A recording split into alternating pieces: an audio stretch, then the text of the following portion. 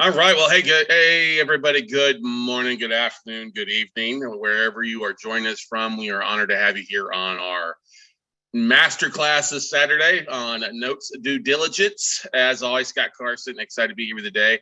Excited to have each and every one of you here because I know each and every one of you is here for a little bit different reason. Obviously, or hopefully to learn more about due diligence. Maybe it's to hone your craft, maybe to say, what the heck am I looking at? What steps do I need to take? Some of you will be like, I need to buy my first note, but I'm scared of my own shadow. I'm too scared to make an offer, or I'm scared of what could happen. And I'm going to tell you right now, ladies and gentlemen, you're in good hands. All right. That's what I love about the note to business is one thing is you can make a lot of offers without having to have a lot of capital in the bank, because we all know as sellers and asset managers know this too, that things don't always, just because you make an offer doesn't mean it's going to shake out all the way to closing. Things pop up in due diligence, things pop up in values, things pop up in title, things pop up with the borrower, condition, property. There's a lot of things that can go wrong that work in your favor versus traditional real estate, where oftentimes you sign a contract, you've got 7-day inspection period, and then if you don't close, you're getting blacklisted, or and then you're relying on somebody else, either third-party financing or something like that. We all know financing falls through from time to time. We're not going to talk about that today. That's not what we're here for today. Today's class is going to be very focused on the facet of the due diligence aspect. Now, I'm not going to go into breaking down a tape. We've got plenty of webinars, videos of us doing that on our WeCloseNotes.tv YouTube channel. If you need a suggestion or two of videos for that, we'll be glad to make a suggestion. But today, I thought we'd take it a little bit different with this class. Some people get bogged down on evaluating a tape, and that in itself could add another hour or 2 hours to this class, which we don't need to. What I wanted to do is approach it from the way that you had a deal, okay? That we got a deal and we're proceeding. I'm literally, this is actually a live deal that we decided to focus on, that we've been working over the last couple of weeks on. Actually, should be closing this week. They're going through due diligence and evaluating it. And honestly, the whole way this deal worked out, it's almost like divine intervention. What I mean by that, God's giving me the deal. Yeah, I think everything is a little divine intervention. But what I'm saying is the facets of everything that popped up on this deal is like, this would be great to share. This would be great to share. And I'm going to share it with you guys here today. But anyway, if this is your first time here on one of my master classes, hey, welcome. We started this masterclass series a few months ago. We started off with first, finding deals and then talking to banks. Then we have our due diligence aspect. We have a new masterclass on marketing in a couple of weeks. Then we have a masterclass on raising capital. If you're a WCN crew member, part of our membership, welcome. I think about 90% of you on here today are part of our WCN crew membership at $97 a month, which is awesome. We're glad to have you. For those that are joining us that aren't a part of that, hey, that's a great way for you guys to really get a good bang for your buck in education. $97 a month, get access to all of our online training, all of our 3-day workshops, all of our note weekend classes, our Monday afternoon or Monday noon coaching calls with WCN crew members. Just absolute great things here. But we're not here to pitch this up. Just simply wanted to bring it up for you. The replays on this class, just in case you've got a bug out before the end of the day, should be available by no later than Monday or Tuesday. One of the things I did want to put in the chat roll here, and I'm always hesitant to do this, but I'll go ahead and do it right now, is there is a link. When you ask, well, do you have a manual already? I already got an email. I need a manual. I need a copy of the manual I can print out. Like, you're not going to print out over 2,000 pages. I'll tell you that right now. Okay. So I've just shared a link there for you. It's here in the Zoom chat roll. All right. And for catching the replay, should be in the description of the video. But that is the link to the Dropbox file folder with all the collateral files for the deal, plus some extra bonus stuff that we're going to go through that we didn't have to go through with this deal, but I wanted to make sure and bring it up to familiarize yourself with it. And this class is initially split up into 10 different sessions. Kind of as we go through the transition of each session, we'll bring up those documents, bring up the websites that we went to kind of pull that stuff and help you guys out with it this morning. But anyway, you guys don't know who I am. Scott Carson, known as the Note Guy. I've been an active note investor since 2000. Ooh, wow, it's hard to believe. 15 plus years now, 2007. I've been an active real estate investor since 2001. We bought over $1 billion of distressed debt. And this due diligence class is not, I'm gonna tell you, it's focused solely on the residential notes. If it's a commercial note deal, it's a whole different ball game. You need to know how to break down due diligence on the self-storage, on the apartment complex, on the big box stores, on the industrial stuff. Those are all going to be unique to that asset class. So you have to really understand that aspect of things. Now, most of you should be buying residential notes, single family, duplexes, triplexes, fourplexes, whatever it might be. We're focused on that aspect today for you, each and everybody out here, okay? Because that's really the best way to get started. It's being how most of you are going to be making money initially is on the residential note side of things. But anyway, here's the thing, ladies and gentlemen. It all starts with understanding and identifying, knowing what are you looking for. Everybody's different on their asset classes. You know, like I just recently, I surveyed our WC Inc members for the top 3 states that they're investing in, and it's all over the place. I mean, combined is about 32, 33 different states and territories, including Puerto Rico. And that's a great thing. I mean, I buy in about 30 different states. So you got to know what you're looking for. Are you looking for, stuff to cash flow? Are you looking for it to be performing notes, which is fine. And that's a pretty simple process if you're not picky about the performing side of, okay, let's just look at the servicer. Let's look at the payment history. Do we have all the assignments in the collateral file? We're ready to rock and roll. If you're looking for non-performing, that's kind of the heavy lifting. And we're going to spend most of our time today really focused on the non-performing side. Now, I'm a big belief that it's great to buy performing notes, but you got to know how to, and what to do if it becomes non-performing. And that's some of the things that we'll discuss today. You can look at owner finance notes. I always am a big believer that you really need to double check your owner finance stuff because that becomes more on the note and how it's written and the collateral file. Whether you're a note investor, you're kind of that 3-ring circus of evaluating the property, the borrower, or the collateral file.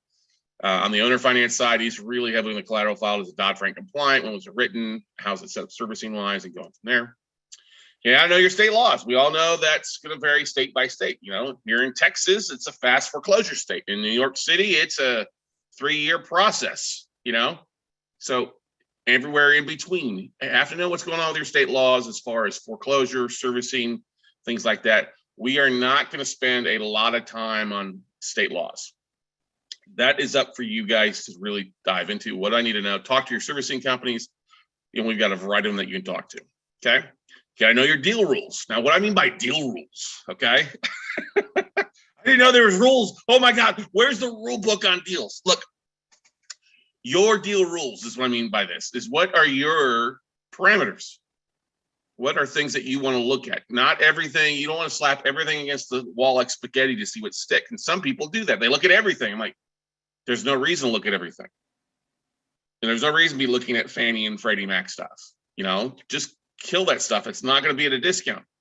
Well, why not? Well, because it's not a big discount. Unless you got really, really cheap money at 1%, it's really not going to be worth your time. You're going to be looking at mostly non-government backed loans, contract for deeds and things like that with this niche of real estate investing. If you've bought notes before, great. You're going to enjoy this. If you're brand new to it, haven't pulled the trigger, there may be a few things over your head.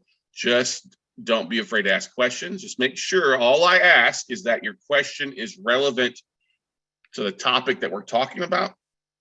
Okay, we'll get to plenty of things later on. If you're asking oddball questions that are relevant, I'm not going to answer them. You may just get booted. I'm just joking. Okay, but just stay on track. Okay, but you got to know your deal rules. And if you've never closed a deal yet, you need to come up with some rules. What are you looking for? Well, I need to focus on 3-bedroom, 2-bath homes or 2 condos. I need to focus on assets that are below $250,000 in value initially, for the most part, owner occupied, that I have the bigger opportunities to get reperforming, that are in foreclosures that are 9 months or less. Okay, one of the biggest handicaps I see a lot of investors when they get in the space, they want to focus just on non-judicial states, the fast foreclosure states, and that's okay. But those are always going to be more expensive, and that's where everybody else is looking. I really see the biggest opportunity being deals in the judicial foreclosure states, but the judicial foreclosures that are a year or less. I mean, that opens up God's waiting room. Florida, South Carolina, Illinois, outside of Cook County. There's a lot of things, but you got to know your deal rules. You have to start looking at what makes sense for you. Now, if you live in New York State and you're glad tackling, all the stuff that's going on there in New York, because you've got your magic, your voodoo. I mean, I know a lot of investors that they'll buy the notes. Instead of going the route of foreclosure, they'll go and heavily, or they'll try to get the deed to the borrower and pay them off to walk away that way. And that's fine. Not a problem with that at all. But you have your own deal rules of what you look for. If you're using your own IRA funds, that's great. You can go with a smaller monthly payment. If you're using other people's money, you probably want to stick to monthly payments that are above $250 a month. So just got to know your deal rules and go from there. Here's the thing. If you don't have a deal, if you've never closed a deal before, that should not stop you from understanding this process and making offers. Use the sample deals that are available in our different workshops.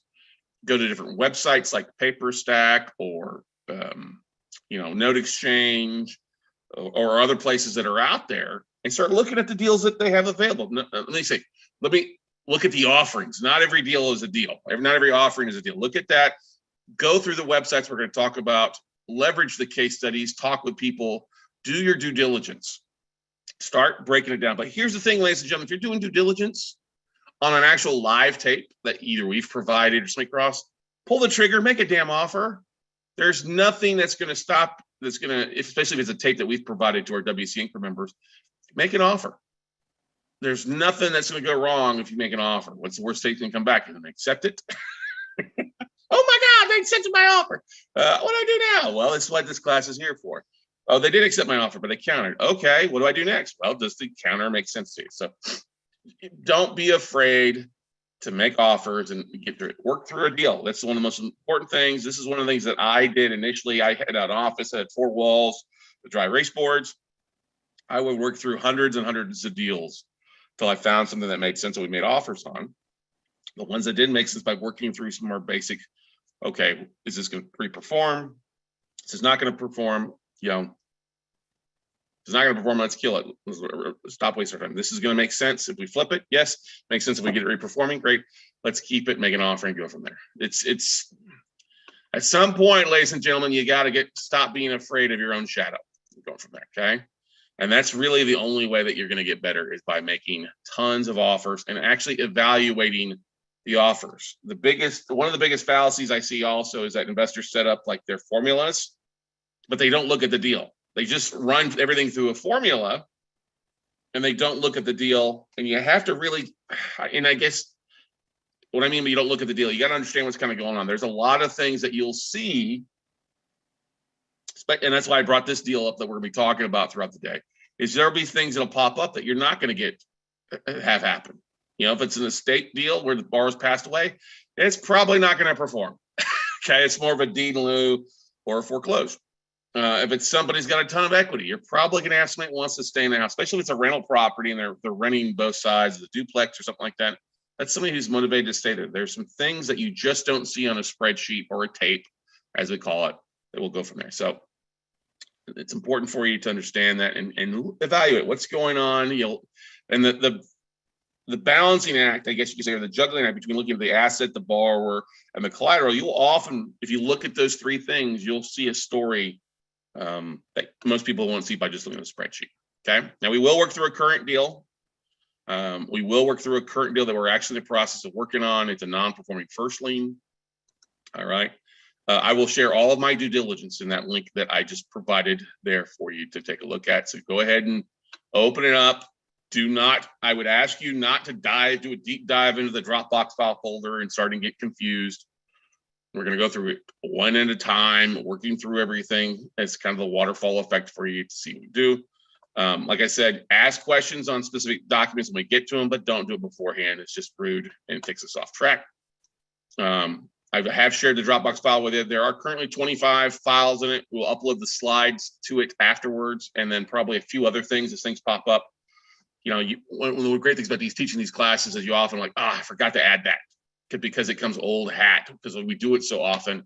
So if something pops up that I forget to put in there now, it will be in there afterwards. And like I said, we'll have the replays out probably on Tuesday. The reason you're not going to print everything in the Dropbox file folder is there are over 2,000 pages of due diligence. The collateral file itself, I think, was 1,500 pages. Okay.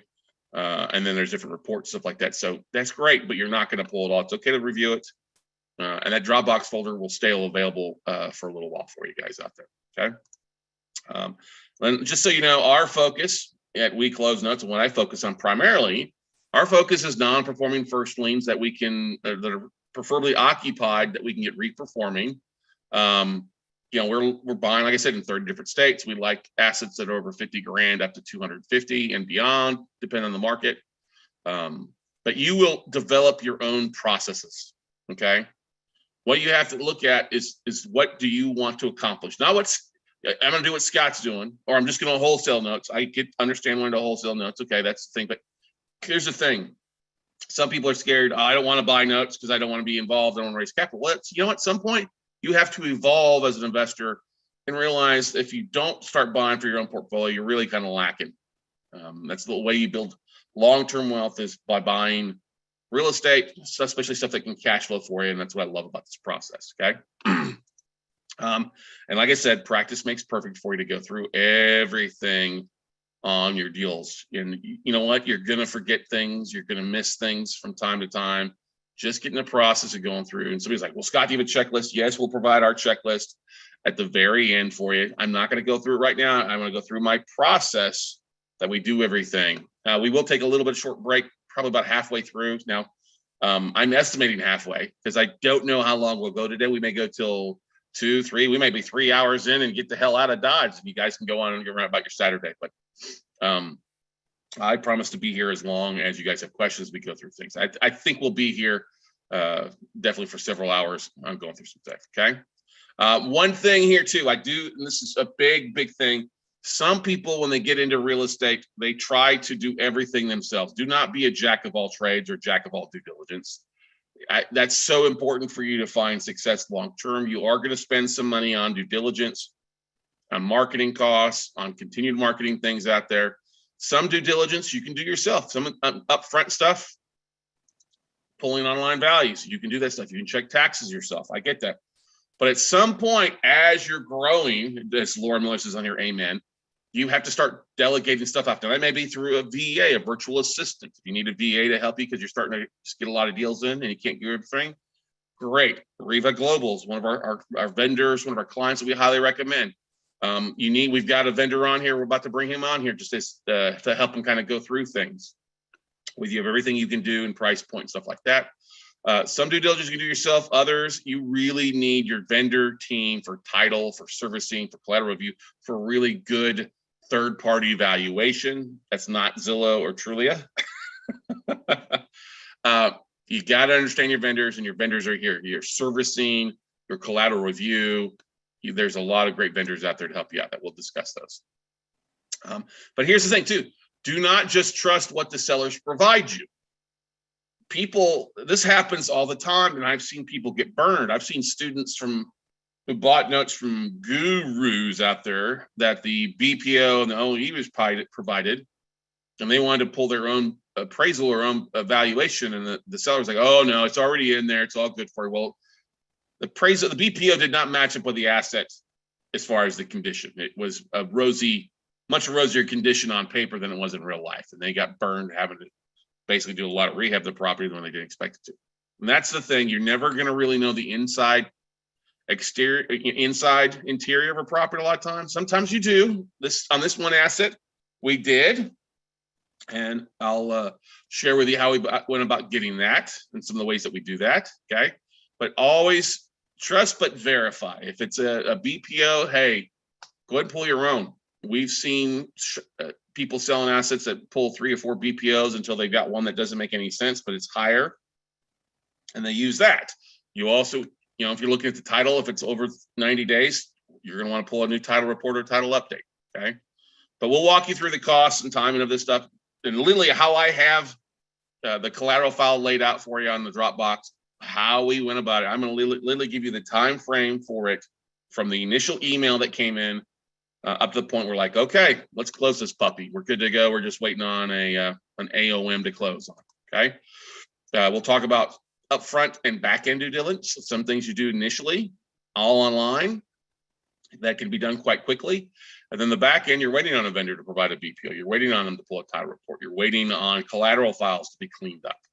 So we'll talk about the difference in upfront and back end due diligence.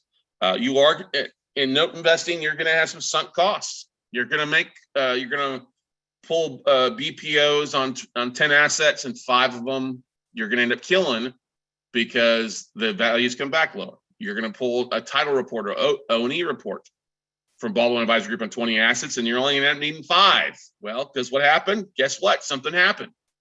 The value came back low in those, 5 or 10 others, or something popped up that just didn't make sense for you to go along. Okay. But I'll tell you this, you have to realize that when your costs, if you have sunk costs that on deals that aren't going to go through, those due diligence costs actually are insurance policies that save you money. They keep you out of doing bad deals. And that's one of the great things about our vendors that provide the due diligence on us, is that it's really an insurance policy. If you're not using vendors and try to do it all yourself, you are playing with Russian roulette. Okay. You are playing Russian roulette with a loaded gun, and we don't want that. Okay. So look at this. Your due diligence costs can save you money. This is why we always get a little bit extra funded on different deals, so that it covers those sunk costs. It covers, the mass amount of stuff that you're doing, your time and the orders. But it's just, it's a business. You're going to spend some money to make some money, and it's quite all right. All right. And like I said, the 3-ring circus of what we're looking at is the property of the borrower and the collateral, and we'll go all through three with you. Okay. Questions. I wanted to open up for some questions from you guys. What are some of the biggest things that you're looking for to today? What's a big need? What's like, Scott, I want a little bit better understanding on how you do this.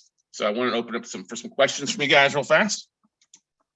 As before we bring on our one of our vendors here to talk about some of the things that they're doing. So when you're thinking about due diligence, what's the thing that really maybe intimidates you guys? What scares you the most? This is an opportunity for you to throw some questions in the chat roll. What's the one thing that you're really looking forward to today? What's one thing you want to walk away from today feeling much more comfortable about? Oh, I feel like I could do this. I mean, hopefully all of you can go through this and really feel comfortable doing this. This is like your video checklist as we go through everything. One of the biggest things that I will throw out there, prime the pump, is your due diligence. Actually, as you're going through due diligence, your due diligence should help you market for capital. Now, what do I mean by that? Well, the more comfortable you are with the deal, the more check off. Oh, I'm very comfortable with that value. Ooh, I like that. We're getting this is a really good deal. Or, hey, the days on market look good. Or, hey, the taxes aren't that bad. Or based on what we see in a collateral file, the borrower wants to sign a property over in a deed in lieu, or they want to mine. Those things, when you do it properly, looking at everything, that should actually add value. It actually builds a comfort level when you're pitching to investors, or pitching to potential funding sources. The more you know about a deal, the funders can actually sense your positivity level, your confidence level. Like, I had an investor who was going to fund this deal, and unfortunately something fell through for him. He couldn't fund that, totally fine. I was like, well, I went immediately to my backup sources. I'm like, hey, I've got this great deal. It is a great deal because of this, this, this, and this. We provide all this by sharing it all with you. And that led to like, okay, let's get this thing funded. People fighting over to fund this deal. And that's what you ultimately want. Okay. Scott asked a good question. Scott Meredith out of DFW from SKM Investing. What seems to take the longest time to do the researches on? Timelines are a concern. So here's the great things, Scott. You can, the things that take the most amount to do, I would say, is your identifying a value, and you're going to do that on the front end side through online. And then once you're ready to rock and roll, you'll sign a contract. And once the contract is signed, then you'll order the value and then order the title update. And so that title update can vary on where it's at. All this stuff, the beautiful thing is you can do a lot of these things after hours. You don't have to do it where you during your day. You order the things after hours one night to your vendors and just make a follow-up the next day. Shouldn't take long when it comes in. Then you're spending a few minutes going through things. Especially with this asset that I'm going to go through, it has a very big collateral. The collateral file is very big. Like it's 1,500 pages. We're going to be going through that. So it's often that will take you the most amount of time, especially if you're buying. Now, you're buying one, you can flip through things online and take a look at it. And you're like, well, what the hell am I looking at? You're looking at a loan file. All right. So take the time, go through it, read some of the pages. If you need to sleep at night, sometimes reading the mortgages will put you out, but it's just, you'll get in the habit of like, okay, that's good. Mortgages are pretty much the same thing. A lot of these documents, especially that's why we buy institutional debt most of the time. Most of the documents that we see, they're all cookie cutter. They're very similar on stuff. When you get into modifications, you get to owner finance stuff, you want to do a look at. I want to give, we got Laura Miller on here who was looking at buying a note, and we flipped through, they had this loan mod. We were looking at reading the loan mod. I was like, did you read the loan mod? Like page 2. Yeah, the payment looks great for year 1, but on 13 through 36 payments, the year 2 and 3, it's down to 1 cent for 2 years. And that didn't make any sense. So that's the thing you got to look at. This is why it's always good to have your vendors come in and help you out by doing collateral review, evaluating the deals and stuff like that for it. But you're honestly, Scott, it will probably take you longer to write an email initially, or the marketing aspect is usually what's going to take a little bit longer time. That's why, as we always say, you need to start marketing for capital on the front end side by talking about case studies and deals. But once you start looking at stuff, you're going to have, depending on who the seller is, you're going to have a week, 2 weeks to close once it goes under contract. So you can, and there's some things you can do to drag that out a little bit. Therefore, we'll go through that throughout the day. Okay. But good question. Let's see here. Dimitri says his biggest concern is gaining competency. Just comes from practice like anything else, like riding a bike, baby. You just got to go through enough to feel comfortable doing it. Laura says confidence in looking at each deal for what it is, unique versus running a formula. In quotation marks, taking my words and put them in quotation marks. You just got to, that's the thing with owner occupied assets. Okay. And here's the thing. Like I said, people will run formulas down, but if the house is vacant, it's not really a loan mod. That's what I'm saying. Looking at what the spreadsheet says, if it says vacant, well, that's not a loan mod. If it's deceased, it's probably not going to you're not going to get the bar to come back from the dead to pay. I mean, I know you're really good at collections, but rapping on that skull or on that tombstone, hey, you're late for your mortgage, is probably not a good collection strategy. Although it's kind of a funny image to think about. But looking at things, when you see a copy of the collateral file, seeing that the borrower has gone through, trying to do a loan mod for a couple of years, seeing their hardship letters, seeing the death certificate, I'll give you a great example. Seeing when we taught a class in January, we saw that the borrower, when we run through our spreadsheet, didn't say anything. They just said they stopped making payments in February of 2020. Well, okay, that could be a COVID deal. But then when we Googled the address, Googled the borrower, it popped up that their kid had been shot and killed, in a gang shooting. And that unfortunately, the kid was a gangbanger. That's just like, oh, that tells a story right there, how much the heart is broken of the borrowers. My heart went out to the parents, stuff like this. Like, okay, so that's a different type of story than somebody who's just not paying their mortgage. You get what I'm saying, everybody? Somebody who's lived in a house for 18 years, they've built a lot of equity. They know that house. They don't want to leave that house. So that's the thing, looking when that loan was originated, what did they do beforehand, by looking at some of their collateral files and stuff like that. So confidence, like you got to look at it and take some time and understand that each deal is kind of like a choose your own adventure a little bit. You never know which way the deal is going to flow. Well, there's been plenty of assets we thought would get reperforming that we end up foreclosing or dealing, and vice versa. Plenty of deals that we started the foreclosure process, the borrower came to the table, or we thought we'd have to foreclose with the borrower came to the table immediately to modify and reinstate. So it just takes time and going through some things. Okay. Love it, love it, love it. All right, let's do that. And I'm going to do something real fast here. Boom. And we'll bring on somebody here to talk about some stuff. All right, before I dive into the actual deal, I wanted to bring on one of our vendors. And it's the weekend, so I wanted to bring him on first to go through some things and discuss some of the different due diligence things that he offers up that his team of experts, his team of professionals do. And he's, some of you guys may know him already. He is our good buddy out of Montgomery, Texas, just outside of Houston. Let me do this. It is our good buddy, Dickie Baldwin from Baldwin Advisory Group. Dickie, are you there this morning? I saw that he's lurking there. I'll there be he right is. Here. There he is. Good morning, sunshine. Good How's morning. it going today? Boy, you're bright and shiny. I try to be, baby. The coffee's not kicked in. It was a comedy of errors starting off this morning, but that's okay. We are here, bright-eyed and bushy-tailed.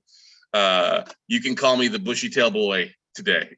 Well, it's a beautiful day in Montgomery, Texas. Yeah, you guys have gotten some rain there lately, or it's nice and sunny out? Well, it's coming Monday. Yes, sir, it is. You got the grandkids this weekend over there later? A little bit later, but yeah. When you got 12 of them, you sort of spread yourself around.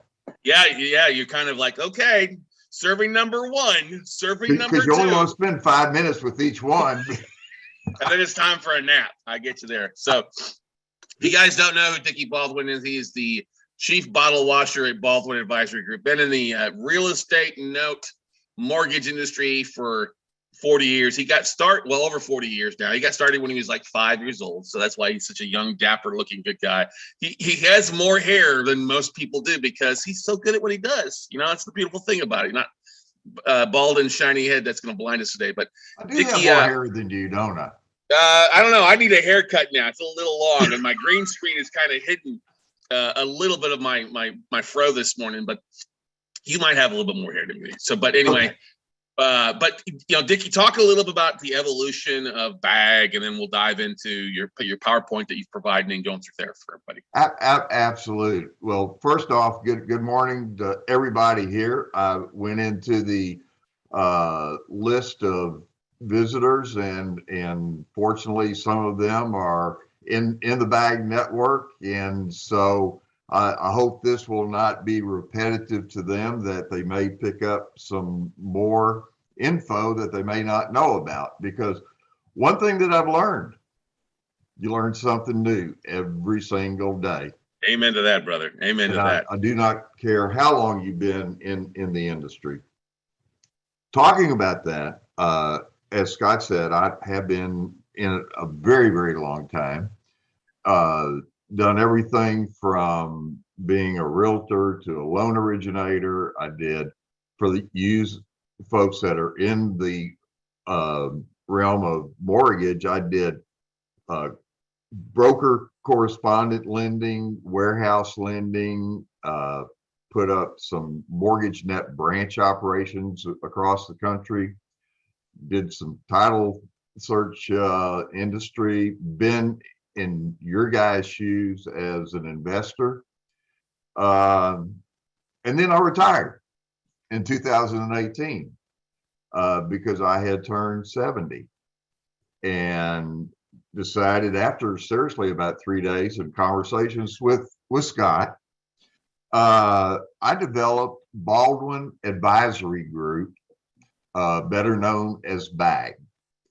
And I kicked BAG off at a mastermind that Scott put together years ago, and had questions asked to me by the audience that I had no clue for, because Scott and I just thought about BAG a couple of days before. So with that being said, I realized that I don't care if you're a brand new investor, just walking in and learning from Scott, or if you're a more seasoned investor, like several people are on this podcast.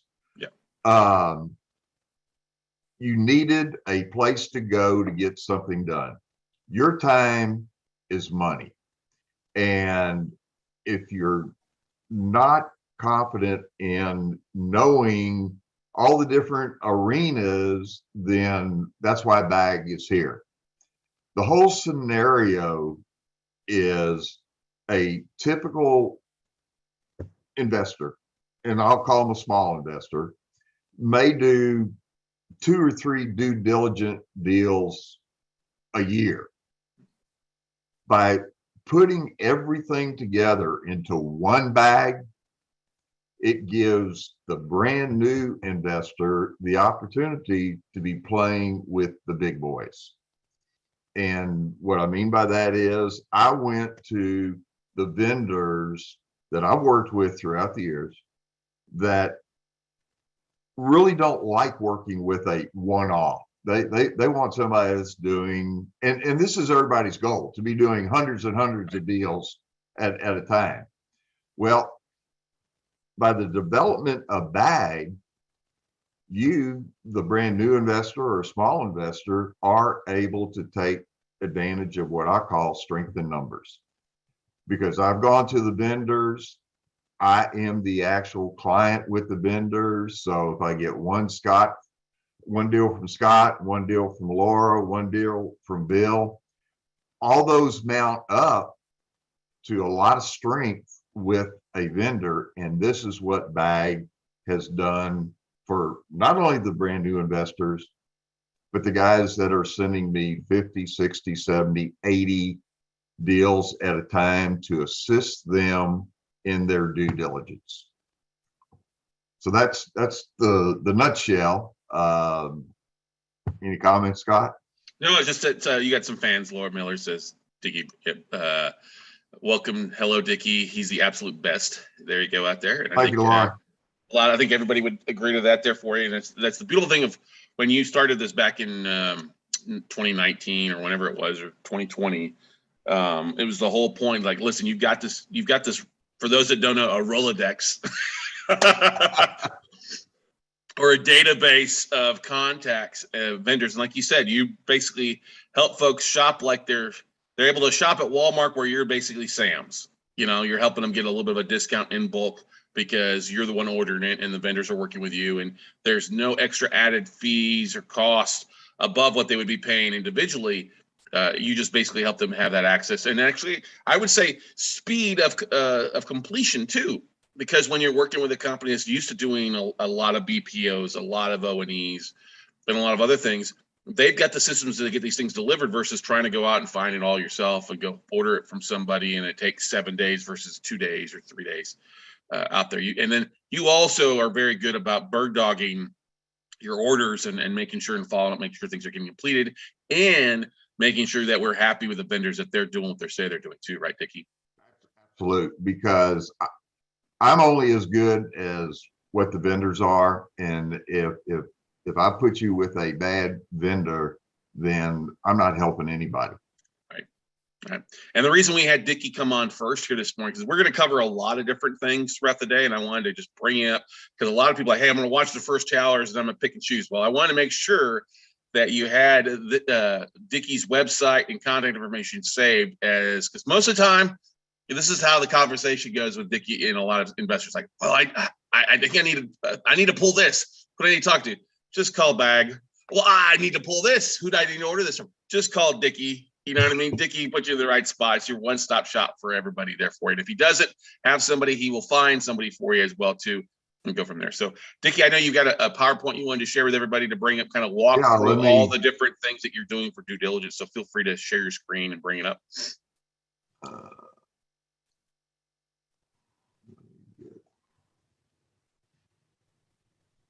We there? We see your desktop. There we go. Good stuff. Okay. Now what I'm going to do is I'm going to close my camera off here, but I'm going to be here lurking and listening so that it's all just you. Okay. Fantastic.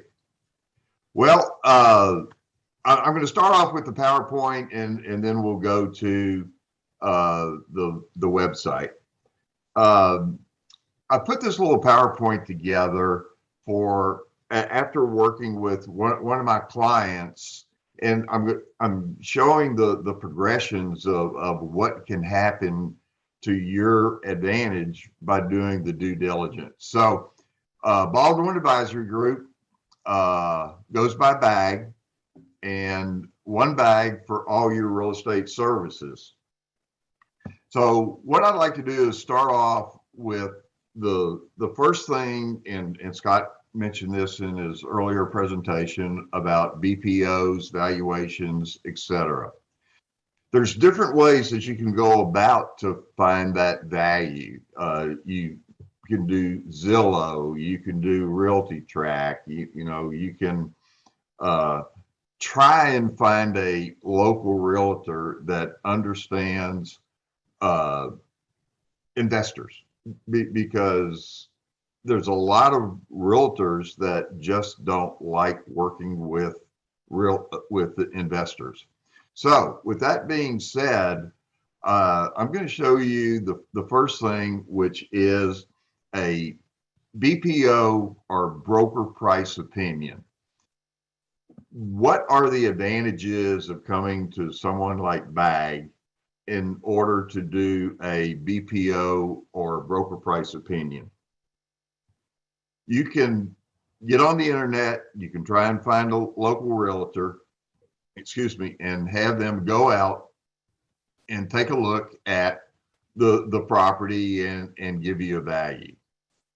In most cases, in my experience, when you try and do that, if you're lucky enough to find a realtor to do that, they're going out to the property for one thing and one thing only, and that's hoping to get a listing more so than a true value.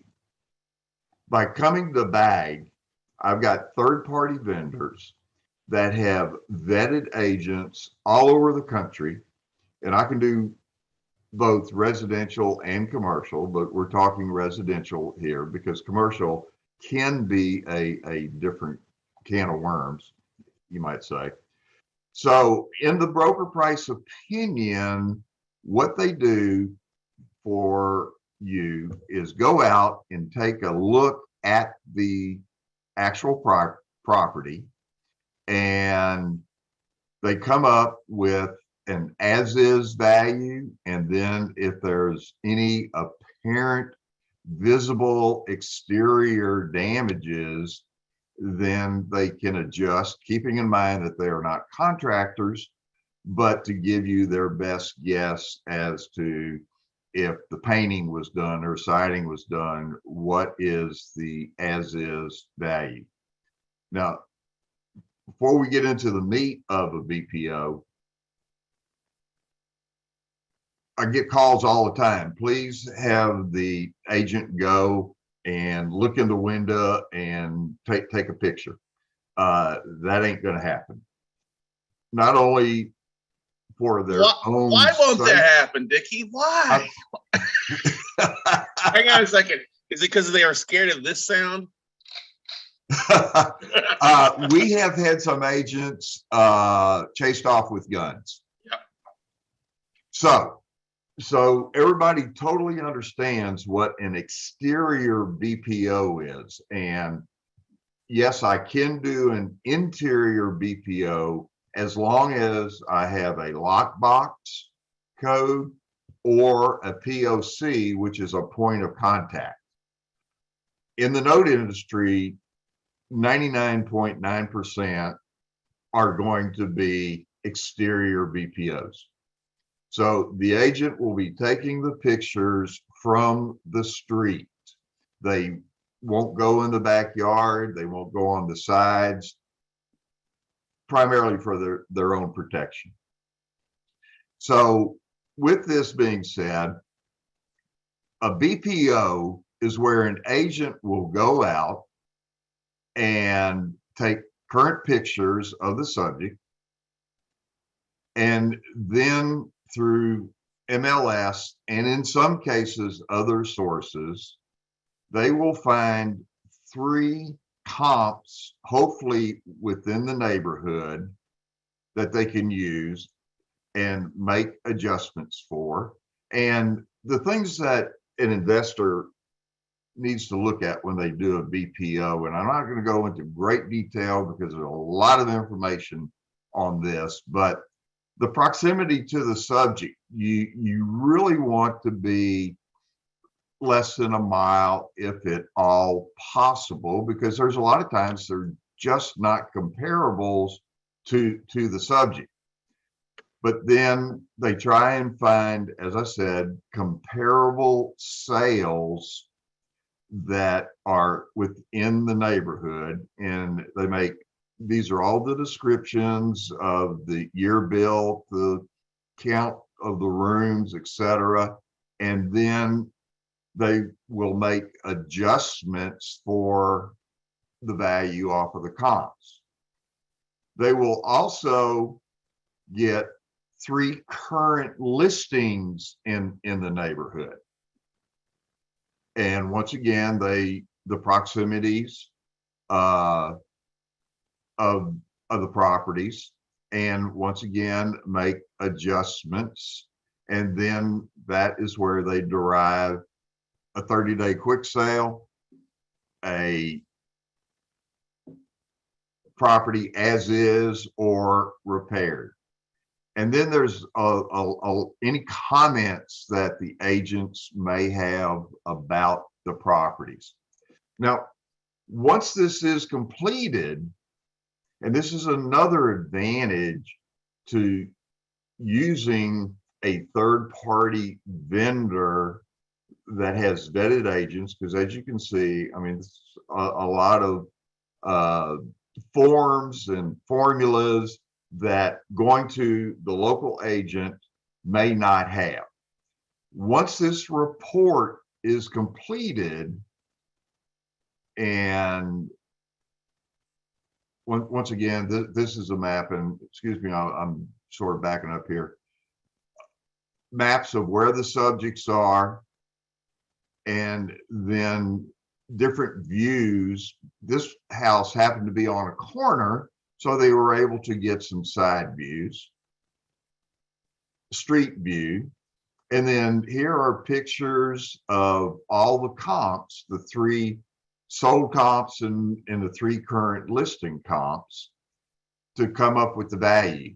What happens after this? Then the agent gives the report to the third-party vendor. It then goes into a quality control that will review this BPO. If for whatever reason QC does not agree with the comps, the distance, pictures, whatever, they will send it back to the agent for revisions. And there's sometimes that it goes back and forth 2 or 3 times. The whole point about using a system like this, it's an extra set of eyes, which I think is absolutely huge when you're trying to deal with value. Now, there's times where someone may not agree, the client may not agree with the value. I am more than willing, and the vendors are more than willing, if you have verifiable comps that you can support, please give them to me, and the reports can go back in for revisions, whatever it happens to be. But just because your house is a 3-bedroom, you're trying to compare it to a 5-bedroom, a lot of times that doesn't work. So you need comps, and really within the last 6 months. You don't want to pick up a comp that's been sold 3 years ago when there's other activity, because we all know that values go up and they go down. And we've had a significant increase in values over the last couple of years. Who's to say what's going to happen in the future? So this is a BPO. Scott, are there any questions on this? Great overview on that stuff. The one thing I wanted to bring up here, and I love it that you brought this one. If you scroll up there and you see the map, one of these comps is like 8 to 12 miles away on this actual BPO here, which I think is a great example of a lack. They've not had a lack of potential solds in the last 90 days there. That's definitely something to take a look at too. I know Laura's working on a comp in Cleveland on one where the property they're looking at is across the side of the tracks from where the comps were pulled. Do you ever see that happening sometimes where comps are not comparable in some cases to boost a value, to boost a purchase? Absolutely. And that's why we try and put as much information together to help you make that decision. Yes, we got the listing, which is 12 miles away, Mm-hmm. or it could be divided by, as you said, railroad tracks, Mm-hmm. or a highway, or This is why it's always important. This is why it's always important to trust but verify, ladies and gentlemen. If you've got a BPO in the collateral file, if the seller is providing a BPO, look at the dates, look at it, because I've seen funds put 3 BPOs in a collateral file, and they go value off the highest and the one that's got 2 comps that aren't even close to where it's at, to where the property is at. And we called them on their bluff, and they're like, okay. I'm like, come on, you can't do this. You wouldn't be accepting these comps if you were buying, but you're trying to accept them in use of selling. So just like Dickie says, quality control is important, and just not to trust the BPO by what's on the very first page, but looking and doing a deeper dive into it, right, Dickie? Absolute. And in all fairness to a BPO, you can have 2 agents, just like you can have 2 attorneys in a room. Yeah. And there may be a variance. Now, I will be the first one to be right in the middle of a transaction. If one agent says a property is worth $29,000 and another agent says it's worth $100,000. Yeah. But I've seen that. Yeah. Yep. We saw that just last week, looking at a deal that's zone commercial in Dallas. I'm like, wait a second. Absolute. But the key to this is done by vetted agents. These agents are paid by the third party vendor to go out and do one thing and one thing only, and that's to get a value, not to get a listing. And to me, that is huge. And if they have an agent that continually does not meet the standards of what the third party agency is, they will take them off of the panel. Mm-hmm. What's the cost for a BPO these days? Typically, an exterior BPO, as long as it's not rural, is $100. Boom. And that's for an exterior. If it is a rural, or and what's happening now also, because of gas prices and everything that's going up, I'm especially on the rural, I'm seeing the fees not get excessive, but 135, 150. Yep. Strictly because of drive time. Yep. Exactly. Well, that's the exterior. They're not really, and all too, if it's an occupied asset and people are hanging out in the front porch, that realtor is not going to get out of the car and go take photos. It's more be a slow crawl drive by for the most part. Right. And that's a great point. They're given the choice of occupied, vacant, or unknown. Mm-hmm. And I had one late last night that the agent came back vacant, but there was an ice chest, there was chairs in the front yard. And I personally sent it back to QC before sending it to the customer. And they went back to the agent, and the agent put a full, which maybe he should have, but he didn't, but it was corrected, comments about the subject property, that the doors were wide open. This was just all trash. The people had just walked away. So it's probably the 2 bums hanging out having a cold one. Squatters in a lot of cases. So the agents make their best guess as far as occupancy. Now, let me caveat another service. If you are really, really concerned, and we'll talk about the depth of it, I have another service called door knocking, where I have armed individuals will actually go knock on the door and find out if a property is vacant or occupied. That's another service, and we'll get into it. Cool. We'll talk about that a little bit further down there. So, besides BPOs, what's another Well, service? let me real quick. Oh, this is an exterior. We are talking pricing. If I do have that lockbox and I do have the POC, either or, I can do an interior as well as exterior for $130 typically, as long as it's not rural. And they will go in and take pictures of every single room.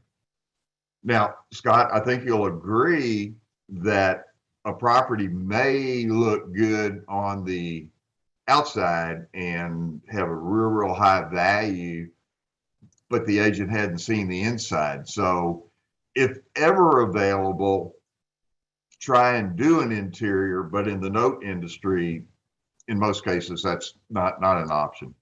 Yeah, exactly. I mean, if you have the ability to get into it legally, not breaking a window, where there's a lockbox or somebody there to meet somebody to show it. I mean, we've had borrowers that met our individual there to pull an interior, exterior, an interior BPO. But like I said, 99% of the time it's being exterior. And that's why we're going to talk about some of the things we do online. Well, and just so you know, I work with a lot of banks and lenders that come to me to do either an exterior and or interior BPO. Typically, these are hard money lenders, but they want that analysis when they're loaning out monies. Right. Yeah. All right, let's talk about the next product. Let's say that you are okay with the value, and you don't want to do a BPO. What are your other options? Well, I've got a product called an AVM, which is an automated valuation method to where they will come up with a value of more or less of the neighborhood, not the specific property. But in the AVM, which can also be tied into what is called a property condition report, and that's where, like, these pictures are done for a property condition report. But the AVM has the maps also. But what I personally like about the AVMs is it's got a lot of pertinent information about the subject that's available through the automation. But then it will have a whole bunch of houses that have either sold or been listed within that area. And in some cases, and you got to do a lot of reading on this, but here's the subject, and it will show the list date. Like this was in January of 2021. And it was a listing, and then it sold for $72,000. It may not be an exact comparable to the subject, but when you look at, and sometimes there's pictures, sometimes there's not, but it's a breakdown of each and every comparable through the automated valuation method. It's pretty massive. Yeah. It totally and is. I've got a lot of clients that are okay with the value, but they just want to see more about the neighborhood.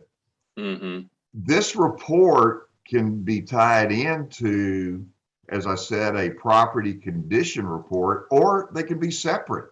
You can do just an AVM and just a property condition report.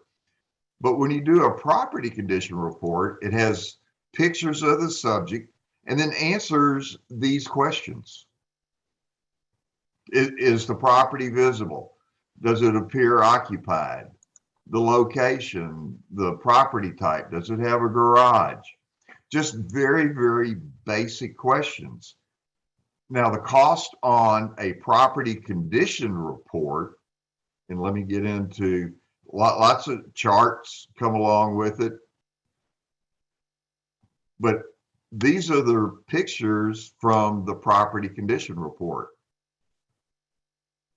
My vendor really requires the people, and I say people because these, a lot of times, are not done, these pictures are not done by agents. They're done by firemen that have days off, or handyman, or somebody that is just picking up at extra monies. But the property condition report typically is only $45. Mm-hmm. And the AVM is $25. Any questions on these? No, I mean, it's a great way to look at some stuff on the front end side. What's the turnaround time for a BPO on average, and then also your property inspection reports and AVMs? Typically on the BPO, once again, as long as not rural, is 3 to 5 business days. On the property condition reports, I have turned these around in as quickly as 2 hours. Yep. But you should plan on around 24 hours. Yeah, let's set some 24 to 48 hour timeframes out there. I mean, 2 hours is great, and that's really over delivering. But you gotta be careful. We can do that. You've seen it happen. Now, if it's out in Podunkville, Arkansas, it might not be 2 hours. It might be 2 days. Just because you gotta keep that in mind, everybody. And we're talking, if you order it on a Friday afternoon, it may not come in until Tuesday the next week, just because of things. Let's try to have some common sense when it comes to ordering things. People get so bent out of shape. Absolutely. You know, like I emailed Dickie Friday night at 7 p.m. I ain't got it at 8 a.m. on Monday. Right. So these are some great products as far as valuations. Yep. And to me, a picture is worth 1,000 words. Well, and that photo, you showed some great photos there of that one exactly that people can use to pull it off to help with the marketing, to help add to the fact that, hey, it is occupied. We see that somebody's got a trailer there. We see that there's emotional equity where, there's stuff on the front, there's landscaping or, the flag flying on the weekend, something that looks nice. You know what I mean? And that helps you in raising capital, market that deal to your potential investors to fund the deal at the same time while you're going through your due diligence aspect. And here's the thing. Some people go, well, what happens if you don't have it in a contract or the deal falls through? You know what?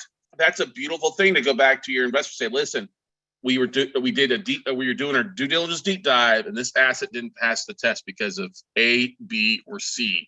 That actually doesn't show a sign of weakness. It shows a sign of strength that you said, listen, we're being cautious with your money. This deal didn't make sense, and go from there.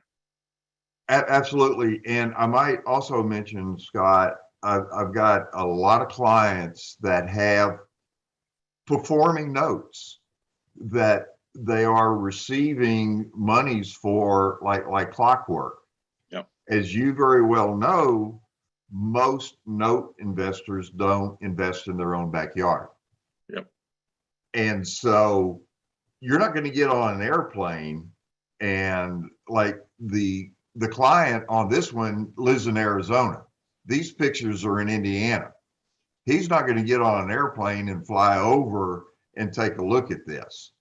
So I do have a lot of clients, as I said, that have portfolios that about every 6 months, they will order a property condition report just to see what the property looks like, because once again, a picture is worth 1,000 words. And if that house is being trashed on the outside, you can pretty well figure it's going to be trashed on the inside. Yeah, if you see that bag of hefties growing in the backyard. It's growing inside. Right. So the next thing on the due diligence is, oh my gosh, what? I didn't realize.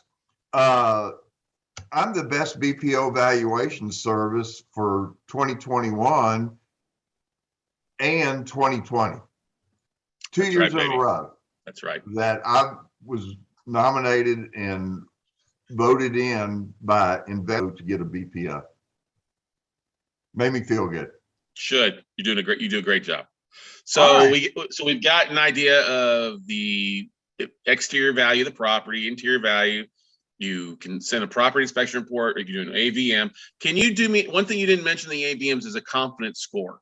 Can you go back and talk a little bit about what that is? Sure. Because I know somebody's going to ask a question about that if they don't understand what that means. And I just want to highlight that because I think it's something that works in your favor. Or it doesn't work in your favor. So there you go. See, confidence score says 50. What does that mean, Dickie? All right. This will scale from 0 to 100.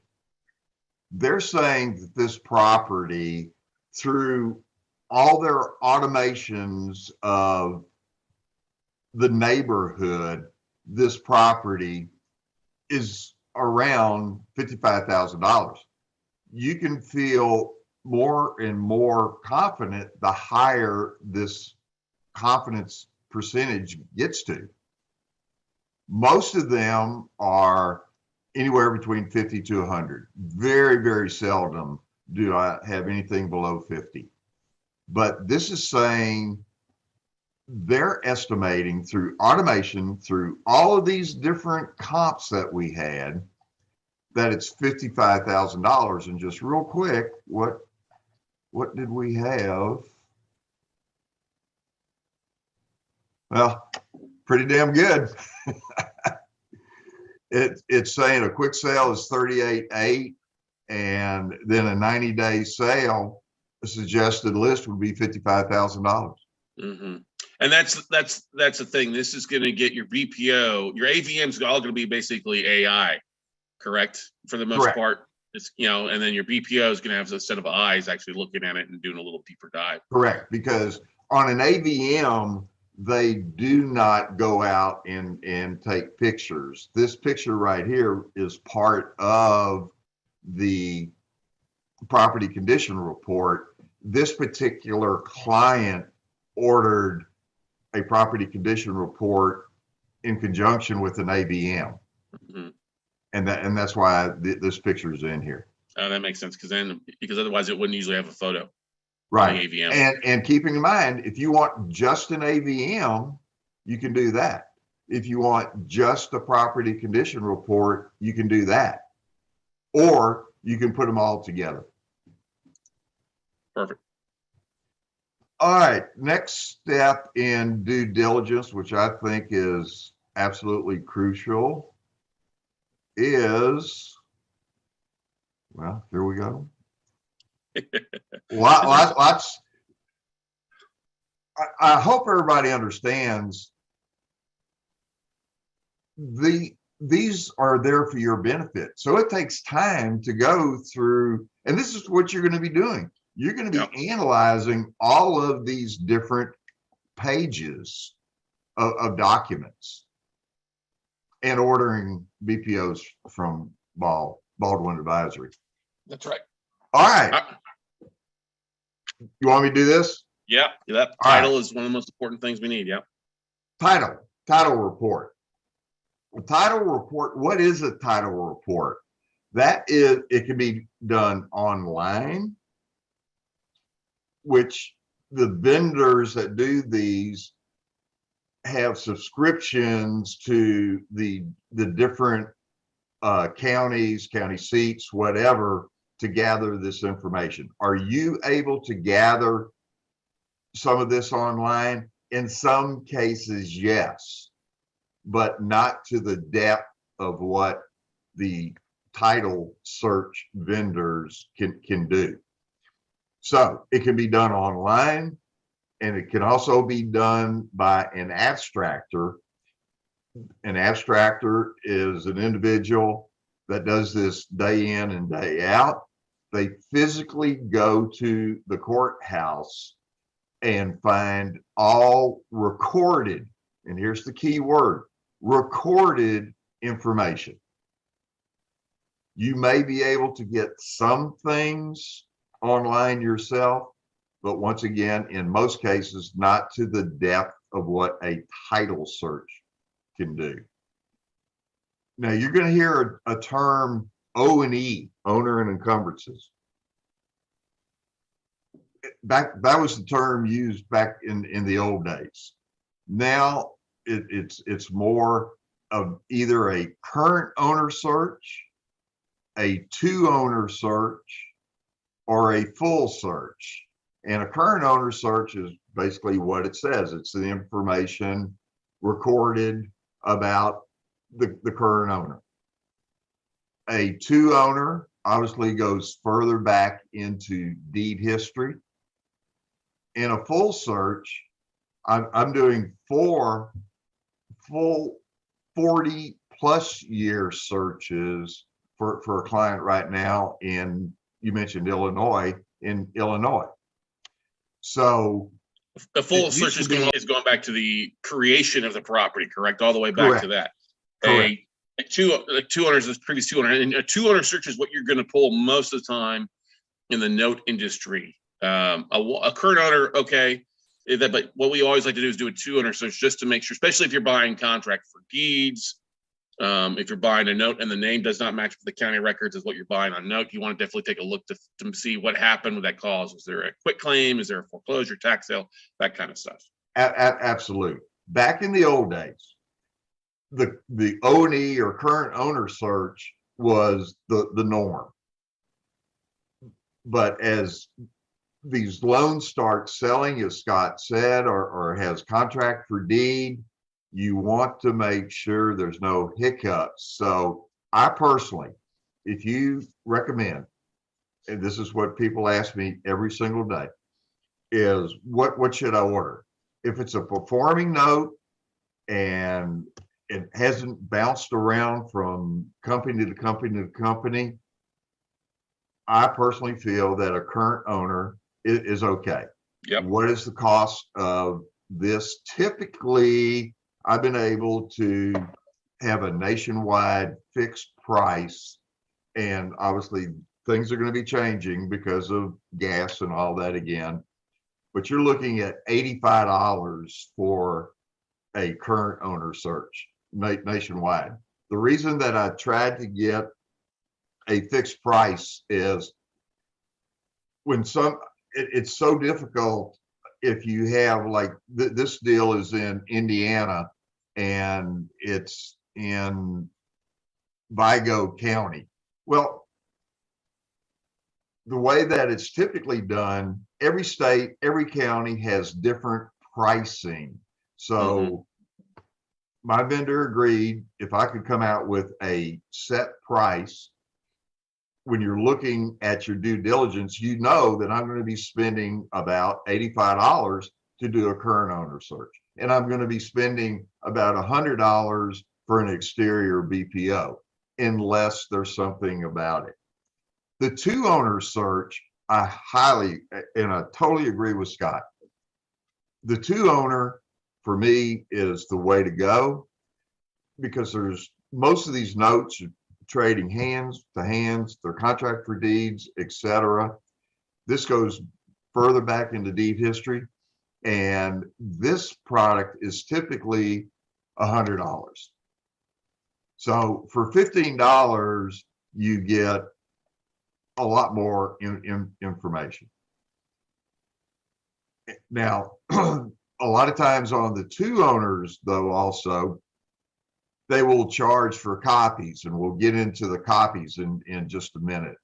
But and so many times, and Scott, I'm sure this has happened to you too. You've had so many people say, well, I can go to the courthouse and do this.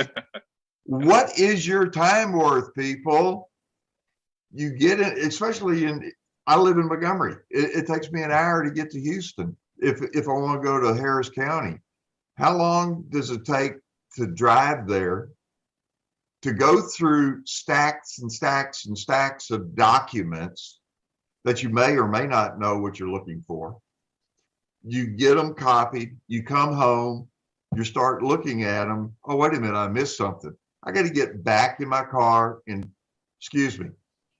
outsource it to the people that are professionals and do this every single day. What information are you going to be getting? Details about the property, the current owners, the tax information, the deed information, all the different changes of deeds. It will show if there's any judgments or liens, gives legal descriptions. And my vendors do this little thing. This is a quick shot on the taxes. A lot of vendors don't offer this little sheet right here. Yep. And then here is the actual documents from the county, the tax assessors. And it's just a breakdown of the previous and current taxes. Were they paid? Were they not paid? And getting into this is a little write-up, which a lot of other vendors don't offer. This is all the information that is in the title search. Now, you were talking documents, Scott. Mm-hmm. There's 80 some odd pages of recorded documents that are part of this search. And every one of them are important. Yeah. So like I want to bring back, you see this list, you've just shown 3 quick claim deeds there showing a transfer of that asset from one individual to another individual. That's part of checking the deeds. And so you can see the quick claim is Home Opportunity LLC to Onyx Shadow Equities. Okay. That's an important thing to know, that was transferred. That's probably a quick claim, a contract for deed, actually, because that's what you easily see in a transfer. Was transferred from Onyx and Shadow Equities out of Springfield, Virginia to, I'm sorry, John Keith. Yep. John Keith with Harbor. Yep. Sold a lot. Know John very, very well. And you see it was transferred from Home Opportunity to Onyx and Shadow Equity. So this is a Chris Savini deal, I think, if I know the entities properly. Correct. So, yes, it's a lot of paperwork, but as Scott said earlier in his presentation, you're going to be going through documents. Mm-hmm. And if you don't, and here's another thing, if you don't understand all of this, and you don't have somebody like Scott to help you, I also have a service called Collateral Review that will go through these documents and basically tell you what you do have, what you don't have, and what you should have in order to make an intelligent decision. And then all of these need to be recorded. If you don't know how to record it, BAG can also help you get this recorded. Well, because every state's different. You are showing the recorded documents here right now. You're showing recorded documents. So I just want to make that clarification. This was provided by the 2 owner search, because this stuff is already recorded, and you can see the stamp up there. What Dickie's talking about right in there is if you're buying it and you get the quick claim deed or the assignment sent to you from the seller and need to get it recorded, he's got the third-party vendors to help you record it at the county, right at the county. And sometimes they'll do it electronically. Sometimes you've got to send it in. Sometimes you physically have to walk it in. It varies from county to county. And some counties are very specific in how their transfer docs, whether it's got to be on 1 page or 2 pages or 3-inch spacing at the front or 2 notaries or 2 witnesses. So that's why it's important to take a look at these and understand if what you're seeing filed to the county looks a little bit differently than what the seller provided you, as far as this, witnesses and notaries and stuff like that. you probably may need to get that assignment or that new quitclaim deed or transfer doc redone or fixed, corrected. And you can see why. And once again, because of what's happening in cost, a lot of these counties are now, they're realizing that they can make money off of these copies. So at times that hard cost, and hard cost is direct cost of what it costs the vendor to get this information, obviously is passed on to you, the investor. Yep. So, I mean, there was, 50 some odd pages of documents that go with that title search. But let's assume that you are looking at a collateral package and there is a title search already in there that was done 4 months ago. And now this client is selling the note to you. You can do what is called an update. And it used to be a year. It's really being narrowed back down to about 6 months that we can do an update of that previous title search and show anything that has happened since that date. And this little report typically is around $35. Nice. That's cheaper than the $100 or the 130 to do that. But that's one thing to keep in mind. If you see something that's less than 6 months old, pay the $35 a day if it's the same vendor. Absolutely. So yes, all of these things are cost. And so far we've talked, what, Scott, approximately $200 to do the standard title search and BPO. Yep. Less than 200. Those two items could literally save you thousands of dollars in mistakes. Yep. Well, that's what we said in the beginning. Your due diligence is your insurance policy, making sure it's actually a deal and not a dud. There's other things you look at, but these are the two. These things should be ordered. Maybe not order if something's, if you've got a new BPO and they're happy with that, great. You may not be ordering a new one, you'd be reviewing it, maybe just doing an AVM. But these are the two biggest staples of what it comes to doing your due diligence. And we'll walk you through some of these as well too. But those are the beginnings. And the reason that I put this PowerPoint together, this is an actual case with a client that, and I'm not going to go all the way back to the top, but the BPO and title search were originated in February of 2021. In August of 2021, this client was selling this note as a partial. So he did the BPO and the title search back in February to show the buyer that was going to be doing the partial. He ran the AVM and property condition report and this title update in August. Yep. So it was just, I even recommend to people that have notes, they can update if the title search, because you never know when a lien may have slipped through and been recorded against the property. And that's the thing I wanted to ask you on that. What things does the title reports or title updates not cover? We talking utility liens or utility bills, or what's not covered in that? In most cases, because they're not actually recorded through the county, are water and sewer, code, and municipality liens. And there are other services that are available that you can order through bag.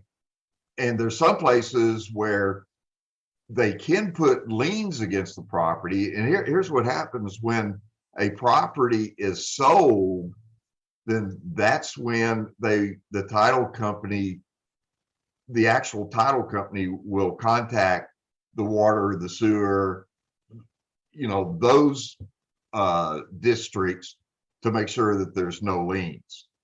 But if it's not recorded through the county, then it's not going to show up on a title search. Right. And you still got to, that's one of the, why we always tell you, call the utility districts as part of your due diligence to see what's owed. Because a lot of times those water bills will follow along behind it in some cases. And it can be very, you might be getting a cheap asset, but there's a big water bill. And that's specifically, you're buying a lot in Baltimore, Michigan, Chicago is another example of there. Some of these cities that have had some blight to them. Sometimes the water bills are pretty excessive because the copper's been stolen and you got an indoor water feature. You know what I mean? Absolutely. Now, I know that we're pushing. I want to show you just one other product that I am really, really thrilled about, and it's called on this update, you can see all of the new information that has recently been recorded. That's part of the update. But this next product is, get it here in a minute. Can you believe how much paper is involved, Scott? Well, this is why we don't go print a lot of this stuff. They keep it on file and scan it in electronically and make sure you're using Dropbox or Basecamp. There you go. Your property tax statements, I think, is what you're going to talk about next. This is what I call a tax deep dive. And it is a separate product from the title search. You wouldn't want to do it all the time. And this little product runs $35 plus any hard cost. Once again, whatever the county may charge to release the information. But here's an example of where I think it can be used. If you have a title search and it shows that there had been a whole lot of delinquent taxes, and now all of a sudden they're paid. They don't typically show who actually paid those taxes, which means it could have been a tax sale, which a lot of times isn't recorded. So this little deep dive can go in just for taxes. That's all it does. And it's a good caveat to, if you really want to dive into the taxes. And I've got some clients, Scott, that in their experience, they don't run into that many liens on a property. So they will just order a tax statement or a tax deep dive. Definitely important, especially if the names have changed. And some counties want you to, like, I'll give you an example, like Wayne County in Michigan, they're going to want you to sign up to be able to access a lot of their online information as a membership. And so paying for a property tax statement can save you time, especially like Scott asked a question about, he's busy during the day. He doesn't have a lot of time to pick up the phone and try to track down and call county companies or tax office across the country to talk to somebody about it. So this is that $35, $40 will help you get that done and run while you're working your full-time job. And this report goes into a lot of times more details. In 2021, the 2015 through 19 property taxes were paid to avoid going to a tax sale. Mm-hmm. This is one example. Here's another one that out of PA, and I've got to mention, and I'm glad I pulled this up. There's really 4 states that you have to do what's called a mail-in to get a tax cert. Yep. and that's a tax certification. And those states are Pennsylvania, Massachusetts, New York, and New Jersey. So a lot of times the real live tax information will not be on a title search because it is going to require a mail-in to get the tax cert, because the information online may not be the final say. Make sense, Scott? Yep, totally makes sense. Yes, why you always double check with that. Dimitri asks, can a tax deed sale wipe your first position note out? And the answer to that is yes. Yes, yes. A tax sale that you have tax certificates and tax deeds.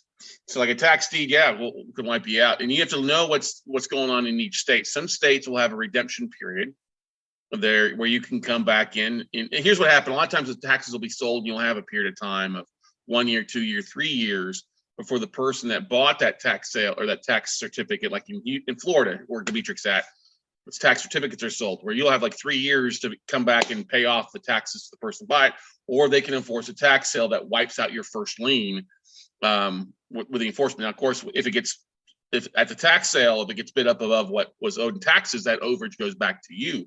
But you don't necessarily want to lose. That's why it's important to look at your taxes owed and reach out to people using the service, because if they're not paying their mortgage, they're probably not paying their taxes and they're probably not paying their insurance.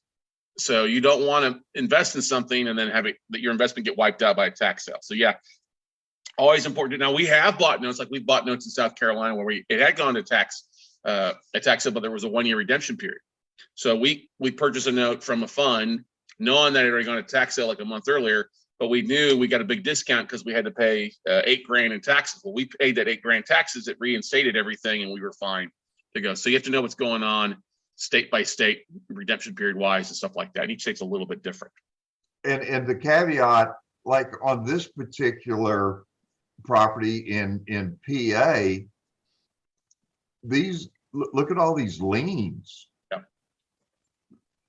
And here is a breakdown, because what happens in a lot of states, taxes are turned over to a tax service collection agency. Yep. And if I'm not going to read every line of this, but you can see that these were the unpaid taxes went to Jordan Tax Service, which does all of Pennsylvania. Mm-hmm. Okay. We've also seen this too, Dickie, instead of them foreclosing and taking the property back, actually during COVID, getting judgments and going in after the entities and going after to collect deficiency judgments from the banks and collecting their taxes directly from people's accounts. Correct. And real quick, here's one that shows this particular property was a tax sale.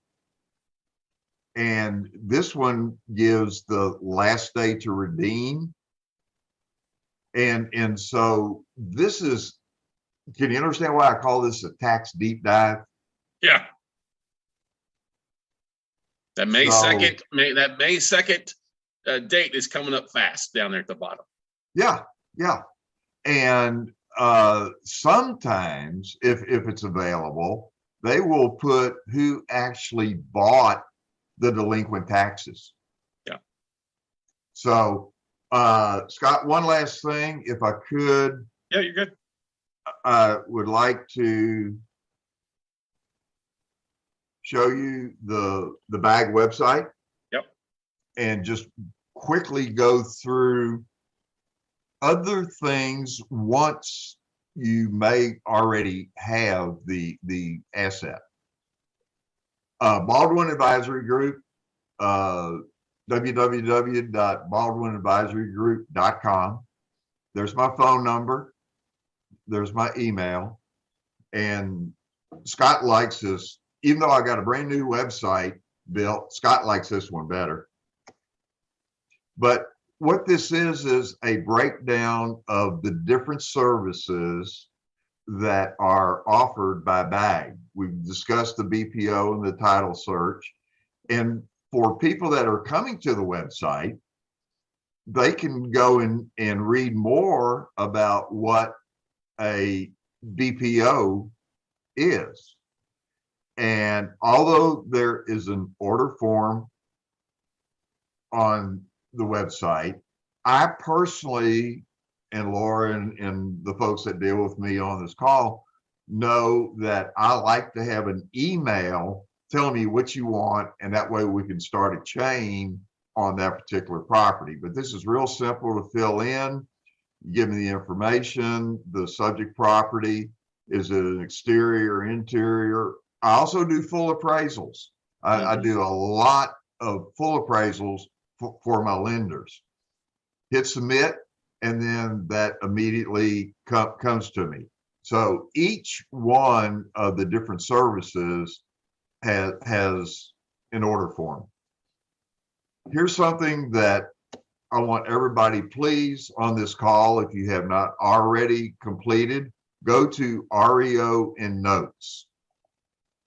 And basically what I do is, with this form, it's dated, you give me your contact info, you let me know if you're a buyer or a seller. Are you a private or institutional group?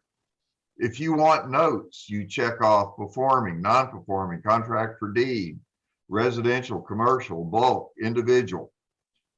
As Scott mentioned, what specific states do you want? And I'll tell you in just a minute why I really, really need this information.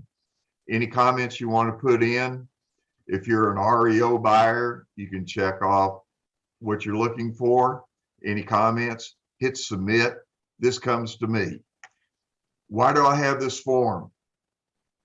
I've got, excuse me, sellers that are in my network that periodically will ask me to help them sell their assets. I will say I do not distribute tapes if I ever get them. But the reason I do this form by states, let's say that Scott completes that form and he's a buyer and he wants a non-performing note in Idaho. And Karen is a seller and she's got a non-performing note in Idaho. I simply put Scott and Karen together. I don't get in the middle. I don't chase documents. I don't tell you what color the house is. I don't talk pricing. I let you work it out between yourselves. And if a trade goes down, how do I make money?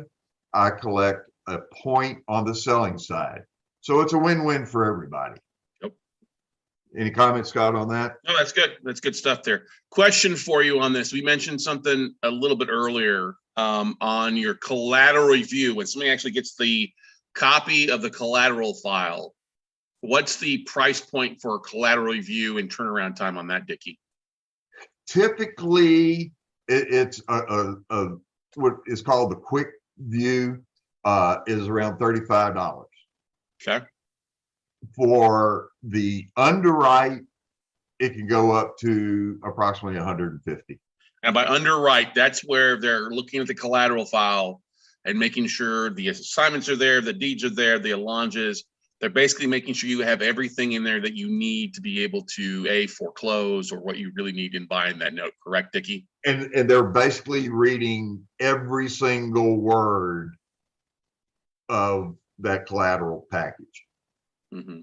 And I do have attorneys in my network, which typically they charge by the hour to do collateral review. So it's a great source. Yeah, they having somebody that's doing it, a third party versus an attorney, can save you a ton of money. $250 an hour is usually the minimum that attorney is charging, whereas like a full deep dive in the collateral review, you said was $130, $150 is well worth the time, especially when you don't know what you're looking for and you get a PDF that's 1,500 pages deep. Right. Well, or you've got 10 files. Yeah, exactly 10 files. So, but please, everybody, if you are interested in selling and or buying assets, as Scott says, my Rolodex is big, and I'm there to service you. If you need to originate a seller finance mortgage, and I'm real excited that this particular vendor is now also going to be able to do, and it's almost finished, to do traditional origination nationwide. Nice. Which is huge. Good stuff. You got property preservation in case you need a lawn mowed. Preservation, for instance, I'm working right now on 3 California properties that not only did I do an occupancy check, but if they were vacant, we went in and changed the door locks and put a lockbox on and took pictures of the interior as well as the exterior and put a bid in to clean trash of the trash out. And then also, if it was visible, any repairs that might be needed. Very nice. Very nice. I do winterizations in the wintertime. Scott, you'd be surprised how many investors have vacant properties in the north. Oh yeah. That they don't know what, I mean, we're in Texas. We don't know what winterization is. Well, you know, North Dakota got 12 inches of snow last week. I got an uncle up there had snowdrift in last weekend, being the middle of April, 12 inches of snow. Yeah. I mean, it's crazy. So, and let's think about this. What if you have a vacant property down south right now where the spring has already come and the grass is growing and it's a vacant property and there's trash out there? What's going to happen, Scott? Are you going to get code violations? Yep. Well, here's a little lawnmower. You know, we can go out and we can cut grass. I've got various money lenders. Title and escrow. I don't want to get into depth on this, but Scott, I hope that at some point in time you talk about lender title policies, which I really believe in the note industry. Being able to do a traditional closing or the lender title policies. Yeah, especially if you're that's one big thing about owner finance that a lot of people try to go, they skimp on. And I'm like, no, if you're going to originate, get you a lender title policy. It's so important. Especially part of that. It adds a little bit extra, it adds value to that owner finance note that you're creating. Absolutely, because after 12 months and that thing's seasoned, you know, you're selling that for almost par. Yep, exactly. Yep.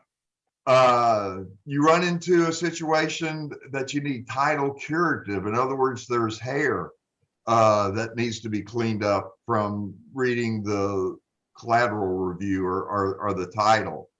A great example of this, especially the release tracking, is we've had this happen multiple times in the past. When you buy notes and banks sell notes, well, they don't always go back and release. Sometimes they'll forget to release the existing lien that was refinanced out. We've had that happen with Capital One and Wells Fargo and some of these other things out there that you've got to go back and say, okay, we got to track down who can sign off to release this lien that's still in place that needs to be released and removed from the title aspect of it. So when you're pulling your title and you see liens that are outstanding still on title, this is a great way to a vendor to reach out to. What's a cost for title curative and release tracking on stuff like that, Dickie? What's it kind of run? Absolutely. We've already talked about collateral review, assignments and recordings. Instead of keeping your files in a cardboard box in your bedroom, we can store originals. You need mortgage servicing. If you want to open up a self-directed IRA, if you got tax issues. I'm real proud of this real quick, and Scott has utilized this product. I have, and it's growing, an investor-based, investor-friendly realtor network. where many other realtors, there's a little over 100 right now. The goal is to have one in every major city of the United States. But the realtors, try and vet them that since you're out of town and they're your feet on the ground, they can not only list and sell, but many of them through their own hands or through their local can do a lot of the preservation. They can change those door locks. They can clean an empty house out. A lot of times it's a lot cheaper than the traditional property preservation vendors. I do want my realtors to be able to make money. And I hope that all investors realize that these are people too. And if they drive from their office to the property and inspect it for you, they should be compensated in some shape, form, or fashion. So that's just a friendly. So at any rate, if you got a realtor that you have worked with that you're extremely comfortable with and they understand the investor world, please let me know. And I will definitely put them in my network. So one of your investor buddies, because we're all family in this industry, you'll be helping somebody else out. Attorneys, I've got a full network of investor-friendly real estate attorneys that do foreclosures, evictions, etc. Skip tracing is on here. Scott can tell you from previous, there's a lot of scammers out there, and I'll be the first to admit I had a scammer that collected upfront money and went dark, but they are no longer part of the network. But the basic skip tracing, name, phone number, email, we can take care of. There is a new box that's coming in, but a lot of the other services, I mentioned door knocking, which is huge. Door knocking, I can do a one visit for $60. And that's where they will actually go to the house, find out if it's occupied. If you've got documents you want either handed to the occupant or left on the front door, I can do that. And they also take a picture. Or you can do a 3-visit, which is $80. And the 3-visit is if the place looks like it may be occupied, but nobody's there, they'll come back a second time. If nobody's there the second time, they'll come back a third time at various times during the day or week. And they will also leave documents. It's real difficult a lot of times to get the direct contact info from the occupants, but the letter typically is introducing yourself, please make payments to so-and-so. If you want to, if you need a CPA, I've got a nationwide network. So there's a lot of brand new services coming in that are going to be available all the time. Now, let me real quickly explain how BAG makes money. This product and everything that falls in there, I am the actual client. As I told you, typical investor may do 5 BPOs a year. BAG does hundreds of them monthly. Same with title search. So these are private labeled under the BAG logo. I am the actual client, but because of the volume that I do with each of these entities, I'm able to pass on a great price to everybody, be it an individual or the guy that's giving me 50 deals at a time. So I'm invoiced by these people. I in turn invoice you and then pay the vendors. Typically, I do not send an invoice out until the job is completed. Knock on wood, of the 5,000 plus BPOs that have been done, I've had one person stiff me for $100.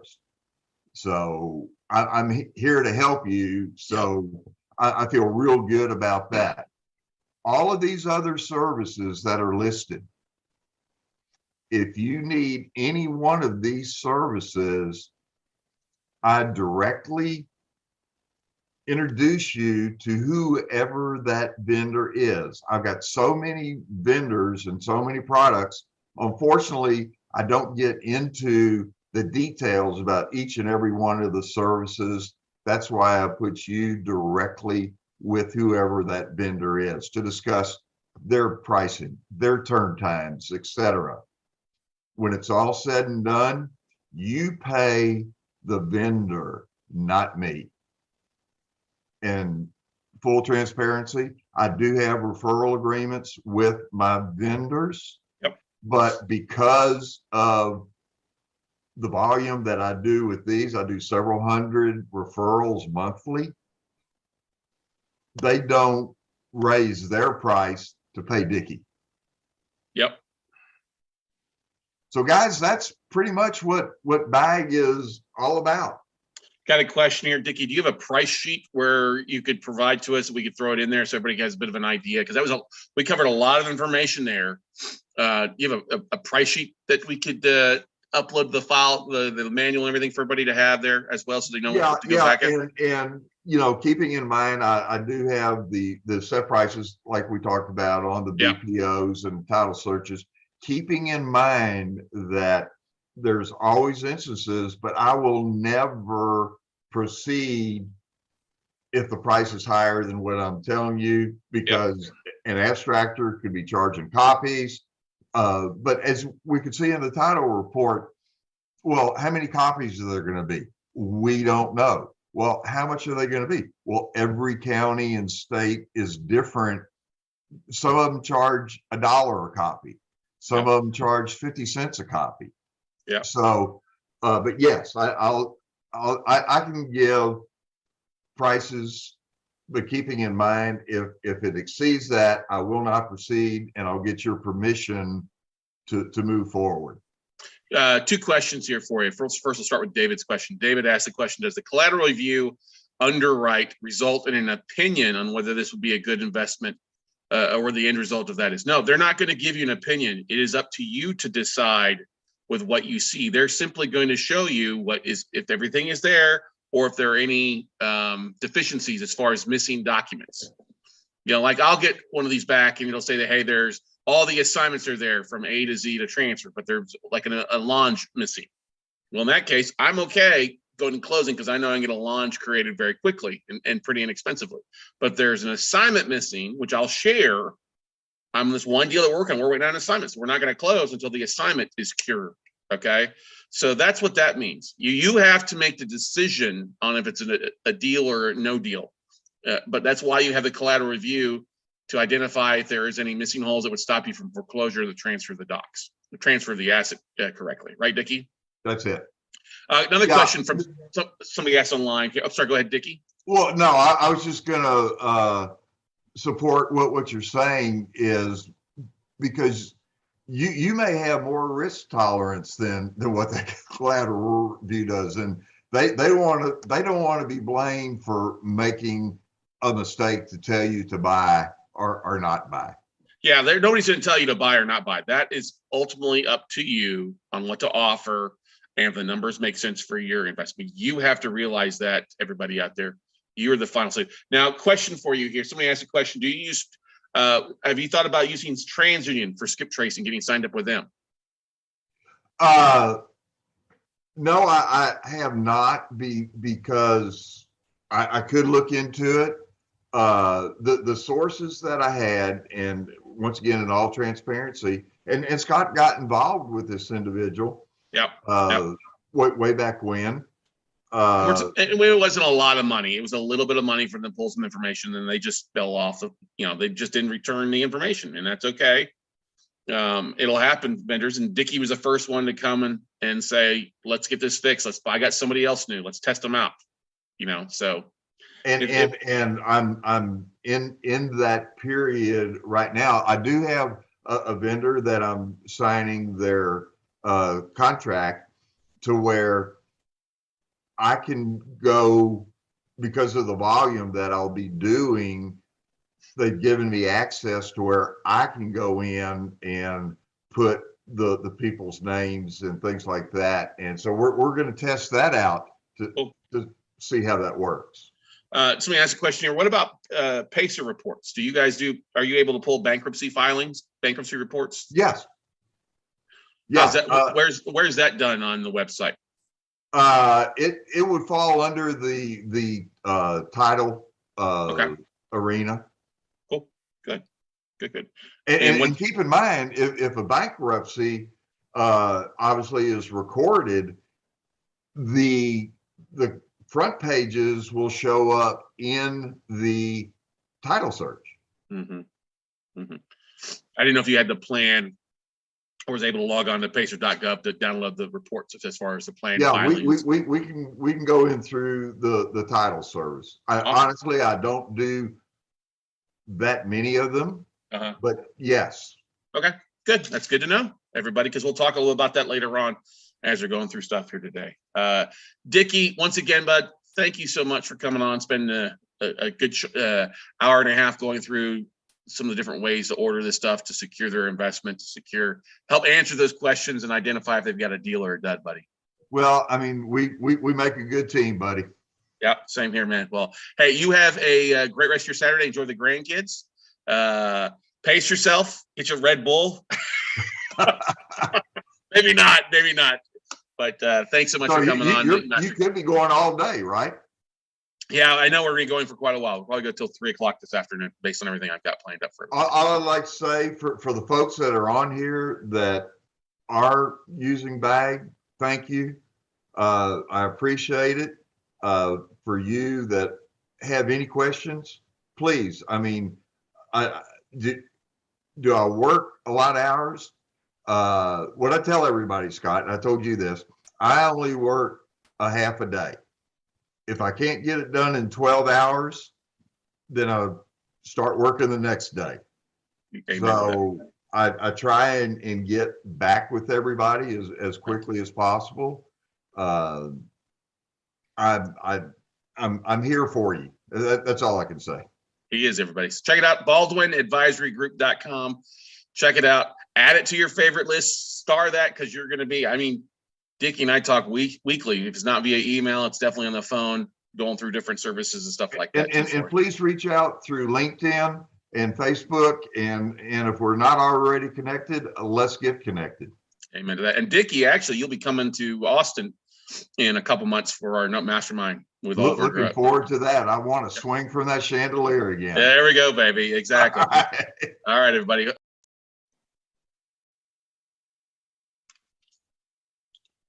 I guess it helps when I put my headset back on here so you guys can hear me okay. All right, guys, that was good with Dickie Baldwin. I just on the phone during the break there for you. He appreciated your questions and is looking forward to you guys. And those that you had filled out the note in REO, Scott, Laura, and a few others out there, kudos to you for taking action and going from there. So, and then also he's excited to be speaking this week also to Bill Griersmeyer. Hey, I see you on here, Bill. Good to see you, buddy, to your group this week. So let's get going.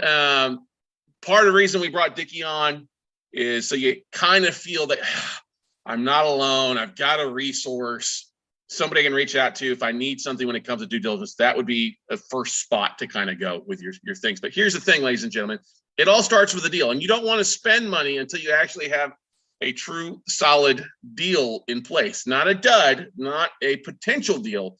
It all starts with a deal. So let's talk about the deal basics and some of the things on the front end side, because that's kind of what we're going to do the rest of the day, is walking you through from the point that we got something sent to us that we thought was a deal and working through the process. Okay.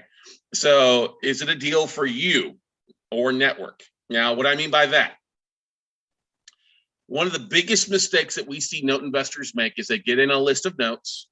They look at the list there. There's nothing in that list that they want to.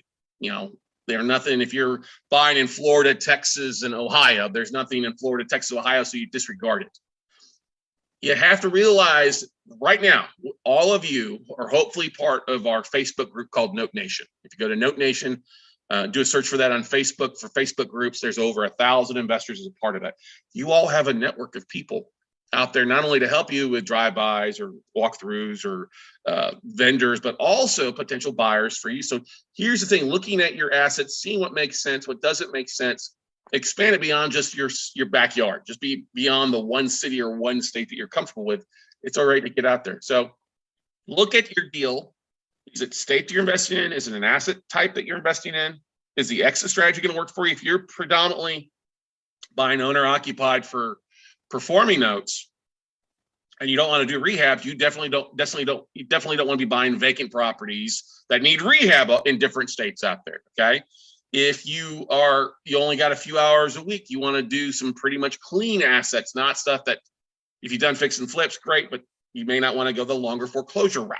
Okay. So knowing your business model is one of the most important things out there. If you don't know what your business model is or your experience, I highly encourage you to schedule a call with me at talkwithscottcarson.com, because here's the thing, everybody. If you're worried about capital, you don't have the capital to buy a lot of notes, or you don't have a lot of your own money, you need to start raising money. Okay. And you start reaching out to IRA investors. We talk heavily about this. Don't start with a cold list, start with a warm list. And that's one of the easiest things out there.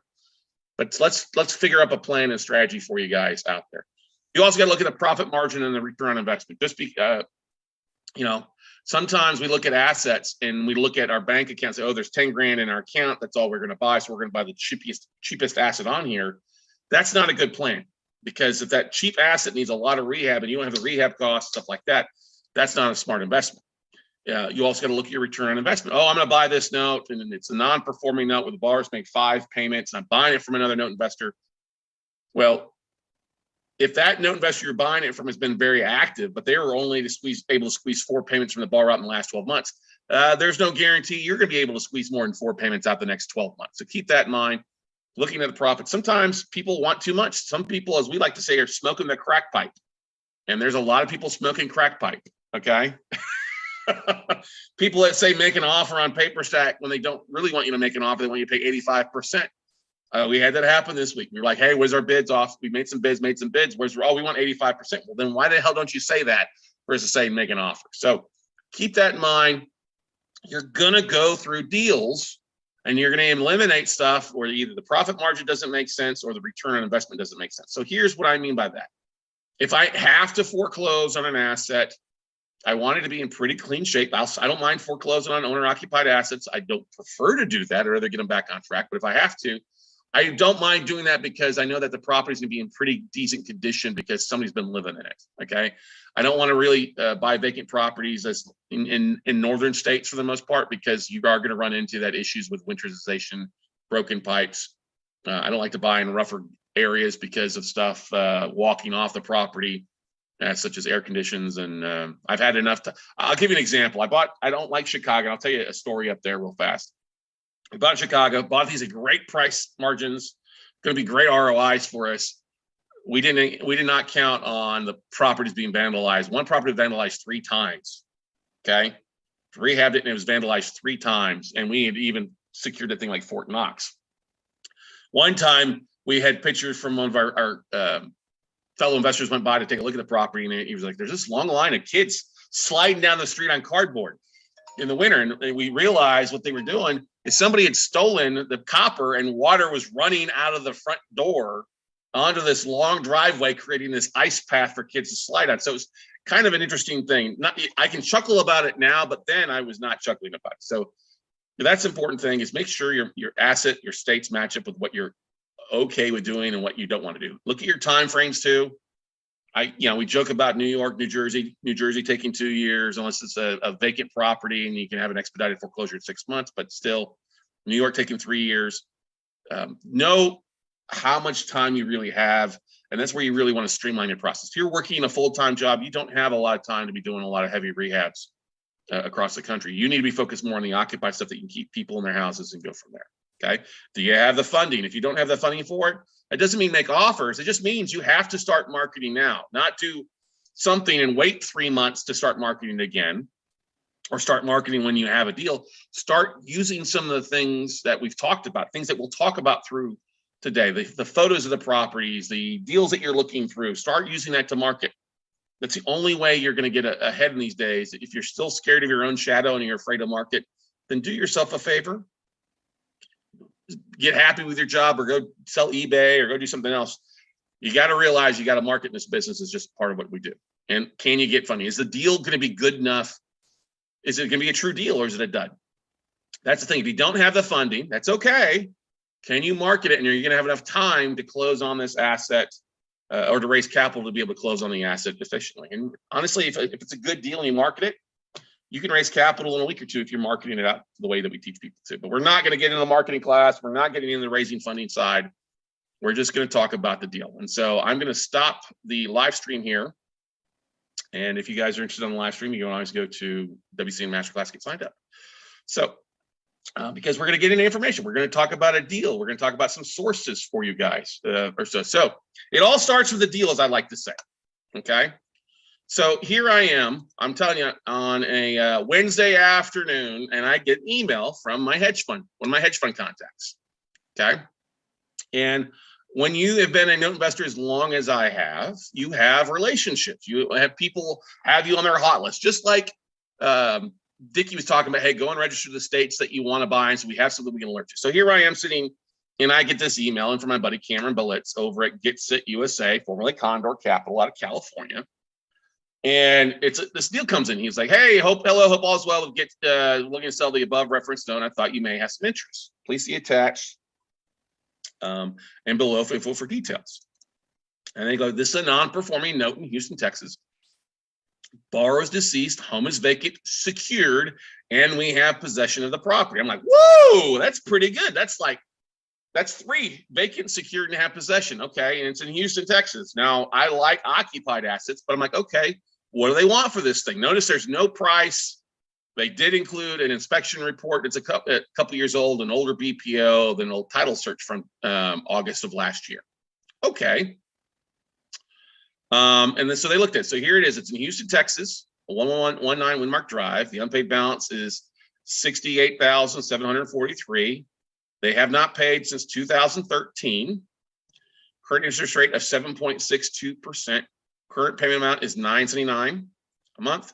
Total escrow balance is -41. Total corporate advance is $24,000. Estimated full payoff roughly is $203,000. Deferred principal interest there. Total payoff total there is basically, we take the UPB plus late fees, not everything, is $179. Payoff statement was March 16th, 2022. And this was sent out the same day. So they sent this information to me. It's like, okay, what's the process? Let's think about this. And I'm going to open this up to you guys. You get an email like this. What are you immediately going to do, everybody? What are some things that you're going to do? Think about this process and take it back to what would you do? A, B, C, right? What would you do? Okay. No, you're not going to determine ROI. You got to take it back below that. Okay. Look at the property, confirm property value, research the property. Yes, Laura. Yes, Mike. Yes, Bill. Look it up on Google Maps. Cynthia says, yes, that's exactly what you would do. You would basically Google the address, because you don't know, but let's take it one step forward. I was like, okay, what's it look like? And stuff like that. Now, here's the number one question that most people don't do. They look at the value. What's the price point? What are you looking to sell it? Where do I need to start bidding at? Okay. And on this one, I said, okay, so let me share. Let me see if I can't pull up here. So I want to make sure we have this set up for you guys. There we go. So this is exactly what I did. So I get it in. What do? I Google the address and I pull up basically the Zillow. And I put this in here so you saw exactly what I'm looking at. So there we go. 3-bedroom, 2-bath, 1,350 square feet. What color do I want? What color paint do I want? I don't know. So this is the actual Zillow, and I just did a screen print. There's 3-bedroom, 2-bath, 1,350 square feet. It says its estimate's around 200, which is about what I can expect, knowing that area. Houston, it's in Texas, which I think it's going to be expensive. And the rent estimate is roughly about $1,600 a month. Okay, I'm going to flip down here. I'm scrolling through that 200. Okay, I can see that roughly being the value. Let's keep scrolling down here. Overview, single family, central, garage. Okay, sold in 1997. Okay, the tax history. You can see the taxes owed on this. Property taxes are roughly around $1,600 a year. Okay. I'm just flipping through that. It's in a neighborhood. Okay. You can see some nearby homes. I was just recently stuff sold. I just look at this stuff as a quick eye chart. Okay, 200, 223. If I scrolled over to the right, there was something that's at 230. It's got some schools that are near it. You know, middle schools. You know, they're not the highest ranked schools, but schools are schools within a mile and a half. Okay, I'm gonna keep scrolling down here. That's about what I would see on Zillow, right? Okay, so that's not so bad. So we got a value about 200. Okay. Oh yes, what color do you want? What do I want my fade to be? Thank you, Laura, for regurgitating back my lingo in the industry. Thank you. Sorry, I don't know why I wouldn't think about that, but yeah, exactly. You would ask what kind of pricing they want, but I'm gonna look at it real fast. Look at value. Okay, they owe to the payoff on that is that number we said. This value about 200 on here. Let's go over and look at the next property. We'll jump on Trulia. What does Trulia tell us about this asset? Instead of Googling it, because you got to be careful. When I Googled the address and when I typed in 1119 Windmark Drive, it pulled up Windmark Place. Okay. And then I was like, that's not it, but this is Windmark Drive. So it says also 200. Okay. 3-bedroom, 2-bath, 1,350. These are bigger prices. So I could not use these obviously as comps. Okay. There we go. Tells you where it's at. Okay, it's not so bad by the Keegan's Bayou. Same thing, 3-bedroom, 2-bath, 1,350 square foot. Freaking doodah. Same information that we're looking at, right? Sold in 1997. So it's basically been one owner since 1997. So what does that tell you? Well, they refinanced. If it's the same owner since 97, they refinanced it in 2007, which is okay. And it shows you some of the comparable stuff there for you. Now, if you can click on this stuff, you can see they're kind of all over the place. I don't like using Trulia necessarily for comps because I would rather them be a whole lot closer than versus where they're at. But you could look at those there if you wanted to. Once again, schools. I'm just going to keep scrolling down here. Just looking at this basic information for you. Okay. And you see homes for rent, same thing. It talked about that anywhere from like 1,200 to 2,500. I'll say so median rent is roughly that 1,600. Okay. It is a nice looking property, right? Yeah. Here you go. Some off market ones that have sold relatively nearby. And so my value does come in at that 200 mark, roughly. That's automated valuation model, right? And I can click on this if I want to, but those are two things you're going to look at that. So you see a value. So if we go back here to our thing, now we're looking at some stuff there. Like, okay, total estimated full payoff is 203. Payoff totals 179, 180. That's what they say. It's worth 200. Okay, there's a little bit of equity, but not much. Okay, check the crime area. Exactly. I would go over there and check the crime area. It does have an HOA. Exactly. This church also shows that the property has an HOA. Exactly. You may not see that immediately just looking at Zillow and Trulia there, but that's still going to go take a look to figure out what those are. Now, the thing is, if there are HOA fees on top of that stuff, great. It's basically eating up what little equity it has, which I'm totally fine. This property's underwater. So then what did I do next? Let's go on here and share with you. So let's look at their old numbers. Okay. So we go back here. The next thing I looked at, if we pulled, I said, let's see what kind of photos pop up. So I just typed in the address and photos, and the realtor.com listing popped up. Now, these are older photos, okay, because it wasn't anything new, but you could see that looked like, okay, that's the kitchen. That's the dining room. You can get a bit of a feel. I got really lucky that there were old photos. Okay, great. So let's just we can use some of these things, get a bit of a feel for it. Did it save the same thing 4 times in a row? It just looked like it was photos. Wow. Why did it duplicate the same photos 4 times in a row? So there's actually more photos. Let's do this. Let's go back here then. 1119 Windmark Drive, Houston, Texas. Make sure you can see my screen. Should be seeing Google. Yeah. So if we click on the photo there, all right, great. You can kind of see from Google Street View. Not bad looking photo. Look at it. It's got a kids park right next to it. That's actually kind of a bonus. This is Street View from a few years back. Let's go over here. Click on this again because there we go. And this is from February 2020. This actual Street View. You can see up here the left hand. So that's not so bad. So it looks like it's a nice neighborhood, a nice house, right? Perfect. So let's go back here and see if we can click on images and see if we can't find any images of the property inside. There we go. There's the realtor.com. Let's click and see if it gives us some more. Give it a second to pull up. See 16 photos. So let's click on that. There we go. Now we have more photos. Okay, so there's the kitchen, dining room. I guess that's a bedroom, another bedroom, bathroom, the bigger overhead shot of the toilet. Yeah, these are older photos. So I'm just trying to get a feel for the 3-bedroom, 13 square feet. It's not the biggest of homes. Yeah, but it's not a bad little home. It's kind of cookie cutter in that neck of the woods. Okay, guest bath. Backyard, you can see the backyard's not so bad. The other side of the house, okay. Got a little bit of a yard. Nothing too exciting, the front house of it. Okay, there we go. But what I like is now I have some photos I can market, right?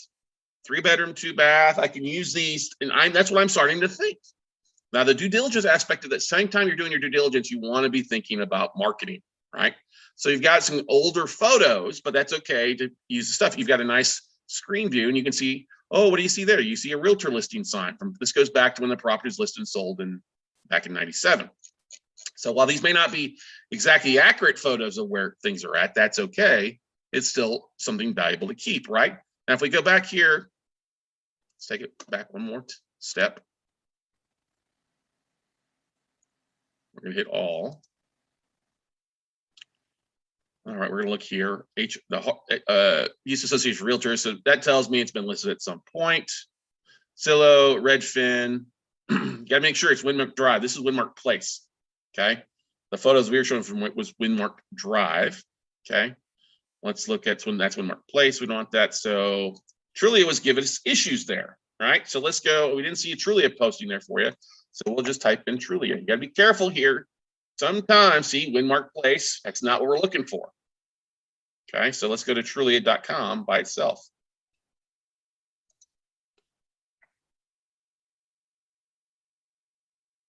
Yeah, because I do want to look at the crime map. You're exactly right. 11119 Windmark. Come on. Drive. Now, here's the thing. It's in Houston, Texas. It's vacant, as we know that, right? Okay. What's my strategy? Think about that right now. What can I do if I get this at the right price without even knowing pricing on this? What would you think my strategy would be? If it's worth 200, who wants to take a gander on without knowing? If you know the number, there's one person here who knows the number. You know, knowing Houston, and Houston being a hot market, a lot of things are moving there. You know, what would my ultimate goal be? Think about it. Wholesale it? I guess I could if the price was right. But if I'm going to bother to find a buyer, I might as well get it under. Yeah, you could wholesale it for sure all day, but it needs a little bit of work. What else could I do? I could do a retail sale. I could finish the foreclosure, because here's the thing. It's nice.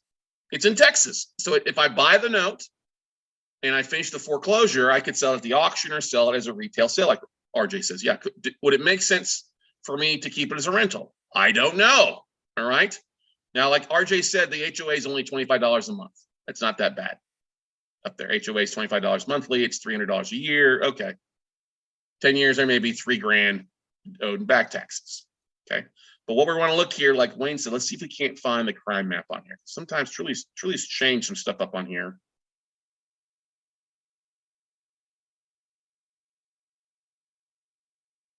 Look on the community.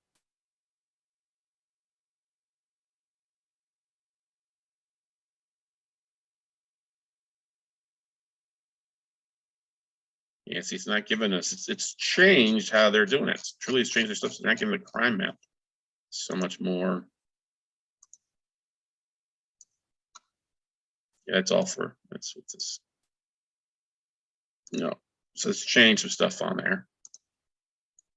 So on this, for crime map wise, I would basically pick up the phone and call the police officers. I would call the office to say, this is in that one zip code. So I say, who handles, I'd call Houston Police Department and say, who handles who's your substation for this one zip code, 77099. Okay.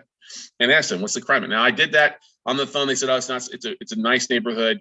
When I talked to a realtor, I asked the realtor as well, if I can't find on here, hey, what's the neighborhood like if I'm going to have them pull comps or do a CMA? And that's what I did.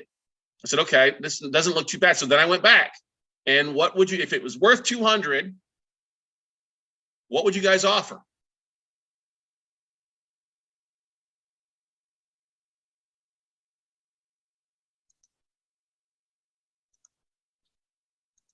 It's worth 200. What would you guys roughly offer?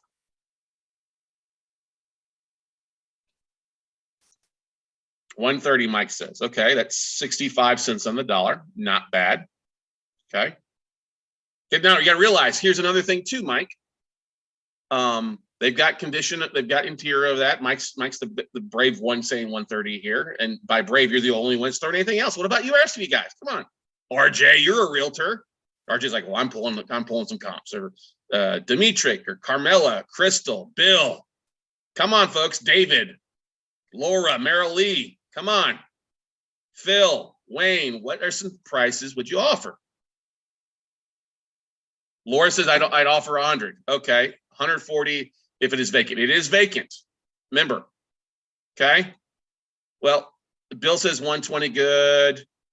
I don't have, David says I already offered. You don't have an offering yet, buddy. You got to figure an offer to figure ROI. Okay. So anyway, moving on here. So that's what I did. So, okay, I reached back out. Now that you got to think, remember, I just spent time online, spent no money. I've looked at 2 websites, basically. They did send over, they did tell me it was vacant and they had control of the property, which is a bonus on this one. Okay. Now, if we go back here to, let's go to the next, what do I have this up? Here's the next document. I went to Houston County Appraisal District. Okay. Yep, the name popped up here. So I just went straight to Netra Online and looked for the Harris County Appraisal District. Same thing, I want to match, make sure that the people's names. Like, here's a thing. Here's another motivation factor. The mailing address is St. Albans, New York, not Texas. Ooh, it's vacant. Deceased. Person that owns the property or the estate now is out of state. That adds some motivation. Instead of maybe having to foreclose, I can get a deed in lieu. Okay. They don't live there locally. Basically, okay, great. And I just scroll down here looking at the stuff too. It's in the Alief ISD. Okay. You can do a search, how are the Alief schools if you wanted to. Yeah, they say tax appraisals 164 as of January 1st. We know that's always going to be a little bit low in Texas anyway. And he says he gives you the business. So it's good just to have that. Okay, perfect. Name matches up. I have the real property account information number here, which is what you want to keep as well. You may need that. So I printed this. Let's go to the next document. Should be what are taxes owed on this? This probably next thing is Harris County Tax Office. Make sure that. So I went to Harris County Tax Office, Netra Online. Okay. So they owe 1786. Oh, nope. Actually, 1983 is what they owe in taxes. Okay, that's not too bad. Just about $2,000 in back taxes owed. That's roughly about what they are a year. Same thing. Assessed owner's name is showing it up in Albans, New York. Okay, So I'm getting some information on there, right? Okay, what's the next one? So let's see here. This is the property, a sample property tax statement. This is not for that one address, but I just wanted to share this as an example of if you didn't know how to pull it, you could always don't have the time to pull it, or was in a county that didn't let you search it, order a property tax statement from Dickie Baldwin. Okay. Then I'm like, okay, let's double check rents. Because I'm trying just to clear some information. If I were to keep it as a rental, do I want to hold it long term? Okay. So you say 1,600 median rent. What I like about Rentometer, it gives you a much more accurate approach, I think, to things when it comes to your rent. So it shows you just a one pager here. You can see the orange is our property, Windmark, and then the blues and the greens and the reds. Okay. And it tells you how it comes. If the greens are below your number, the reds are above. Okay. So you can see it's really 1,600, 1,757 might be a good drive point, but you're pretty much is expecting around $1,600 a month in rent. That one. Okay. You remember the mortgage payment was $9 something a month. Your taxes are $2,000 a year, so that's $150 a month. So, yeah, if you kept it those numbers, if it was, let's just say if it wasn't deceased, could the borrower turn around and be renting this out and make a little bit of money? Yeah, they make a little bit of money. So here's the old. Oh, actually, this I give a big thank you to Dimitri. Okay. Now, at this point, if you wanted to pull true value on stuff, is to look and see what the value. Now, the online value is one thing. Trulia, Zillow, okay. Now, here's a little wrinkle that went into it. Okay. You can use NAR, RPR, which is like an AVM as well. We talked about you could order an AVM from Dickie. If you've got a realtor friend, they can jump on National Association of Realtors Real Property Report and pull a real property report. And I did that. Now, I made an example of this because I actually had a realtor. I reached out to a realtor to pull comps too. He couldn't send me his CMA. His computer was error, but he basically sent me an email, and I'll share that stuff in a second here. But Dimitri, who's a realtor out of Florida, on the call here, I said, hey, can you just send me an NAR? I want to use it as an example to show some folks on there. So kind of what an online AVM. So it gives you a lot of the same information. So here's the thing. Current estimated value was 177. That's based on a lot of that sold stuff. But your comp analysis, you see 421 2 days ago, is somewhere between 221, 227. And they say 224. I was like, ooh, I kind of like that. Now, my realtor buddy, Ken Strauss, he said, hey, yeah, Scott, based on what I'm seeing comp-wise, it's worth 200, probably 230. You could probably get 230 in this hot market in Houston. So an NAR RP report is not a BPO. It just gives you a lot of the online information as well. But you can see it's somewhere in the mid-range as far as their confidence score. Housing, neighborhood, transportation, whoopie-doo, which is great. I really just care about that first thing. And you can see the property history. Prices are going up there. You can see sales history. This is a great thing on this asset alone. Okay. And you see the assessed values going up a little bit. Legal description, which is good to have. Once again, it pops up. Their lender name was Kellner Mortgage Investments, was who held on to this. Originally, the amount was 80. It was not a line of credit. It was a home equity line of credit. And the final due date on that was been 2033. There's a warranty deed. Philip Crawford has owned this since 1997. Okay. And this was originally a HUD loan, but no longer anymore. And you can kind of see the market values if you want to go through all that stuff, which is great. The market activity, if it's hot or cold, around an area, you can see the price, of the prices around there. You see some good spikes and low spikes. Okay. Median days on rent. Here's the thing. Median listing price is somewhere 190 to 229. And the days are 43 days on the market. I like that. That's what I want to see on the CMA, average days on market. I'm like, ooh, this is less than a month to sell this puppy. That's a good thing. Or I'm sorry, a month and a half to sell this thing. Okay. You can see all this other sellers reports, the health conditions. Okay. Same thing with the median listing price versus listing volume. The listing volume and price of bedroom home sold. You can see the seller's report. This house, they say to me, this house is like 177 versus the comps, which is okay. My comps are all showing higher. All right, per square foot. So I how many of you guys are confident with a value on this thing? I think we're pretty confident that the house is worth at least 200. Okay. Yeah, Dimitri's like, heck yeah, I ran this report. I know exactly what I'm talking about. Okay. Here's a nice thing. You look in this neighborhood here. You see 2 new for sales around here where you're roughly at. Okay.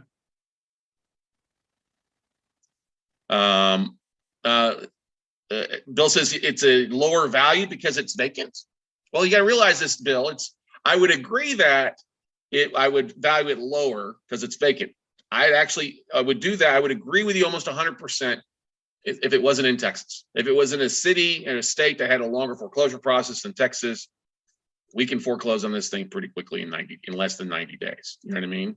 But a little bit lower value because it's like, yeah, you're not going to get it reperforming on that. That's your main strategy. But me, I'm looking at that. Okay, here's some of the comps out there. You can see listed at 215. This is nice because it shows you some of the listing. This one's a very similar one.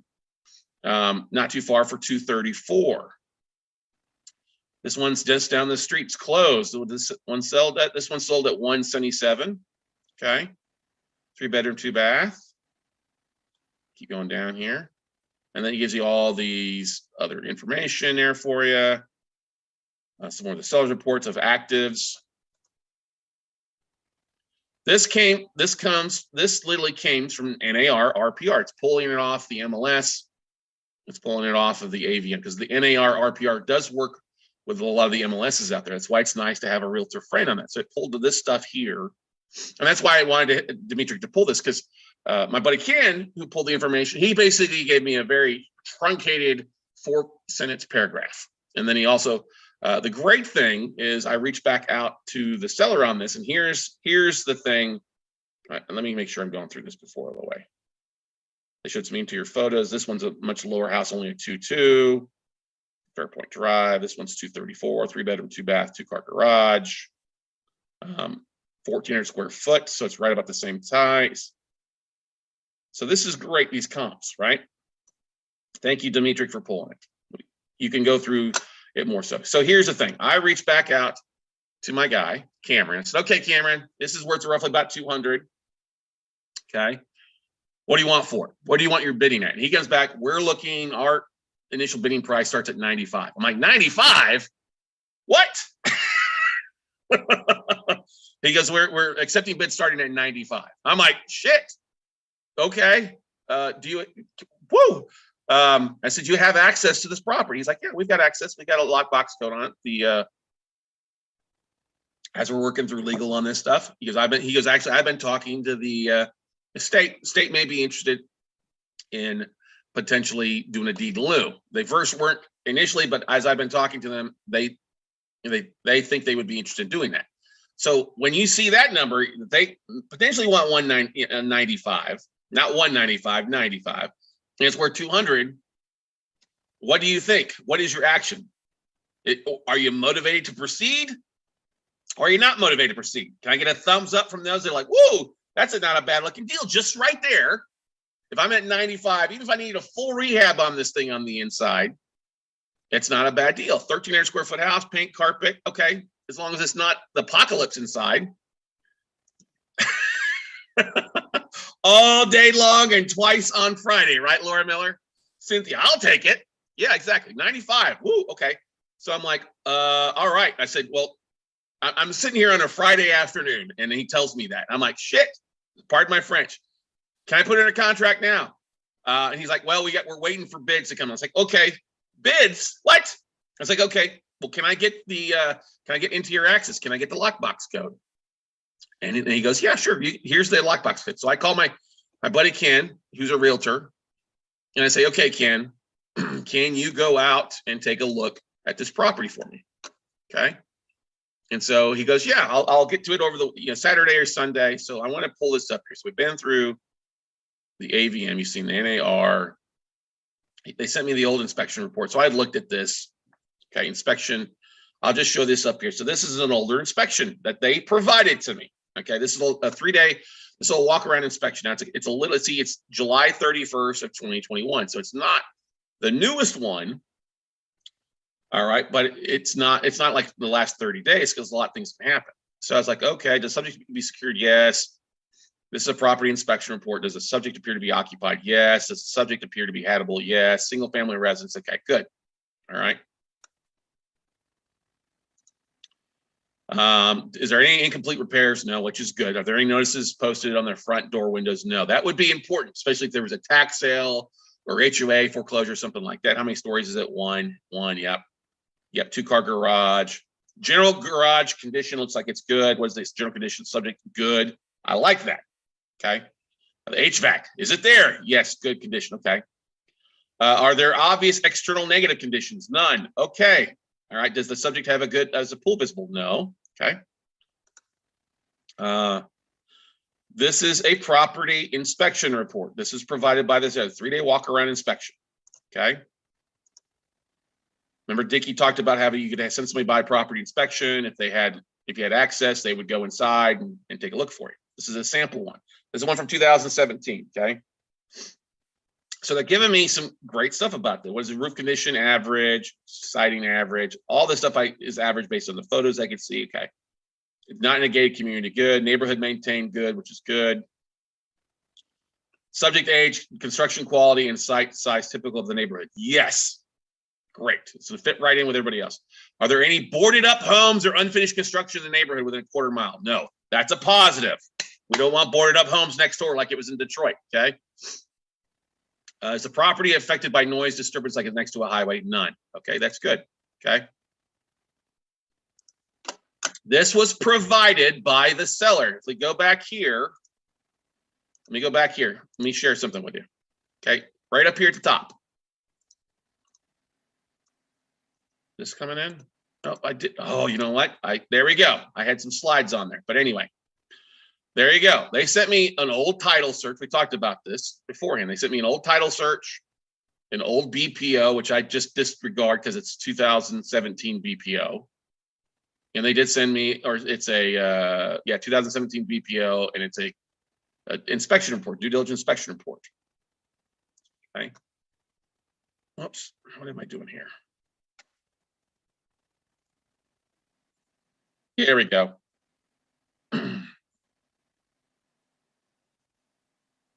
I went back a couple. All right, so there we go. Let's slide some there. So we did this, as I talked about. You can jump on Zillow, Trulia to get an online value. eAppraisal is another website that pulls a lot of together. We need to know market knowledge, so we had a realtor pull a CAM for you, or you got an AVM if you wanted to. You can do a NAR report. Those things are supposed to pop up prior to, and I don't know where my slide just went. Something went funky with my PowerPoint slide. So what's our strategy on this one? Hang on, everybody.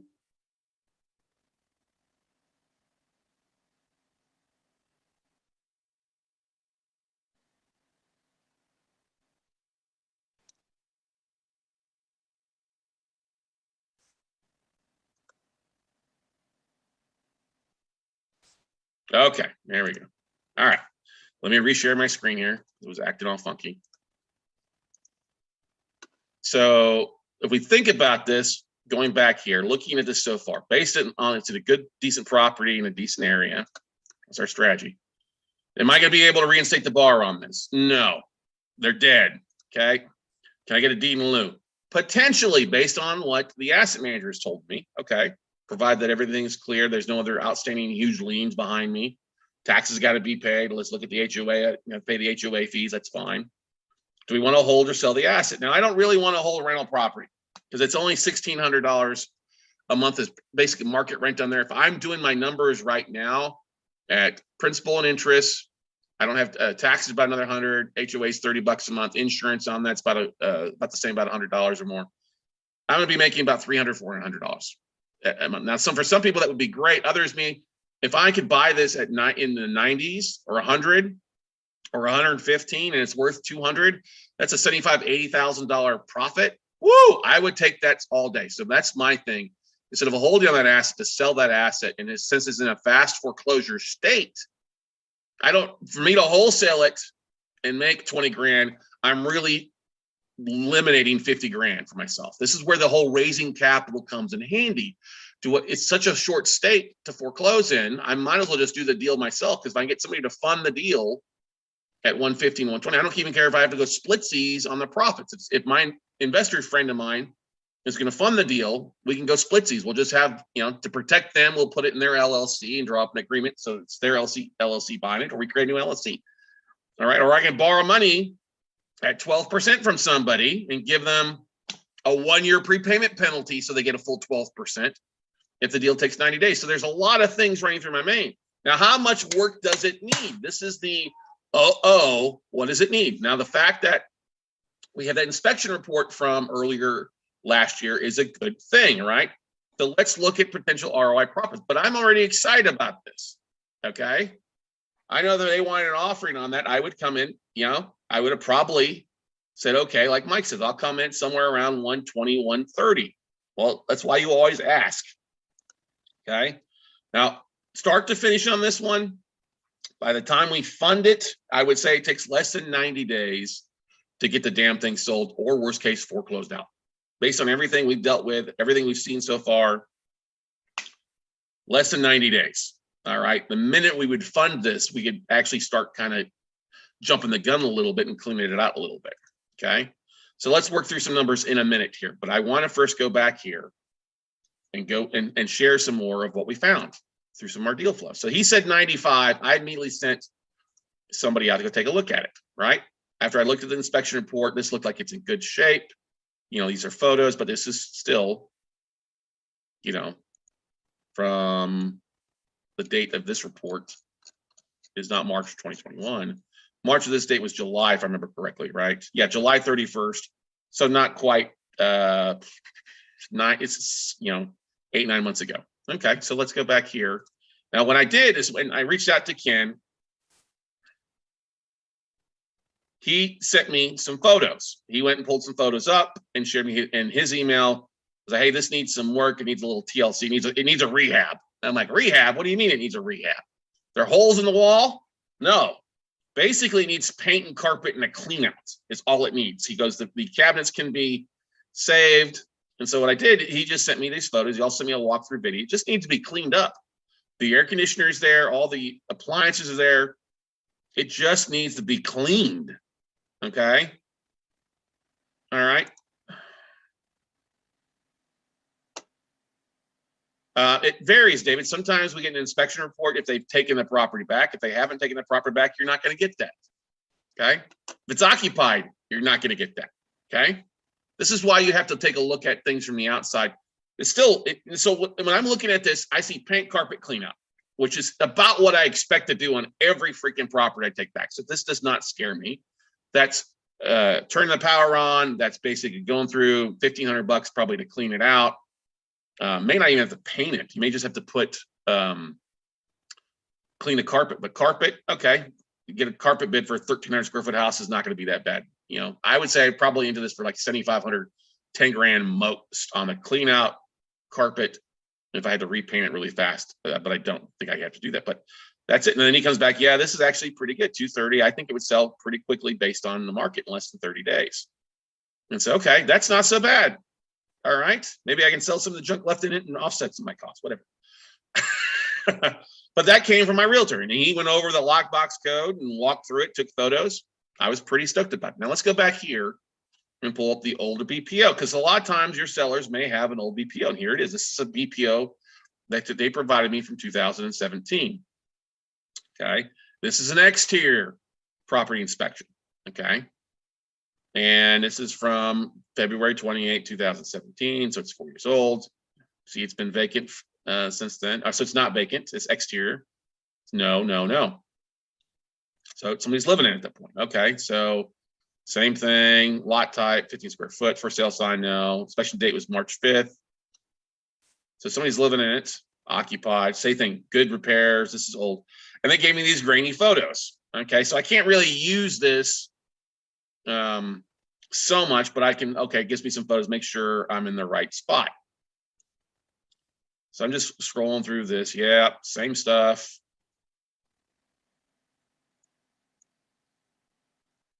Some more grainy photos of this thing.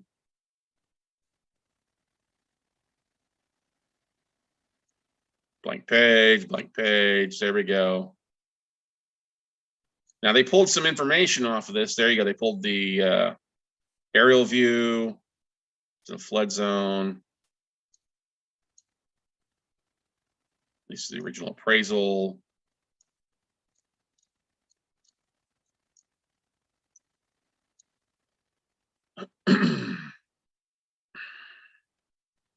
Talks about qualifications of the appraiser. Whoopee freaking doodah. So this is nice that they included this with the old appraisal or the old BPO. It's not usable because it's old, but it's 42 pages, scanned copies of something to look at. Okay, so the value, you can see the setup on it, the location map. Is this the plat? Yeah, from the city, the county. Drive-by BPO.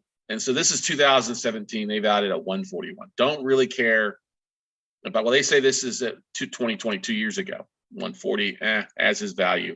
I think that's kind of low. But like I said, this is old. It's a drive-by.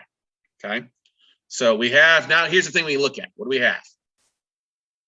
Think about this, everybody. We know an asset's worth around at least 200 conservatively. It's vacant. It needs a little bit of work. Nothing heavy, no mold. Roof is okay. Basically, just needs a good clean out. A little bit of TLC. Okay. That's my realtor says, well, he could get this thing sold in less than 90 days. We know that less than 45 days on market. We're talking about 30 days to get deed recording, things to go through, clean it up, the title. We're off and potentially selling at 200, right? They want us starting at 95. Okay. So we get this information back on Monday. Ken sends me the email with the photos. What do you think I said? I called up Cameron immediately Monday morning. Hey, man, we went by and took a look at it. It's not bad condition. Actually, Ken was my second guy to reach out. I had another investor whose guys just went AWOL and didn't even respond. And he apologized. So Ken went out and get a real fast food on Monday morning. And so what do you think I did? I asked, do you have any other bids? He goes, well, we have another bid at 95. I'm like, oh, shit. I'm in at 95 too. I said, what's your drop? Do you have a reserve price? Do you have a, let's get this thing done and just get it closed? He goes, heck, we do have a reserve price. If you want to match that reserve price, Scott, we don't have to go any further. We can throw this thing under contract and be ready to rock and roll. We can agree to it and go from there. And he sent me some notes about the stuff. I said, okay, and I'll share that in a second with you.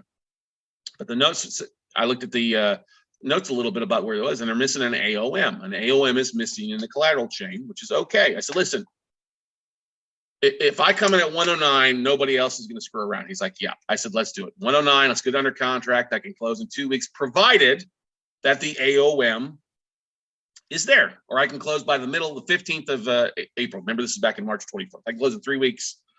That'll take me more enough time to due diligence, raise capital for it. And then also, hopefully the AOM comes in, the assignment of mortgage, and I can talk to the attorney, get the certificate. He's like, yep, all that stuff's good. So we agreed to it. 109. Woo! Who doesn't like that number, right? Yes. Okay. So if we look at this, if I'm in at 109 and I'm like, okay, what do I need to conservatively, what do I need to get funded on this thing? If I had to foreclose and do a little bit of work, if I don't sell at the auction at 180 or 190, because that would be my goal. Like, okay, if worst case, we have a vacant property, it's secured, great, we'll go change the locks, fine. Let's say the borrowers don't play ball. The estate will not sign the property over to us in deed loan. Okay, that's fine. We just go finish the foreclosure route, right? What's it going to take me to foreclose? And then what can I sell at auction? Well, if it's worth 200 and I listed at auction at, let's just say 180, that's a pretty good day. I'm in at 109. Technically, and I had a little bit more to it, but let's say if I did have to rehab it, take the property back, I probably need less than 10 grand, 10 to 15 grand. We'll just say 15, So it's okay. Let's just make it an even 125 to fund. Can we agree to that? It's probably a good number to have funded, right? 125. I need 125. It's worth 220. This thing can be done in 90 days, right? So let's say we sell it at the auction at 180. We still borrow the 125. How much in profit is that?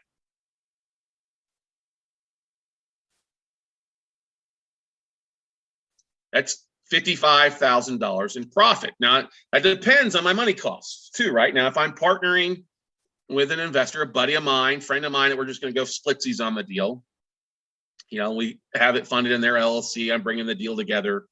That's they're bringing the money. They're also investors and helping out with some things. So we legally do that versus it being a passive investor. A passive investor would just get a flat rate return. So that's what I did. I had an investor I reached out to, two different investors. One, he said, hey, I'll fund this deal at 12%. I said, but I said, I was fine paying 12% on the deal because it would be a short-term deal to them, right? So he bought, basically came in at 125 and he funded at 12%. If it took a year, he'd make 12%. I said, well, I'll tell you what, I'll put let's put a 1-year prepayment penalty on it. So it's a little bit, because he wanted to go splitsies with it. I mean, at first I was like, I don't want to go splitsies with me on it. It's a good deal. I don't need anybody to go splitsies on it. I'll just tell you what, I'll give you a 1-year prepayment penalty. So if I sell the deal in 90 days, you still get your full year of interest on it. So basically 12% interest on 125 grand is roughly, he'd still get what, 14,500. Is it his profit? Okay, 140, I sell at 180. I made 45, $50,000. He made 14 putting the deal together. I actually made a little bit more because if I borrowed 125 from him and I only need 109, that's 16 grand out there that I didn't have to use to foreclose. That is in my pocket. It's paid back to him in the 125, right? But that would be great. He was all good to go. He's like, yeah, great to go on that. We'll get to that later on. I also know that I could probably reach out to a couple of investors that I work with. We're partnered on another deal. If worst case, I could partner with them and then we go 50-50, So I'm very confident on this asset. Plus it's in Houston, Texas, a hot market. I've got a good photo. I have a lot of information. How many of you would feel comfortable once you had this under contract, marketing the deal out to your database? Would this be a good deal? Dimitri, yes. Scott, yes. Carmela, yes. Mike says yes. Laura Miller, yes. Okay. Cynthia, everybody on here, I would feel very comfortable doing this, right? Anybody not comfortable with it? Did you check the title report? I'll get to the title in a second, Bill. All right. Yep, I will go through the title. Yeah, we still got to look at that number, but we're just talking tentatively numbers. Are there any things that are tying this, clogging this thing as far as title goes? Okay. Or anything on this number side? This looks pretty damn good so far. I'm like, okay, I'm in at 125. Probably yes then, Mr. Bill, Mr. Cautious. So that's what we did. And I'll get to that. We looked at the title. We looked at the old title report. Let me see if I should have that here. And then we'll go from there. And then we'll take a little bit of break as we come back. That's the due diligence. Okay. So before ordering a title report, let's see here, seller BPO. Where is it here? I had that. Yeah, here we go. Here's a title report, title search from August 12th, 2021. Okay. Phil Crawford, vesting information. Can you guys see this title report? This is what the seller provided me. Okay. So get set. He sent me over the old BPO, the old O&E. They had that in the collateral file. I don't mind if I'm selling a note and I have that stuff in my file. I'll gladly send it over to him. Take a look at it. It's old. I know I need to get a new one, but let's look at this. So this is 43 pages of information. Okay, same thing. Phil Crawford. All right, there is one open mortgage on it, which is what ours is this deed amount. Original amount was 80, which is good. You can see the sign date was 2003. Assignment of mortgage was sold from Kellner to JP Morgan Chase. You can see the title chain here. This is good. And then you see an assignment of mortgage. This is showing what's actually recorded at the county. Okay.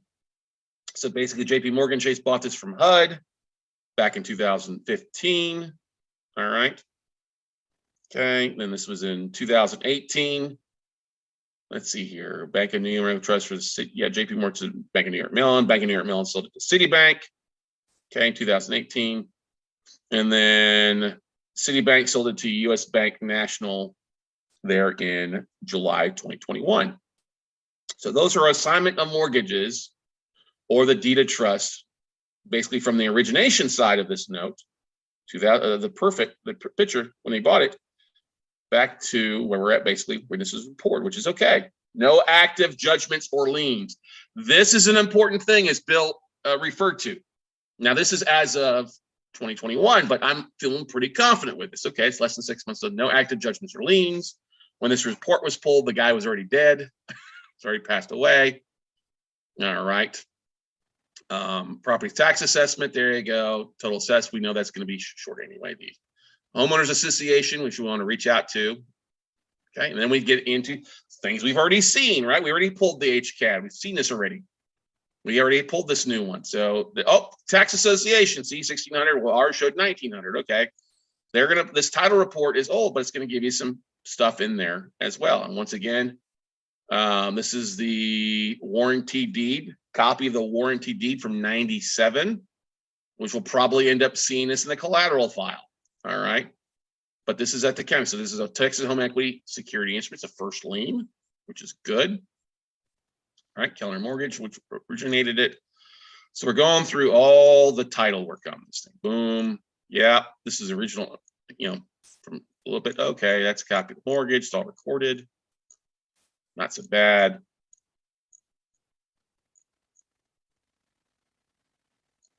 So Crawford, plan unit development writer, PUD. Okay, this is stuff that's all filed to the county. Texas home equity affidavit agreement. Okay. Exhibit A, assignment of security interest. Yep. This is the deed of trust. Here, see the first corporate assignment deed of trust, where it was assigned over to Chase Bank. We talked about, you've seen that before. Pages. The second one, assignment deed of trust.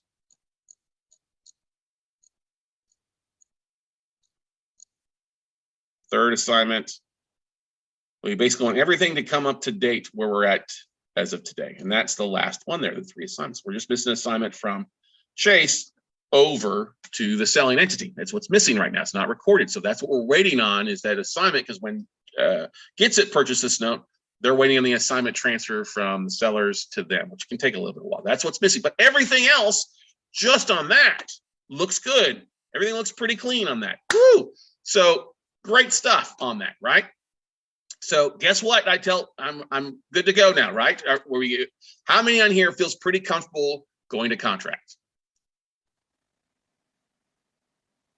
195. We're in this, going to be buying this at 109. It looks pretty clean. Everything's been transferred, recorded. Nothing, no other judgments on title. Needs a little bit of work, but we're all sitting there. Yeah, I would. Yeah, pretty good. Do I have any concerns regarding whether you'll be able to get contractors working the property? No, not at all, David. Good question. Because yes, we know labor can be expensive, but here's the thing. I'm not looking for reasons why this wouldn't work. So worst case, based on the photos we saw, and I could drive my happy ass to Houston.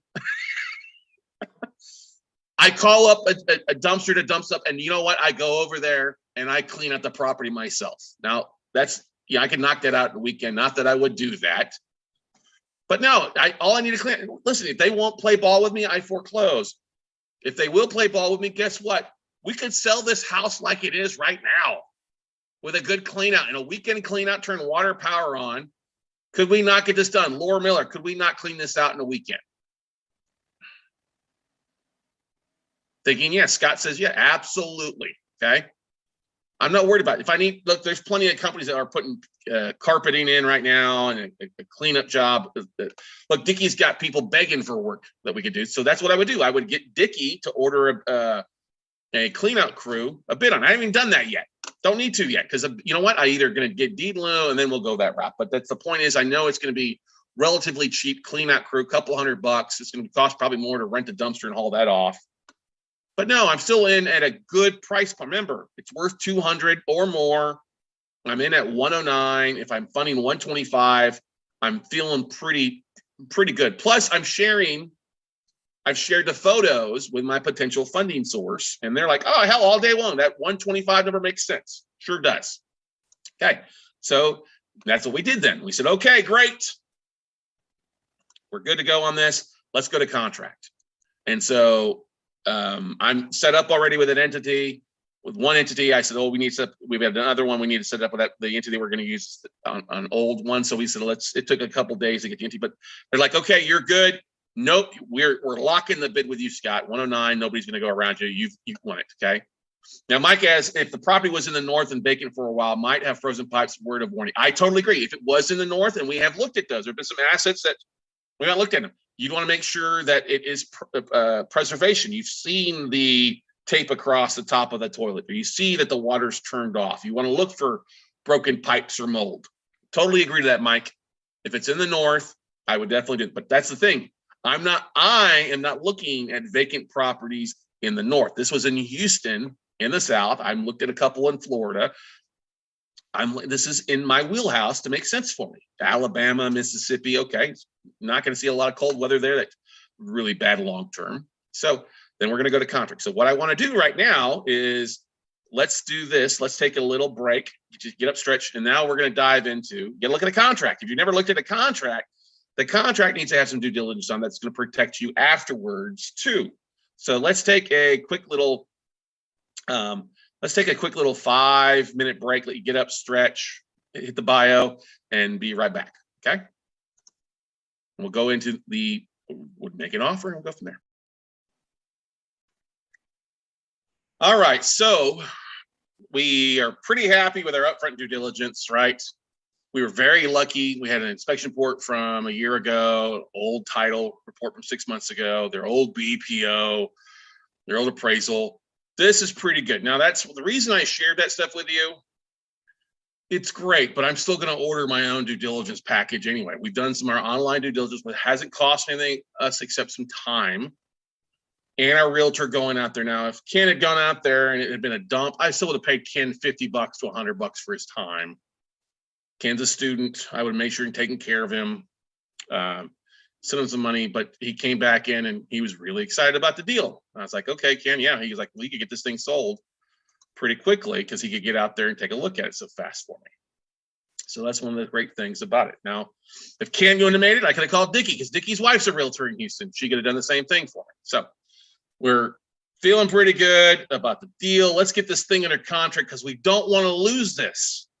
That's the thing. We made an offer. We asked pricing expectations on it. They came back. We're like, okay, we really got on this. And then we didn't want to lose this. So, because Cameron said, oh, we'll wait till Monday to finalize everything. I was like, hey, can we put it in our contract at 95? He's like, no, so I got to take bids. And then Monday, it's like, okay, so let's share what a contract looks like. So, and there is a copy of this in the actual Dropbox file folder for you as well to take a look at. Okay. So if we look at where, we'll get to that. Boom, boom, boom. Loan sale, Crawford. Here we go. All right. So it's Condor Capital, Gets the Solutions, AKA my entity, evidence of indebtedness. Okay. Section 1. This is 11 pages long. You're not going to change a loan sale agreement up. Okay. Now, what you want to do, this is a pretty common loan sale agreement. Okay. If you get one, it's like 1 page or 2 page. Okay, I've signed contracts that are 1 or 2 pages long, but this is pretty normal 11-page loan sale agreement talking about, okay, $109,000 as far as the funding amount, closing, so you know I'm not bullshitting you there. Closing date was April 14th. That's obviously been extended. Sold as is. That's normal. Be sold as is. Every representation or warranty is any matter the enforceability of the docs. That's why you have to check this stuff, okay? So we're checking that. Reps and warranties and covenants to the seller.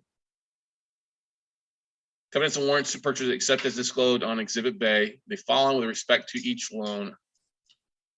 They're basically as the closing date, no evidence of indebtedness or security is assigned or pledged, and seller is the owner of record. Great. Good standing in the laws of the state and has a right to sell it, basically. The agreement was executed by an officer basically allowing, that's the basic information of the contract, okay? Reps and warranties, it comes to purchaser. Same thing, a lot of the same information. I have a license to purchase a loan if required in that state. I'm in good standing with the state. Perfect. The deliverabilities. This is the important thing. With respect to the loan, seller shall, with respect to the loan, seller shall deliver to purchaser or its designating as applicable the following items. The original notes endorsed without recourse. Any modification, amendments hereon intervening endorsements and allonges or lost note affidavits, a copy of the security instrument with evidence of recording. Okay. No, I didn't need a license to buy notes in Texas. In some states, they like, if it's California, the same. They're using this contract over and over again in different states. So that's why they put that generic term in there. If you need to have a note to buy a note in Georgia, that you're licensed to do that. You have the right proper license. Or if you're buying in California or Washington, that's why they put that in there. Okay. The original unrecorded assignments of the security and recording form, along with copies of assignments of record with evidence of recording thereof or lost affidavits, same thing. Basically, I'm getting the loan documents. Okay. See, I will have purchasers shall inspect all deliverables within 20 days after the closing date. Means I basically should have the documents. Purchaser notify the seller in writing 30 days to the closing date. If seller is able to deliver any of the missing deliverables, such as assignment mortgage from seller to purchaser, will do so within a reasonable time. In any case, seller or servicer shall not be required to contact any third party, such as previous owner of the loan. Nothing in this paragraph should mention the as its nature. Basically, that they were going to sell it to get us the collateral files within the 20 days. I have 30 days to say, hey, stuff is missing. Okay, servicing of the mortgage loan that'll transfer. We're going to transfer this to successor servicer. We're going to be using Covey Financial. So this is it's a Texas note. Pretty easy with their information. They're agreeing that they're going to send out a hello letter. Okay. Procession at day of closing. I don't know what you mean by that. Processing. What do you mean by that? Day of closing.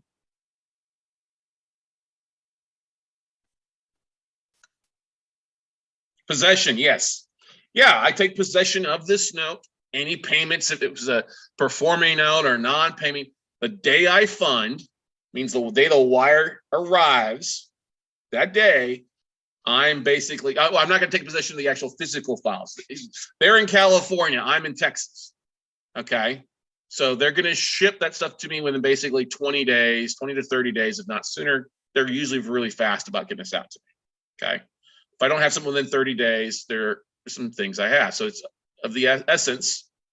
All right. Waiver of trial jury. Basically, if anything happens, we go to arbitration. All right. So Bill asks a very good question here, and I'll get to that in just a second. After we get through the contract. Okay. Confidentiality, further action, counterparts. If there's any counterparts, I sign it. Archie Griffith. I know Archie. He's a big Boston Red Sox fan. I've known Archie 10, 15 years now. So basically talk about that. Exhibit A, promissory note for $80,000. Purchase price is $109 in cash. Okay. Because the payoff's a lot higher. I don't mind paying over UPB on this because of all the back payments and stuff like that. Purchase information, if I'm going to use, where do I want the collateral shipped to? Correspondence to be shipped to. Wiring instructions for Condor. Okay. That our loan number and everything has to be included in there. And that's it. That's the loan sale agreement. 11 pages. So you're not going to change too much stuff up on it. Now, questions about the contract before we answer Bill's question about how did they take it back? Okay. Is this the document that you sign when you bid or when you close? No, I don't. Look, I bid via email. It was just, hey, it was actually via phone back and forth. Okay. They want 95, starting bids at 95. Okay, 95. He came back on Monday. Hey, we get somebody else bidding 95. I said, okay, what's your drop dead? He goes 109. I said on the phone, I'll take it at 109. Okay. So then he sent the contract over to me. I signed this. My bid was locked in place. It was all via email and phone call back and forth with him. Okay, yes, I'll take it at 109. Right. This was the contract. This was sent to me 2 days later or 3 days later to sign the contract. We were technically under contract. Look, no, Mike, I'm not going to waste time to have a lawyer review this. And this is a typical contract. All right. Now, it's the typical contract you're going to have. All right. If you need somebody to take a look at it, I have people that send me contracts like, yep, it looks normal. There's anything, it looks funky with it now. Okay. This is a loan sale agreement. I'm going to close in 3 weeks. Okay. This outlines a closing date on this. Okay. This is a hell of a deal, Dimitri says. Yes. Okay. Now, Bill asked the question, how did they get access? It's a vacant asset.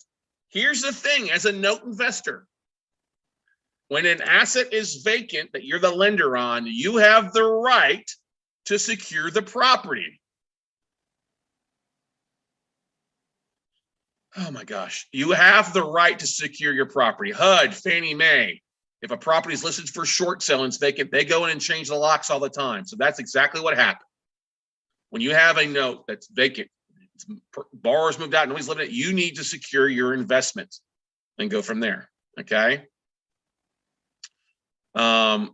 Yes, David, I'm not gonna spend money on my due diligence cost before I go to contract. Okay, this is one of the biggest things that you guys have to realize. And David, I know I've told you this before. You don't spend a dime on due diligence until you have it under contract. Yes, if the value comes back and it's worth 105, I cancel the bid. There's no penalties to cancel the contract. Or then when I need to fade my bid, I go back and say, hey, Cameron, it's only worth 150, not 200. I need to fade my bid by 20% or 10%, whatever it is. They can either agree to do that or not do that. If they don't agree to do that, fine. I'm not going to close on the deal. Okay. It doesn't have any gotchas. Here's the thing, guys. You're so worried about Z, you haven't even gotten there yet. You're just signing a contract. How do you sign a contract? You sign a contract. You read it, sign it, and you read through it.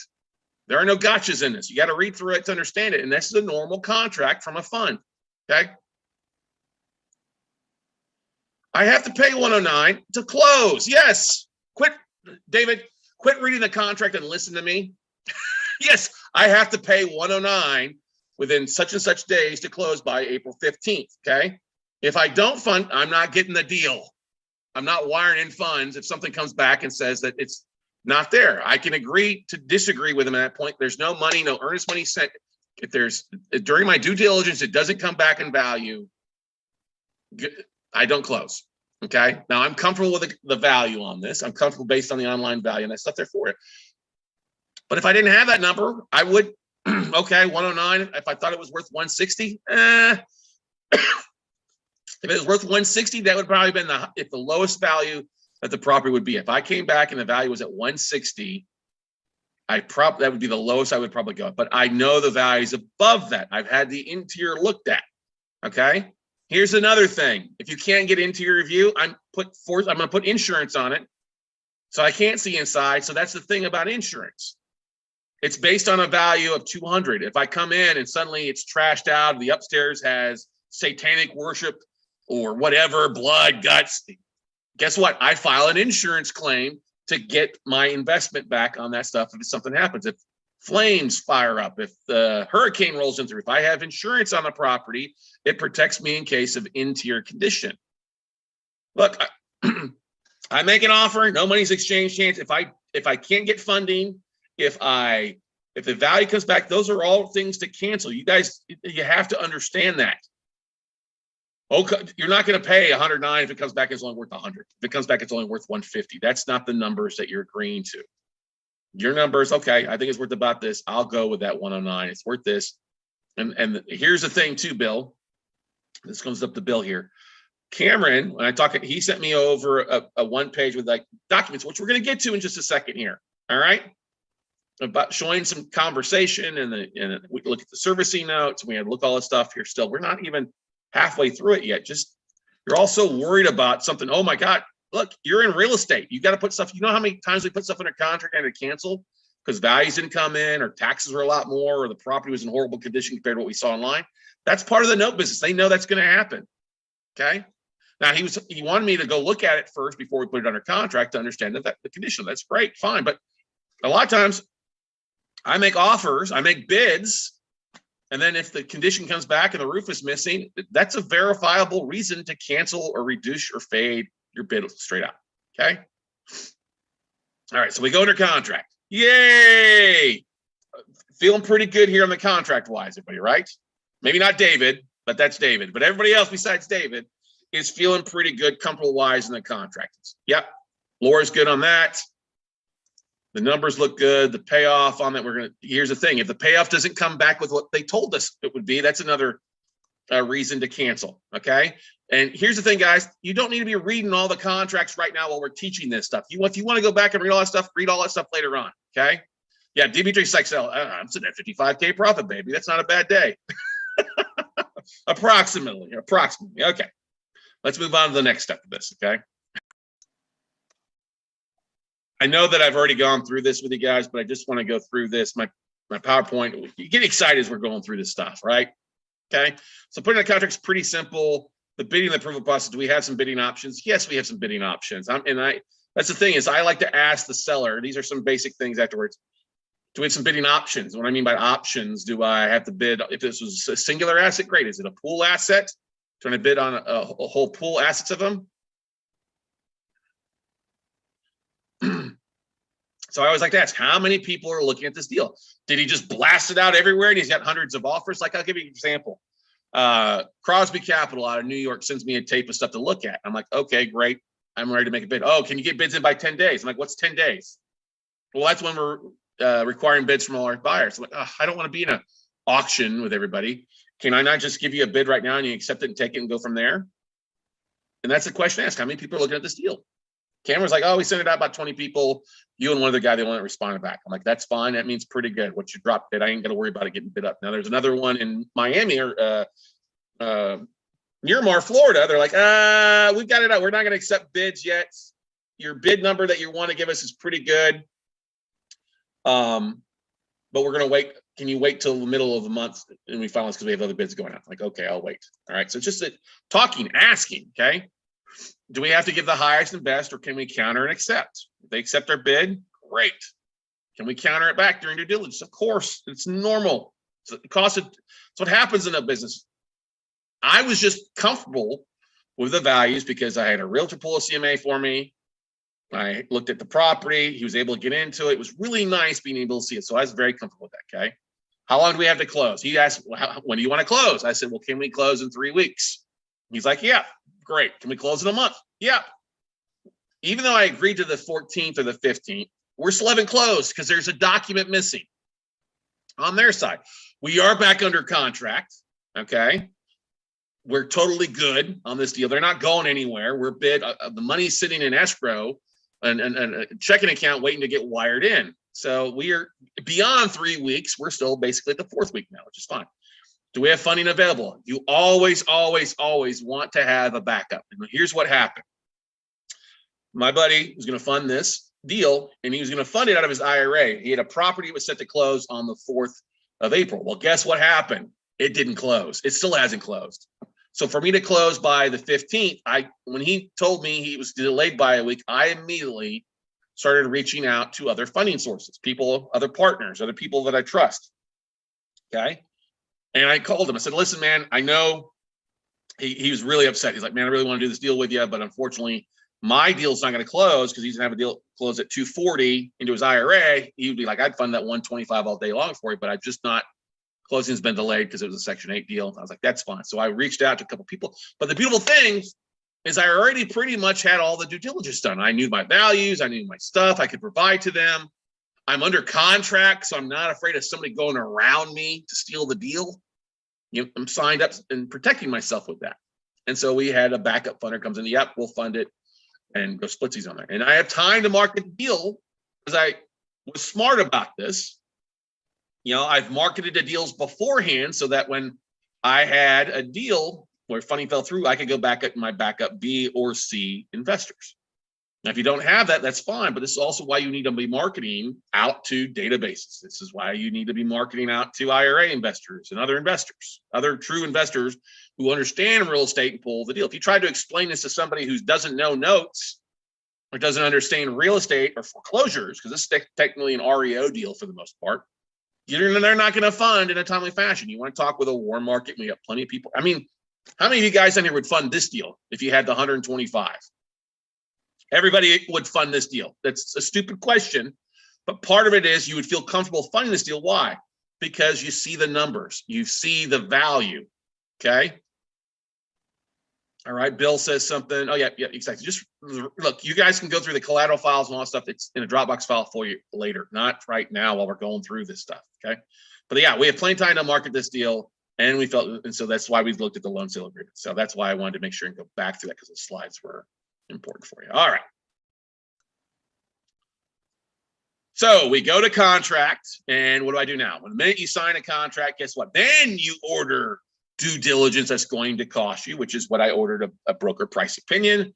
And I also ordered an O&E report, ownership and encumbrance of 2 owner report, like what Dickie just shared. So let's go through and pull up the BPO. It seemed like a little redone, but let's just go through it so you see it. So the official BPO that came back in here, exterior BPO. Yeah, there we go. I'm gonna go through some of this other stuff there as well. So loan sale agreement. Yeah, let's go through the BPO. So this is the official BPO from Baldwin Advisory Group. This is external. I could have done an interior one as well, but I was pretty comfortable with the interior views on this. So they come back, here's this, see, March 24th, 2020, as is, 2:30. Excited about that. 90-day, or as is still 2:30. The 30-day quick sale price is 220. It's just an exterior. Okay, that's if we clean it up, obviously. Okay, same thing. It's a stable market, normal supply, range in sales for recent stuff. Okay, is anywhere from 206 to 241. Sales in the neighborhood at 6 comps. Listings are anywhere from 228 to 250. Woo! Normal marketing time in the area is 40 days. Okay. Now, if it was 180 days, I would like, okay, I need to, if they gave me 230, but the 180 days, I would reduce my bid. What's the 30-day quick sale price? I'd probably have to be not 230, probably 200. And that's what I would make my bid off of. Make my value is 200, not 230. Okay. Boom, baby's right. Okay, single family. All right, days on market. Doesn't give me that yet because it's not listed. So here we go. Comparable market 1, 225, 230, 241. It's just same zip code, which is great. 225, 255. Sale date, October is this one, November and November. They were all, one's a little bit bigger, one's smaller, and one's 2 out of 3 are bigger than this one here. So what's this one? You got 11 on Woodmark, says 7 bedroom, 2 bath, 7. Yeah, Woodmark Drive. That's right. Keep going down here. Main residence, as is. Most likely buyer is an owner occupant, which is good. Comparable number 1, 235, 250, 228. That's comps, which is good. Same thing on here. 214, 1800, and 1700. So about the same thing a little bit, which is good. Any addendums to it? No. More photos. There's the front of the house. There's the street. There's a notice on there that basically Condor put on. Street view 1, and then photos of the comparable sales. So you can see they look pretty much the similar. Okay. And additional BPO pick. So I could use those photos right there, copy that photo and use it in marketing. Hey, I got a Houston area deal. Like I said, it's worth 200 plus. I'm picking it up for 109, looking for 125 to fund the deal for 6 to 12 months. If it sells in less than 6 months, kudos, because it's 40 days to sell. So probably 40 days to transfer deed in lieu. Great, that's 80 days. That's 3 months there. If I have to foreclose, let's just say worst case, it takes 90 days to foreclose. I would list the opening bid at the auction if I had to foreclose. Basically, the payoff's 203 or 180, right at the 180, it would sell above that. I guarantee it would sell in Houston because foreclosures like this, clean foreclosures are selling at 85, 90 cents on the dollar, if not more. And so it's an opportunity for that. And then what I would even do is I would probably go in and pull photos of this and use it to market out to people. I might even reach out to the foreclosure listing server, Roddy, and say, hey, I got a deal that's foreclosing here. Do you mind sharing it with your audience? And sometimes they'll do that as well. If you've got a deal you're foreclosing on the market and you've got inspection stuff, hey, why not share it with them, which they can provide that to their audience of Harris County buyers. Okay, well, that's the BPO. Okay, pretty simple looking at. I feel really good about this deal. Nothing on it says it's not worth that, right? Okay, and back to Bill, you got to realize that their total owage, their total legal balance is at 203, even if it's worth 230, the people don't have the money to go in and pay off the rearages, pay the taxes, and pay to get it cleaned up to sell it. They're breaking even if they try to sell it, or they're losing money. So that's why Cameron has explained that and talked to me that he's told that with the borrowers of the estate there that they're glad to sign this property over. So that's a bonus to me on that from just communicating. Now, I actually, one thing I don't have in there is I said, hey, can I speak to the legal side? And that's one thing I asked, and we'll get to that in a minute here, okay? All right, so we ordered the BPO. It came back looking pretty good, separate from my realtor CMA, okay? Different things, different from an AVM, like what we may have pulled with NAR RPR, that Dimitri did just the other day, but the numbers all look really good in that 200 to 230 mark. So we're really good, confident about it.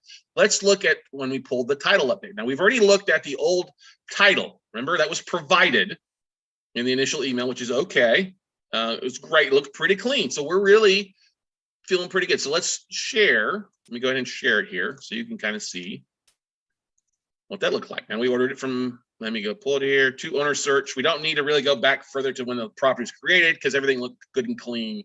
So we're just doing really a title update, but I went ahead and did to owner search anyway, so you can see it here. Same thing. It's basically going to be an exact same snapshot of what we're looking at. Okay, yep, same thing. The loans report 2003. Same thing. The legal description is all correct. All right, you see, yep, land value. What they say is appraisal value on that. Tax and authority. It says delinquent taxes on here. See, well, we got a little bit of taxes here. We need that good until 4/30/2020. So there's basically 4,100 in back taxes owed. Okay, a little bit more than what we saw, but that just popped in. That's why you want to call and pull something like this. So that's different than what we saw in the last one. So that's important to keep in mind. So now, here's the thing. Would we pay that now? Well, no, not necessarily. When we close at 109, if we can sell it, if we have to sell at the auction, great. We'll just have it paid out of the proceeds of the auction. Okay. If we take the property back and then sell it, we would call to see it if there is a pending tax sale. If there's a pending tax sale, then we would pay it. If there's not a pending tax sale and we can sell it in 90 days, we'll just have those taxes paid out of proceeds at closing. Okay. All right, but I'm not going to go back and fade my bid by $4,000 because it doesn't make any sense. Because if it's worth 200 and I'm at 109, I'm at a phenomenal. I'm at 55% of value on the conservative side, if not 50 cents on the dollar or less, right? So I'm not going to sit here and nickel and dime over $4,000 for them to go to somebody else. I'm just going to say we're going to eat it. Great, that's fine. Okay. Same thing here. You can see that. Yeah. Property taxes for the year and last year for you. Okay. Boom. This is the tax appraisal, which we had just pulled that. Okay. But they pulled this in the O&E report. So the year 5-year property tax sale, which I don't really give a rat's butt about. Yeah, property tax receipt from 2020 if they were paid. So HUD loan, deed of trust, affidavit. Yep. There we go. This is the special warranty deed. This is original back to when it was done. So he originally bought this house back for $48,000 back in 97, and then refinanced it, did a home equity line of credit, home equity loan back in 97. Okay, in 2007. Okay, subject trustees deed, boom. So these are copies of all the affidavits that's filed at the county. This is, when is this dated?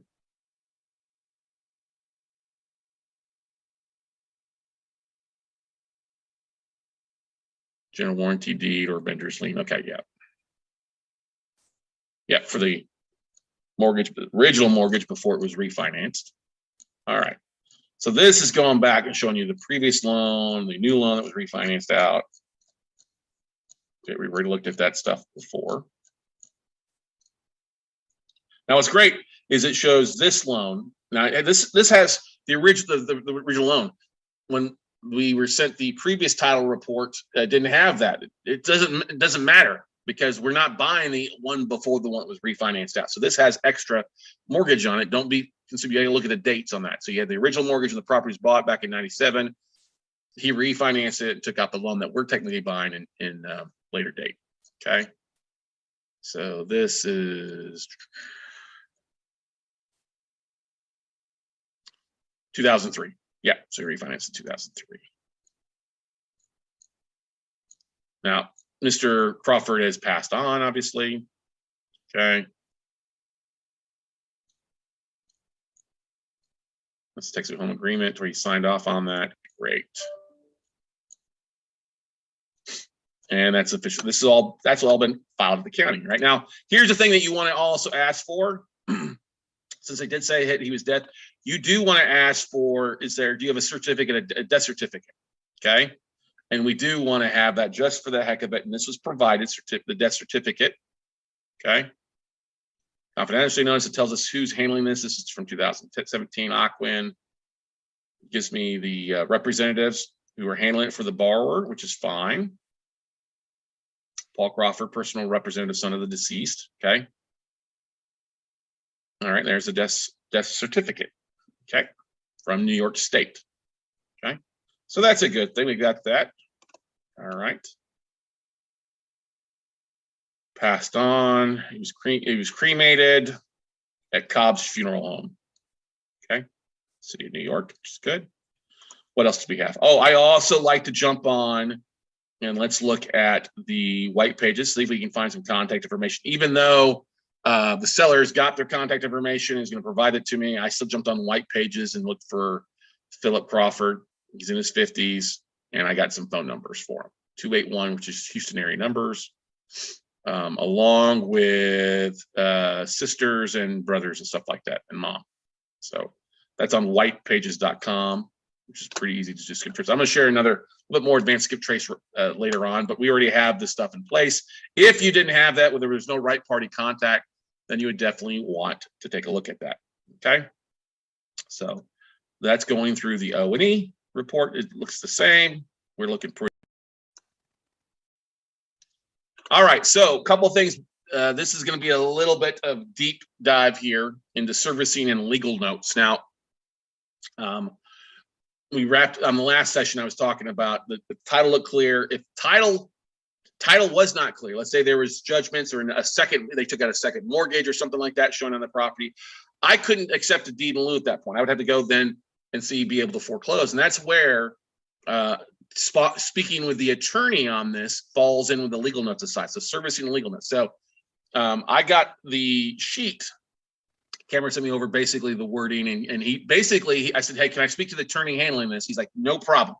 So he made an email introduction to the 3 attorneys on staff that this was, their attorneys. Well, I picked up the phone and contacted the attorneys and talked with them. They talked to me, yeah, we're waiting on an assignment of mortgage to come in to be able to finish the foreclosure on this. And I go, what's the time frame for that? They go, oh, it'd be less than 90 days once that arrives. We have to foreclose. But borrowers, based on what Cameron has told us and some of the notes, Cameron's had conversations with his state to do a deal, which is great. So let's go on here and look at some of this other stuff here for you that you take a look at. So if we go back here, like I said before, I'm going to look to make sure, like if I can't get a hold of them, I'm still going to find some numbers. I did the white pages thing, looks good. We have the certificate of death notice with the actual entity handling for the estate, which is good when we buy the note to be able to reach out to them. Okay. Now we have a lot of stuff. We got servicing notes. We have Mr. Cooper pay history, Fay servicing notes, Fay pay histories, and then we get to the collateral files. Now, I want to make sure I'm not missing something else. We have the images. Yeah, so we're basically, that's the thing. Asked to speak to the attorney if there's a foreclosure started. They hadn't started the foreclosure yet because the new AOM hadn't signed up yet. As soon as it shows up, 90 days, they're good to go. All right, and that missing AOM was actually in the notes that Cameron sent to me, which I don't seem to have in here. I'll have to pull those up and share with you. But they basically gave me notes by notes. So let's share with some of the notes here that we have. So let's go servicing notes, Windmark. Maybe this is actually it. So this is a servicing note. So this is a file that when you ask for servicing notes and transactions and stuff like that, boom, here is one of the transactions, okay? And you can see it's just a spreadsheet that was sent to me, okay? And you can see it's dated 2014, which I don't really care about because, you know, we're going to look at here. Because you can see here the specific dates of the stuff, check number, the amount, 494 date. These are all the dates, 2018, 19, 20. Okay, so this is going back. This is actually going to be 34 pages of looking at this stuff. And I don't need all this stuff. I just need property inspection done. It's completed 2017. That's where you go at. So look at here. So you're starting to see this stuff. You want to flip through this and look at this just for the heck of it. Okay, so tax info, redeemed from they use CoreLogic is great. This is June 2017. Same thing, tax line, insurance vendor working on FL to X report with properties is in required flood zone. Okay, not able to find any active flood policy. Info hence did not require it. So that's where you got to know. Hey, boom. We know we need to have it's in a flood zone probably. Okay, here you go. Skip tracing started in June because a borrower stopped paying. Okay, updated phone numbers, and you have a new home phone 832-458-2700. There we go. So we're gonna flip down. Here you go. 78% PMI letter since basically they had more than 22%. So there's no reason for them to be paying PMI on it. Okay. Legal welcome letter was sent on June 2017. RESPA compliant letter sent to the borrower, so they debt violation letter sent. Okay, so there we go. You're starting to see some of these no dates on there. Some of these numbers I don't understand what they are, but you have to ask. Open information, facts, call Texas Fair Plan Association Insurance. That's who the insurance company was. Advise to call Allied Insurance on this.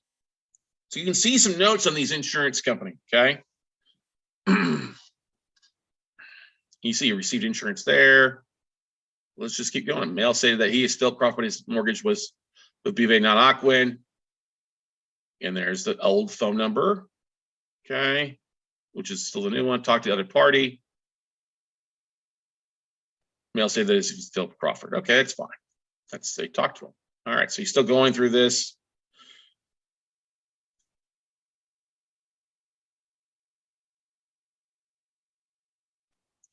So insurance was returned, property inspection order received, which we've seen that. So, go. Submit to corporate legal for review. Litigation inquest reform, perfect.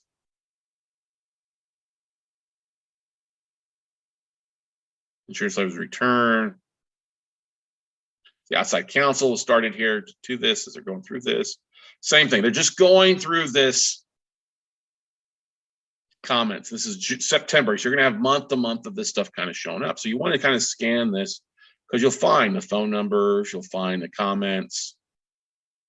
Loan report is delinquent. Okay.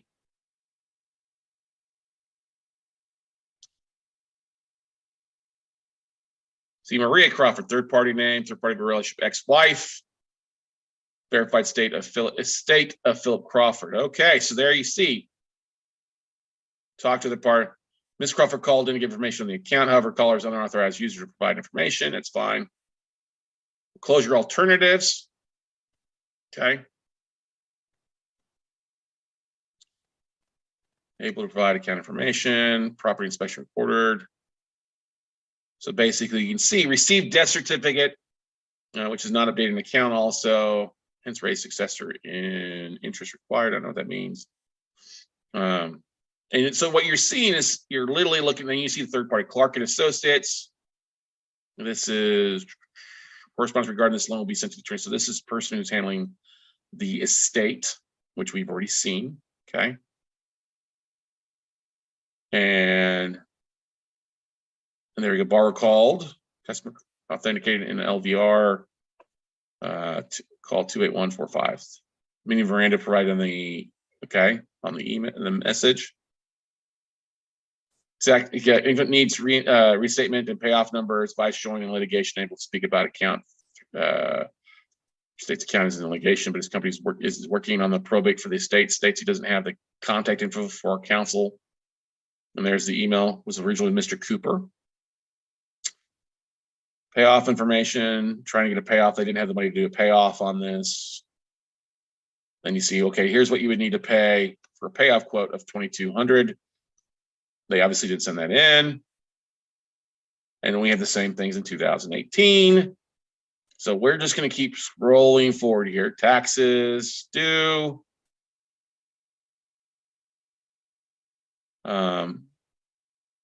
Taxes under suite. So they basically paid the taxes. That's part that legal amount is overpaid. They paid a tax to avoid a tax sale on this deal. Okay, you see this? Reason for requests, tax sale. Check payable to Harris County, and they get the USPS number. So they sent in $6,300 to avoid losing the note on a tax sale back in 2018. Okay, same thing, paid school taxes. This is back in 2018, next due date, yada, yada. So we'll just keep scrolling through here. Now, sometimes it's best to go all the way to the end and work your way going forward or backwards, going back in time. And so that's what this is, it's 37 pages of this stuff, people. Okay, it's still good to look at. 2020 is when he spoke with Philip Crawford, his son, calling for payoff. Okay. Now this is with this one servicer in 2020. Customer call inbound.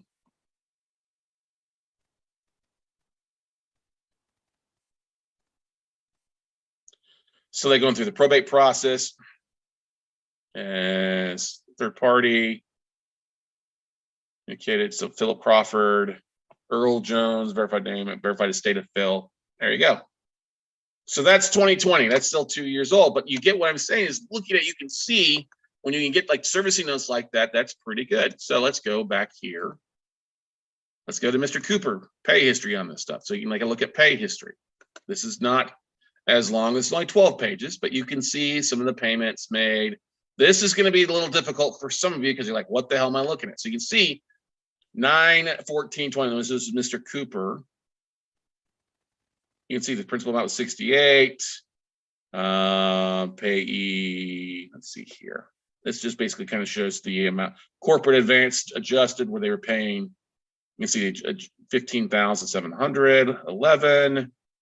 So they paid taxes, they paid things on this. So this goes back to 2020. So this is just showing this payment history for Mr. Cooper till it became default. All right, so we got that. Let's go to Faye. What's the day for Faye servicing comments?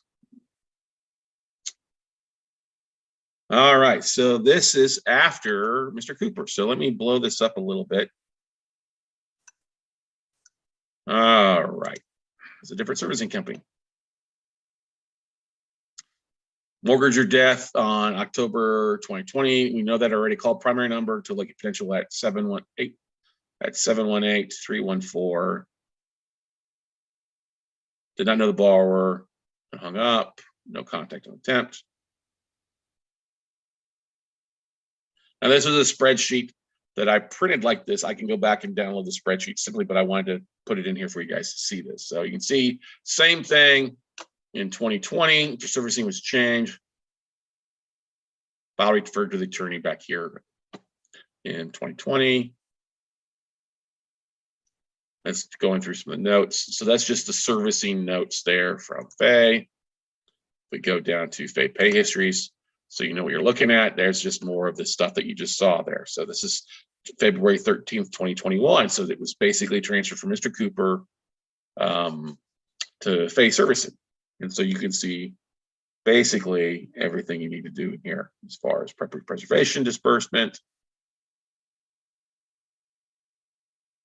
They have escrow advances. Okay. estate of Philip Crawford, Clark and Associates, that's their LLC where the notices are sent to. Same thing. This is just basically one page on it going from September to December, or from September to February of last year. It's deceased, no reason to pay for servicing if it's deceased. Okay, so we go back to that. Let's see what else we have. Pay services, collateral file. All right, so yeah, there's kind of where we're at so far. We've looked at this, everything matches up. We're looking at the amounts, we're looking at payoff amounts, legal fees, all that stuff's adding up based on what we've been provided so far. We know that the borrowers are interested, we're interested initially estate, but they couldn't afford it. So now we have the right contact information for at least a person, the estate. And that's the important thing, is if we don't have Mr. Crawford's son to reach out to, that's fine. We have the estate. And that's the most important thing. Now, why am I paying above UPB for this one is because the payoff, the legal fees, the interest is all a lot more than what the UPB is. So that's why I paid above UPB on this one, because the legal balance is so much higher and able to foreclose on this. So any questions before we dive into the fun collateral file?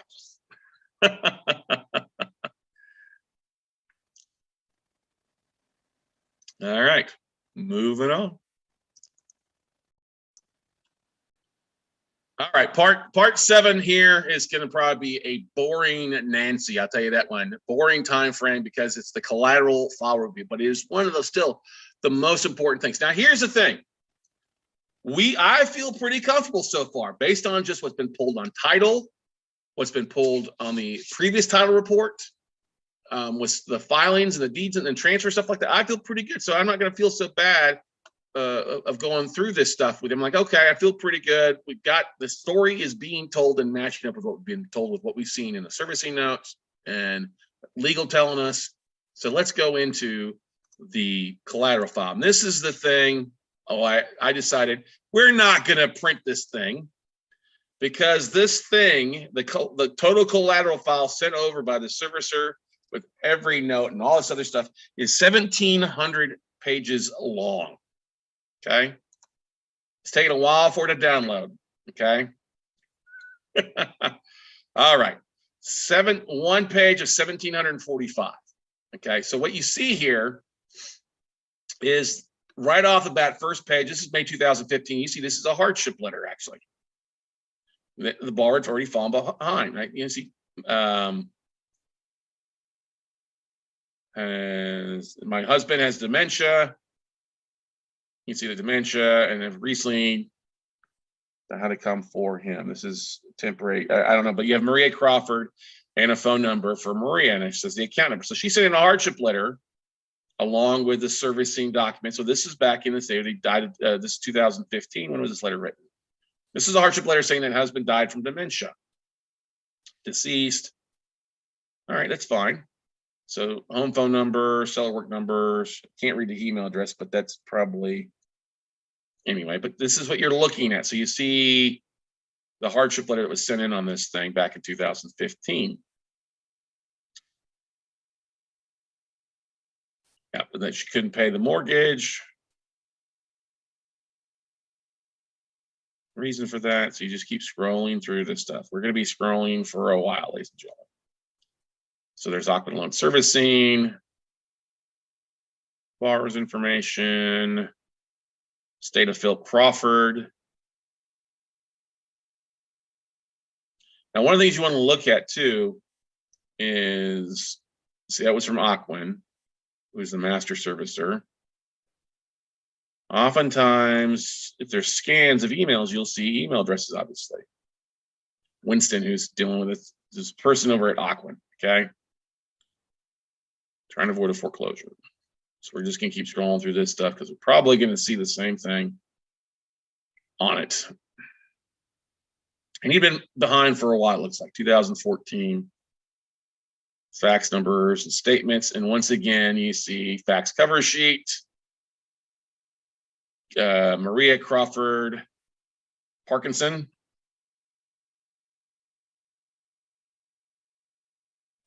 And you can see kind of the email there, which is not written very good, but that's okay. Same thing in here. That's why some of these collateral files, there you go. You see Maria's out of Springfield, Massachusetts. You see where she's located. You see her driver's license number. Okay, great.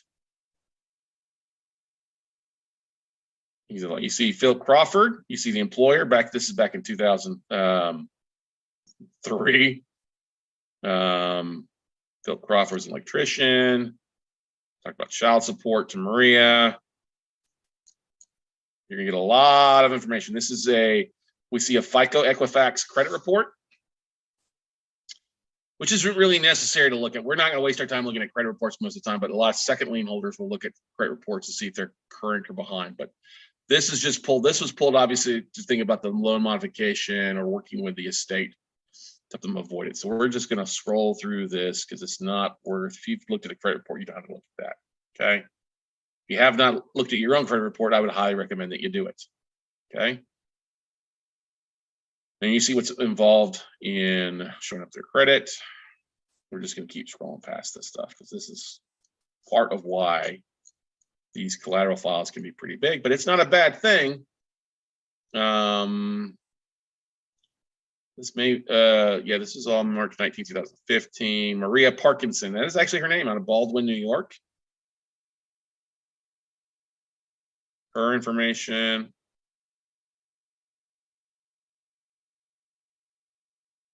See, so they'd like to sell the property if they can, but they can't. Give me all the financials, monthly income form. It's all old.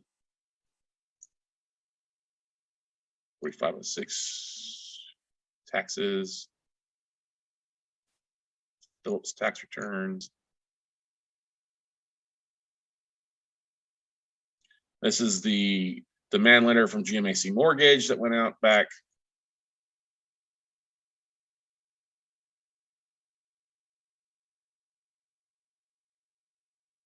This is officer certificate for servicing, loan.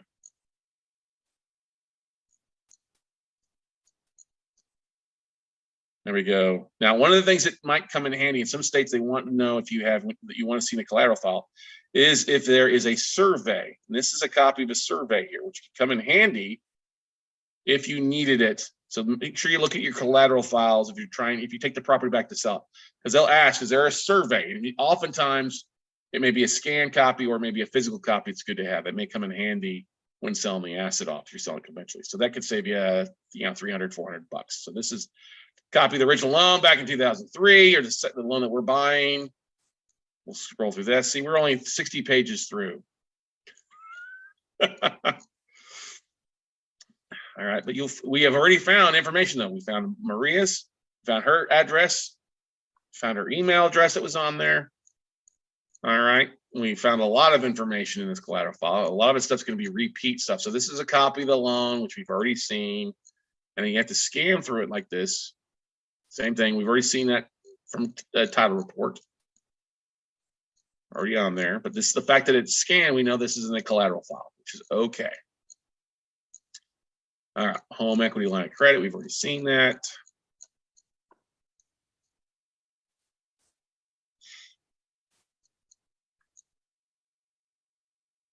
I don't want to fast forward in case we missed something here you haven't seen. Same thing, home plan utility rider, home equity affidavit agreement, which is fine. Assignment security interested, that's normal. Once again, the title policy, which is a copy of the mortgage in it. So we're looking at the mortgage for the third or fourth time. That's actually mortgage in the note.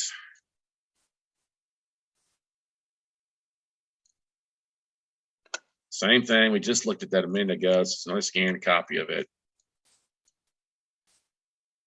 Crystal, I think Crystal has a question or a comment. Let's go forward a little bit here. Go to page 213. What we got here? Just taking time to catch up. All right, here we go. All right, good. The minute I forward to it, here's some allonges. So you see allonge, pay the order of. This is copied 4 times in here. All right, so there's the loan. Allonge to the note, which is one of the things we need. So this is the allonge dated.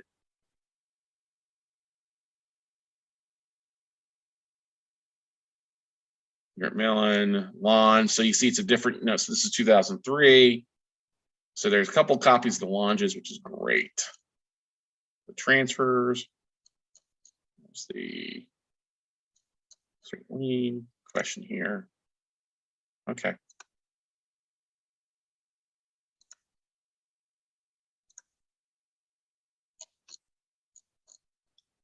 Copy the signed note, another launch.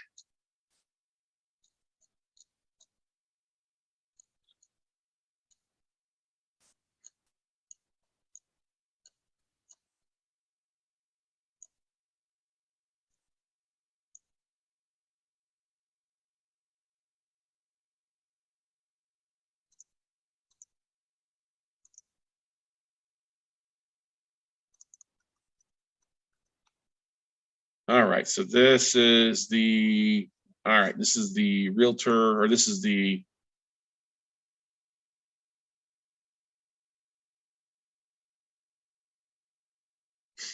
council, corporate assignment deed of trust. So this is great. Yeah.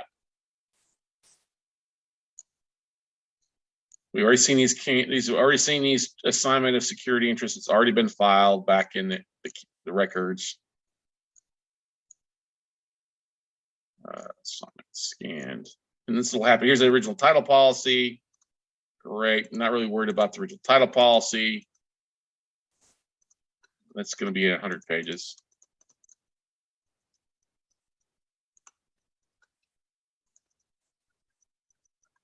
We're just going to flip through that stuff. What's this? This is the taxes owed.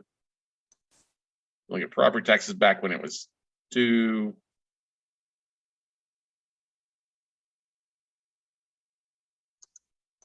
Refi, home equity line. Okay, that's what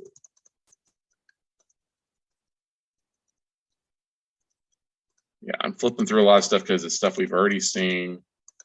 The HOA information, which is great.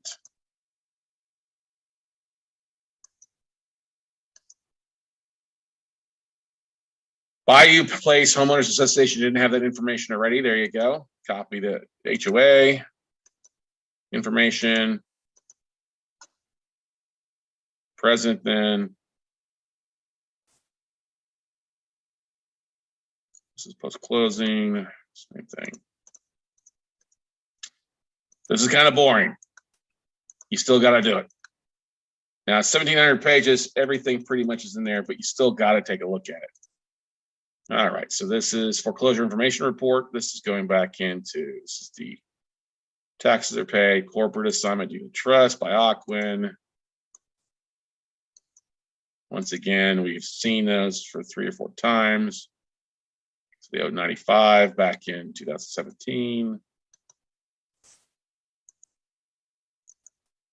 These are their mortgage statements.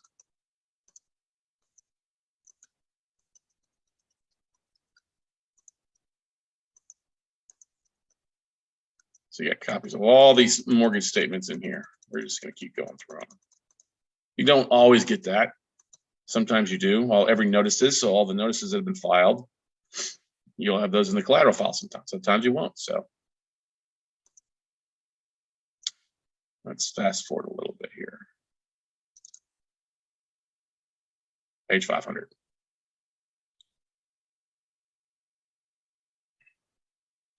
You see why this is valuable to pay somebody $130 to go through this on their own time.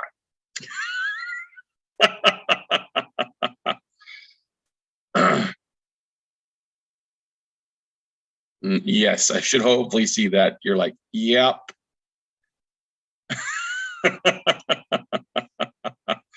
All right, keep going. We're still at notices, still at statements.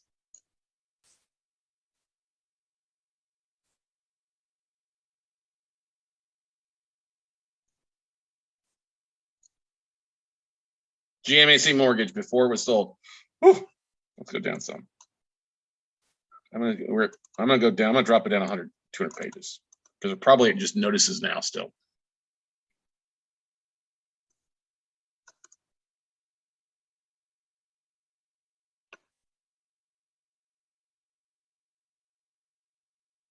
What are we looking at here now? Come on. Still trying to catch up.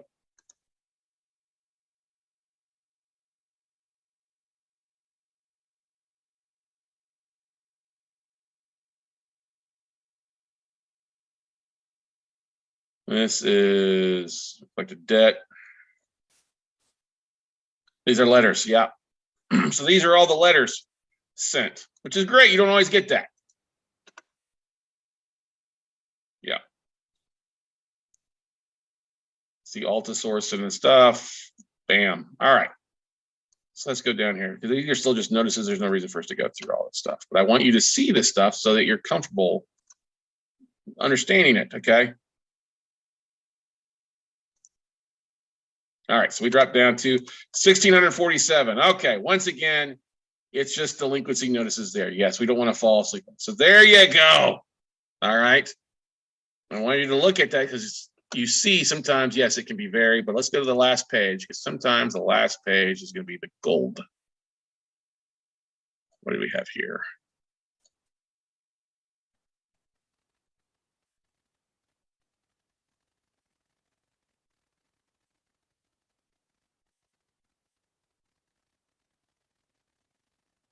Just more mortgage statements. Okay.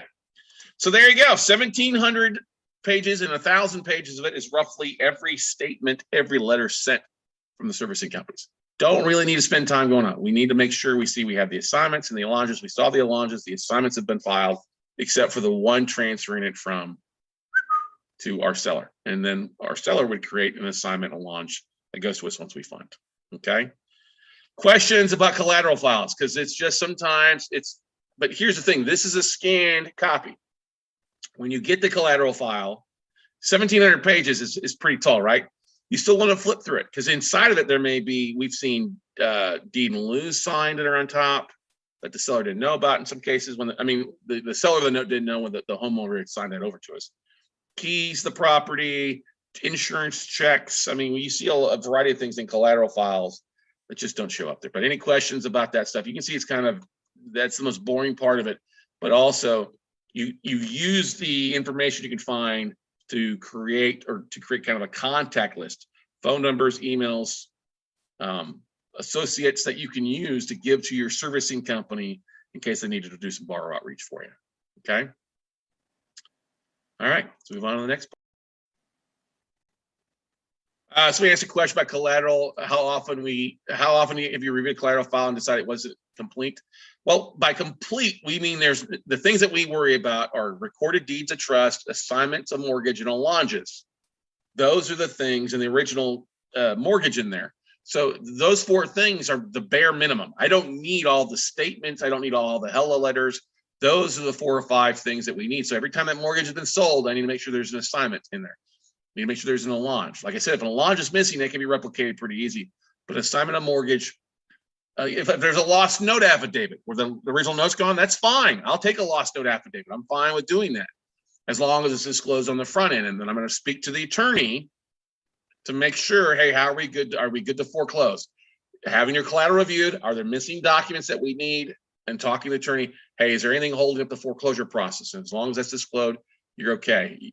Looking through the collateral file takes a little time, like we talked about, but you still want to go look at it and make the list off. If you don't know how to do it, then guess what? Pay somebody to do it, to do your collateral file review and tell you what's missing and go from there.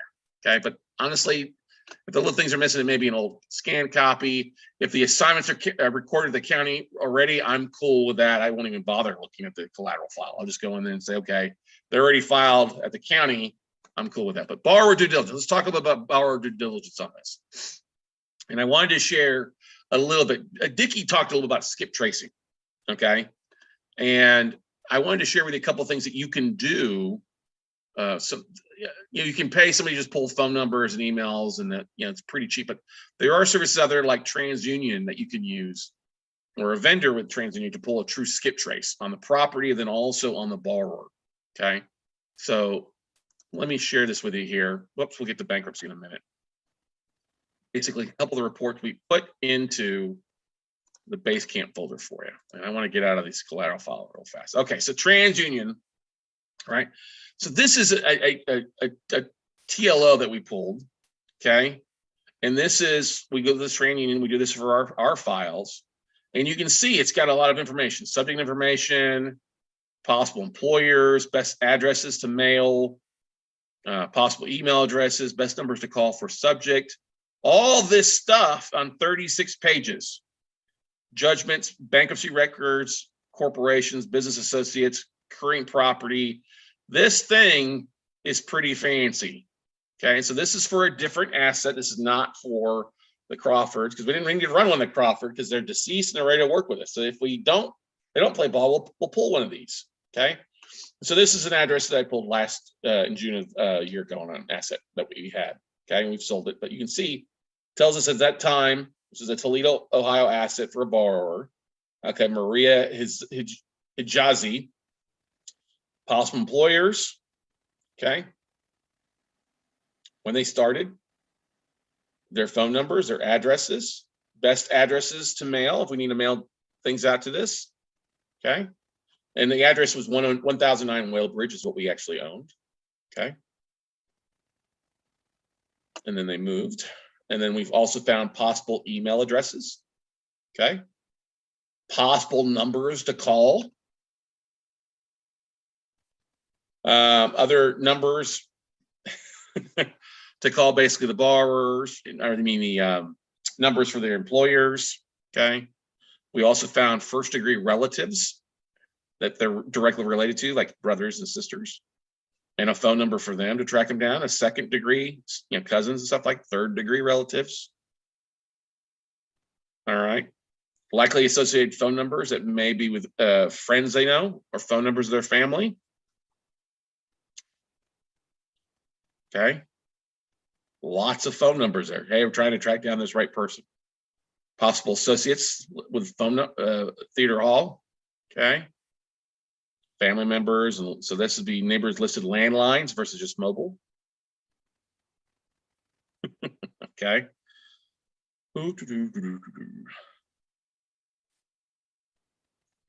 lot of phone numbers there, right? And their address. And you keep rolling there, keep rolling through there, yada, yada, yada, yada. Okay. This is a TransUnion report. Same, a lot of contacts, potential people they may know. Neighbors. There we go. Sorry. So the neighbors. Where they're located, current vehicles they have registered for them. What's going on with the where it was built. The title holders. He's got this known lien holders on this property, so she's got it paid off if it's registered to her. A license plate number. Who owned that property? Who owned that car before her? If it was under a lease. Past vehicles that she has owned. I know. Seriously, this will tell you everything about. So yes, with this borrower, the thing is, if you can't find information online, you can run it through you get a TLO and run through to find all his contact information to potentially reach out to him or her if it's a non-performing note or you're having to do a full skip trace trying to find somebody to reach out to. So that's the whole focus of this one. This is for the borrower. Okay. So lots of great information on here for you to reach out to your servicing company. You may want to provide this to your team or your servicing company. Now that's just for the borrower. Now we go back over here and we did one as well for the address. So you can see everything that's going on the address. So like if your borrower isn't living there, but they're renting it out, you can find other houses that they potentially own or other tenants. See, current 1009 Wellbridge Avenue. It's the address for it. You can see all these people that have been associated with it from start to finish in a lot of cases. Okay. You see the lender, Inverse Asset Fund. That's us. We bought that in 2014. We paid $6,700 for it. We actually sold it for a nice little profit. Okay. But that showed up because that was a contract for deed. Now you see the residents who's living in the property now. We use this to track down. Hey, yeah, she lived there. The bar lived there beforehand. She moved out. Last seen address June 30th, 2020. Had friends still living there. See, maybe Sue Harrison moved out of there. Still lived there June 30th. So we still had some people to call that had lived there before. We need to try to contact the right person. All right. And then phone numbers for different people, email addresses found to, and one property deed found there for it originally back. Okay, most current ownership information, that was us. Before us was Harbor Portfolio. All right, same thing, previous lenders, you can look for properties. This is the same thing, guys. If you're doing a property due diligence report, you can do the same thing, pull this and pull this information for potential contact information and all the information that they have about the address. So these will run you somewhere around $25-50 a person. You know, sometimes it's $10. It just depends on that. So we had an account, and we just let our account expire because we weren't running enough of them. But this is a 90-page report. We'd run them all at once a year. So we pay for a month and have it, and wait 6 months and order from something else. But that's another type of due diligence that you can pull on the property or the borrower aspect of it. So let's move on.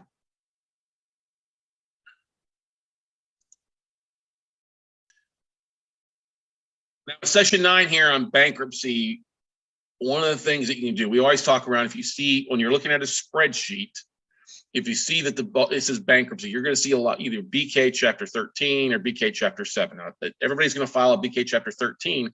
Now, I pulled up a couple sample BK Chapter 13s, and then I was advised I probably shouldn't share that information publicly. The skip tracing and all that stuff is pretty much there, but when you get the BK stuff, my borrower is not in BK.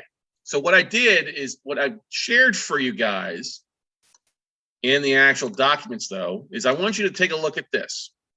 This is actually a Chapter 13 petition package. And so if you look at this, we want to go through this. Yes, it's 109 pages. We're not going to go through all this, except for the fact that you can see what, if you've never had to file bankruptcy or looked at a file, you would go to pacer.gov or hire your attorney, or like Dickie said, jump on, talk to the title rep for them to pull a Pacer report for you, because they said, but this was basically the most updated BK Chapter 13. And you look at it, and I want you to see that a borrower's got to go through credit counseling before they can file bankruptcy. Okay. And so it's not something they can usually do right off the bat. Okay. And they come up with a debt repayment plan. And you see all these forms they kind of have to fill out, who they've got for creditors, who have claims on the property, is it exempt, all this other stuff out there that they've got to fill out. Okay. And looking if you guys shared all these judgments. So you should go through all this and see what it says. So Chapter 7 is liquidation. Okay. Question here from somebody.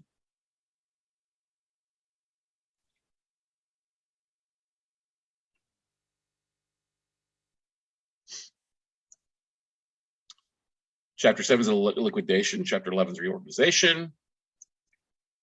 Chapter 12, most people don't qualify. Chapter 13 is a voluntary repayment plan for individuals with regular income. And that's where most of this is going to fall. Chapter 7 is liquidating the assets and the debts, okay? You may still be responsible for taxes, student loans, and stuff like that. What you should do is go through this. You can see the filing fees. I wanted to put this plan together for you. You can see that it's going to take some filing fees and time for people to file a BK Chapter 13. Now, if they've already filed a BK Chapter 13, which you're going to see sometimes, it's okay. You can still negotiate with them, even if somebody files bankruptcy Chapter 13, but it's for like student loan bills or credit cards. They don't have to include the mortgage. You may be able to get the mortgage removed, and they just keep paying you on a regular basis, which is totally fine. But you can see how people are filling out this stuff.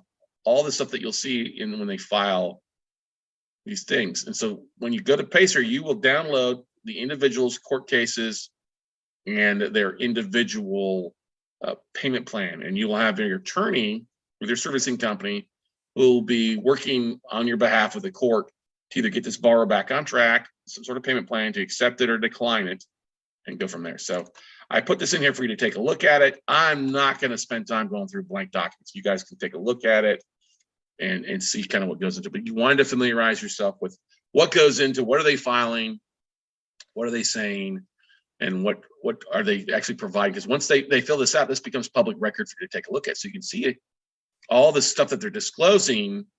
It basically tells everything that's going on with that borrower on a pretty regular basis there for you, as far as if it makes sense or doesn't make sense. To accept payments, or work to deed in lieu, or just work to liquidate the property. Okay, that's bankruptcy for you for the most part. All you'd have to do with the bankruptcy is if the BK Chapter 13, and you're buying a note, they filed bankruptcy a couple of years ago. Here's the thing: ask, hey, have they been making payments? Can you tell me what is their payment plan? You should be able to ask the servicing company or the seller, hey, can you send me over a copy of the payment plan or the PACER report where they, what's the disclosure, what's the modification, what are they paying, so I have a better idea. Are they paying exactly the existing P&A, or are they paying above, and for how long are they doing that? So that goes into asking the seller to provide that with the servicing notes if it's a BK. Okay.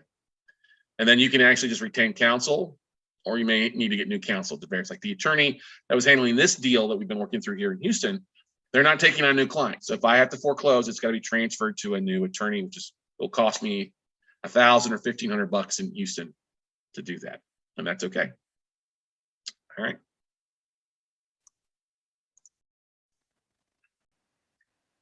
Session 10, guys, we talk about other items. This is the other items I really want to go through with you guys are not too difficult. We already looked at the PACER. We talked about bankruptcy. We talked about pulling a TLO from TransUnion. Skip tracing will vary a little bit. Sometimes it's just phone numbers and addresses, emails. If you can find somebody that provides a TransUnion report like that and pay them to pull a report for you, you're going to get so much more information. But we talked about white pages. We talked about Spokio. Due diligence on a property is great. You can do comps pretty easy, right? Comps, BPO, AVM, that's pretty easy, okay? Collateral file. You're going to look at the actual collateral file and see what's in place there. What are the documents? Is the payoff good? Still, that's pretty easy. The borrower.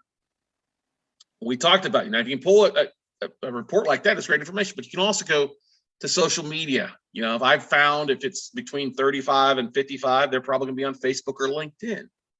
And here's the thing to look at. If you're buying lower valued assets, I'd say 50,000 or less in a lot of cases, where that's the value of the asset, borrowers are probably not going to have a lot of information online for you that you can use, like Facebook or LinkedIn, depending on what they do. Now, if they're making decent money and they have a decent career, not at a truck stop or convenience store or welfare, you may be able to find more information on LinkedIn. I do not recommend you reach out to the borrowers directly on social media. Let your attorneys, let your servicing company do that. Don't do that. There's some students have done that in the past and gotten people back on track. It's great. It's really kind of almost crossing the line, I think, in some cases. Look, do whatever you have to do, whatever you're comfortable doing. But it's always, if you're not comfortable in doing that, give it to your servicing company, give it to your vendors, to really reach out to those folks out there. And this thing here too, insurance, I didn't go through this, but insurance is also an important thing. If there's not insurance in the property, you need to call your insurance company and get a quote and see what that's going to cost. The three companies that we use: Lloyd's Insurance, Beth Bososhi was on a Note Night in America call we did a couple of weeks ago. That's one. We use Ross Diversified Insurance out of Orange County. And then we also use REI Guard out of Kansas City.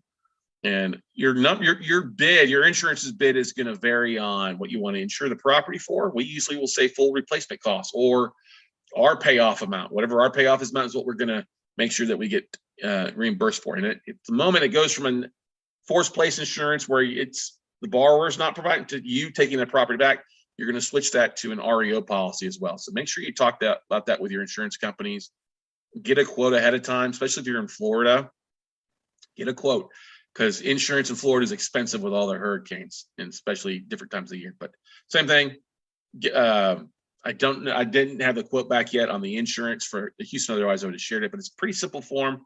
Just pick up the phone, fill out what you're looking for, talk to them, and submit it and see what it comes back. They usually have a bid back in 24 to 40 hours for you for the most part. But I wanted to open this up for Q&A time for you guys. No, David, they're not going to see proof of the inside because you're buying forced place insurance. Most of the time you won't be able to see interior, so they're going to base it off the exterior. No, that's what they call it, forced place. Okay. Now, once you take the property back, they may want to see it, but if you're filing a claim because it was forced place, the borrower didn't do anything, okay, they'll pay you a claim out in that. Then once it's inspected, then for them to reinsure it, then they'll go that route. So no. And look, if you're asking specific insurance questions, I am not an insurance agent. Call your insurance agent. You have to do that.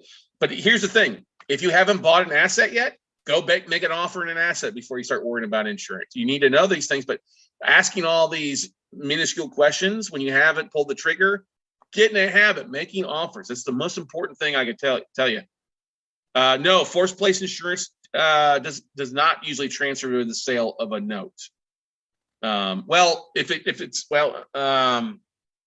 there may be a short period there while it's going.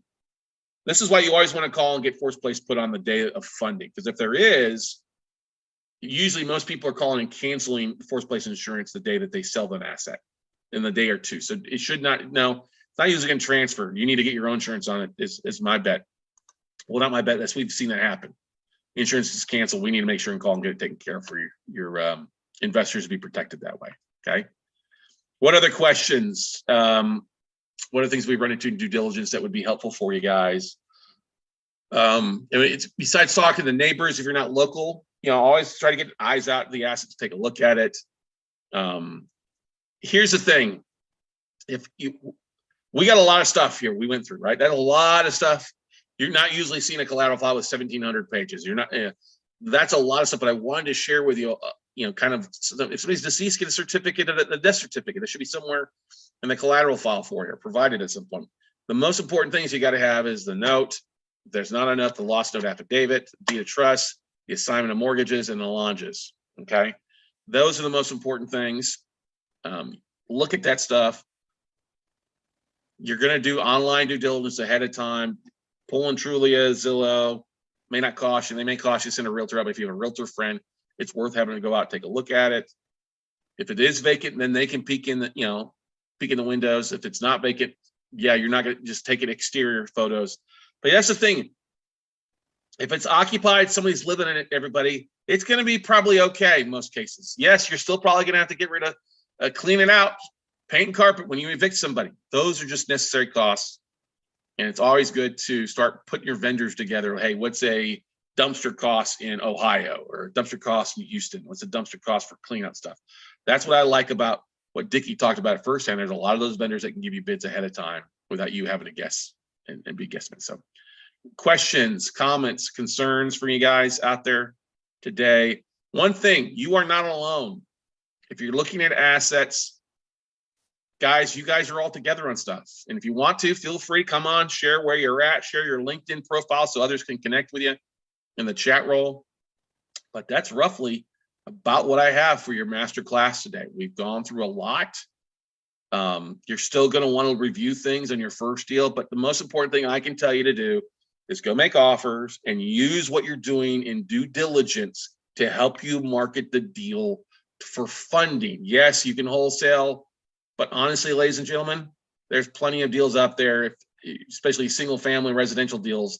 Plenty of people are looking to put some money to work that can fund your deal and make an above average return there for you. So if you'd like to come on and share who you are and where you're from and what you're focused on, I'd be glad to turn the video camera over to you and bring you onto a little virtual networking. If you just want to raise your hand, great. If not, no biggie. We'll let you get back to your Saturday. But I'm going to end the recording here for that stuff and leave it up to you guys here. But once again, guys, thank you so much for being on, not going away. Love to have you come on if you're interested and network with everybody else out there for you. Okay? Good stuff. Good morning, good afternoon, and good evening, everybody. Hey, welcome to this episode of the Note Close Show. As always, Scott Carson, jacked up to be here with you today. Today's episode, I want to go through something that we covered on our last virtual workshop. And this is something I see a lot of people struggling with online. I mean, people love talking about the impact of notes. And note investing is a great real estate investing strategy, okay?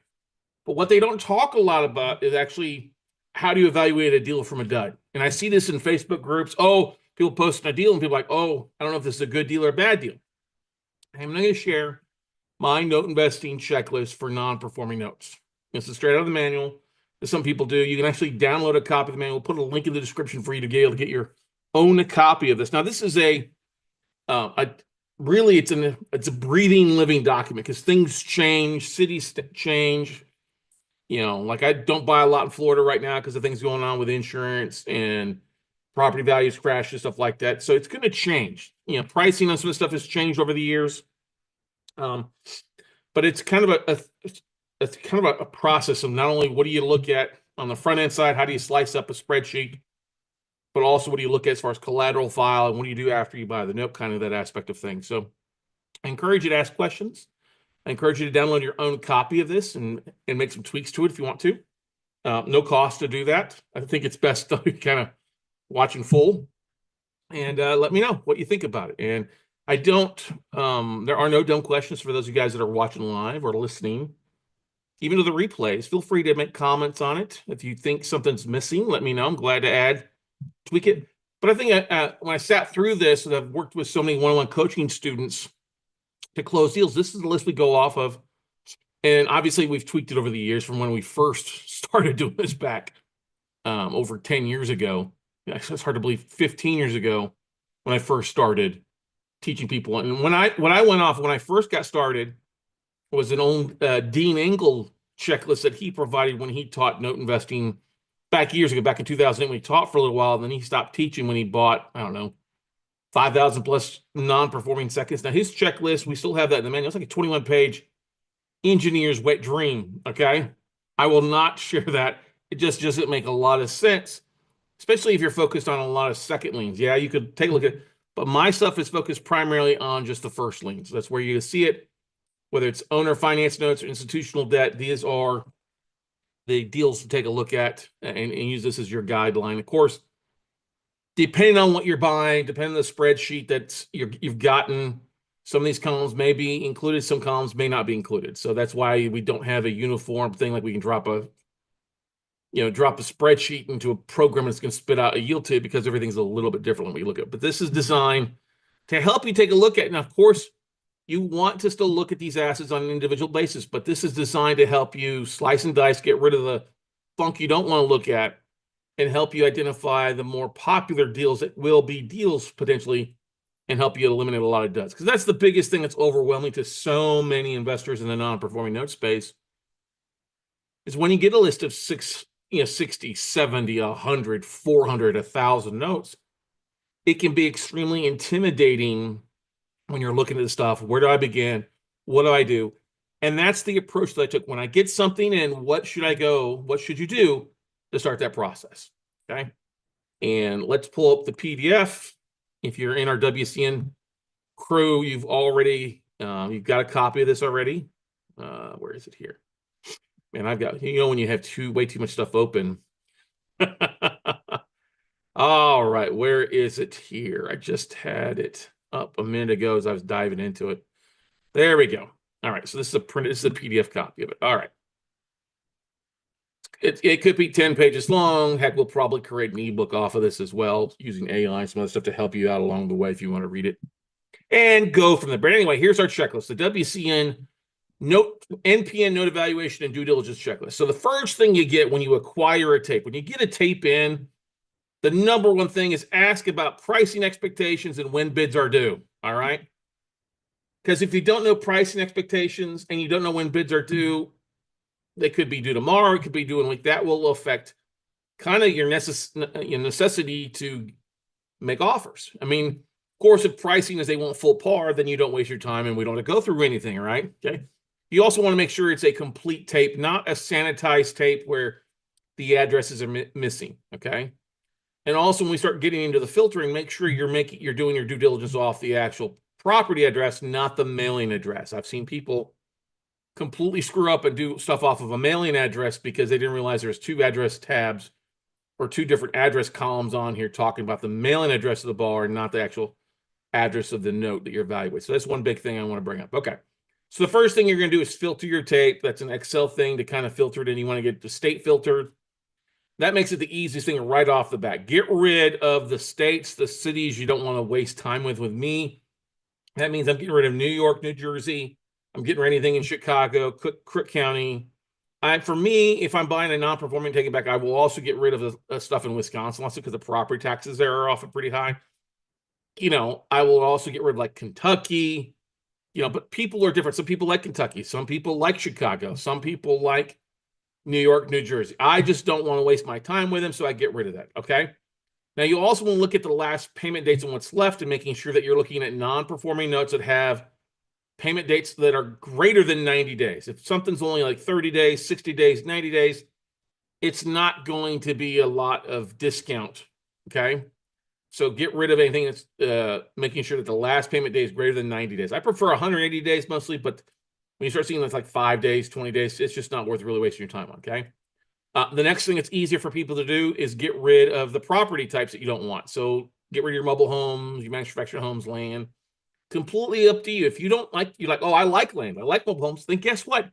Keep them in your spreadsheet. I'm just trying to help those that are trying to filter through and stuff, okay? Now, one thing when you get rid of states, I want to go back to this. Look at the cities, all right? If you understand that you can use Excel, and there's a formula in Excel to pull up the size of the cities and the counties based on the zip code, great, use that little plugin. If not, look at the cities where these are left. If you don't recognize the cities, it's probably too small for you. So that's another thing to look at, okay? I look at BPO values, broker price opinion values. Anything over 25, okay, I'll keep it. If it's under 25, I'm going to definitely get rid of it because that's usually an ugly asset, unless it's in an area that you want to buy, right?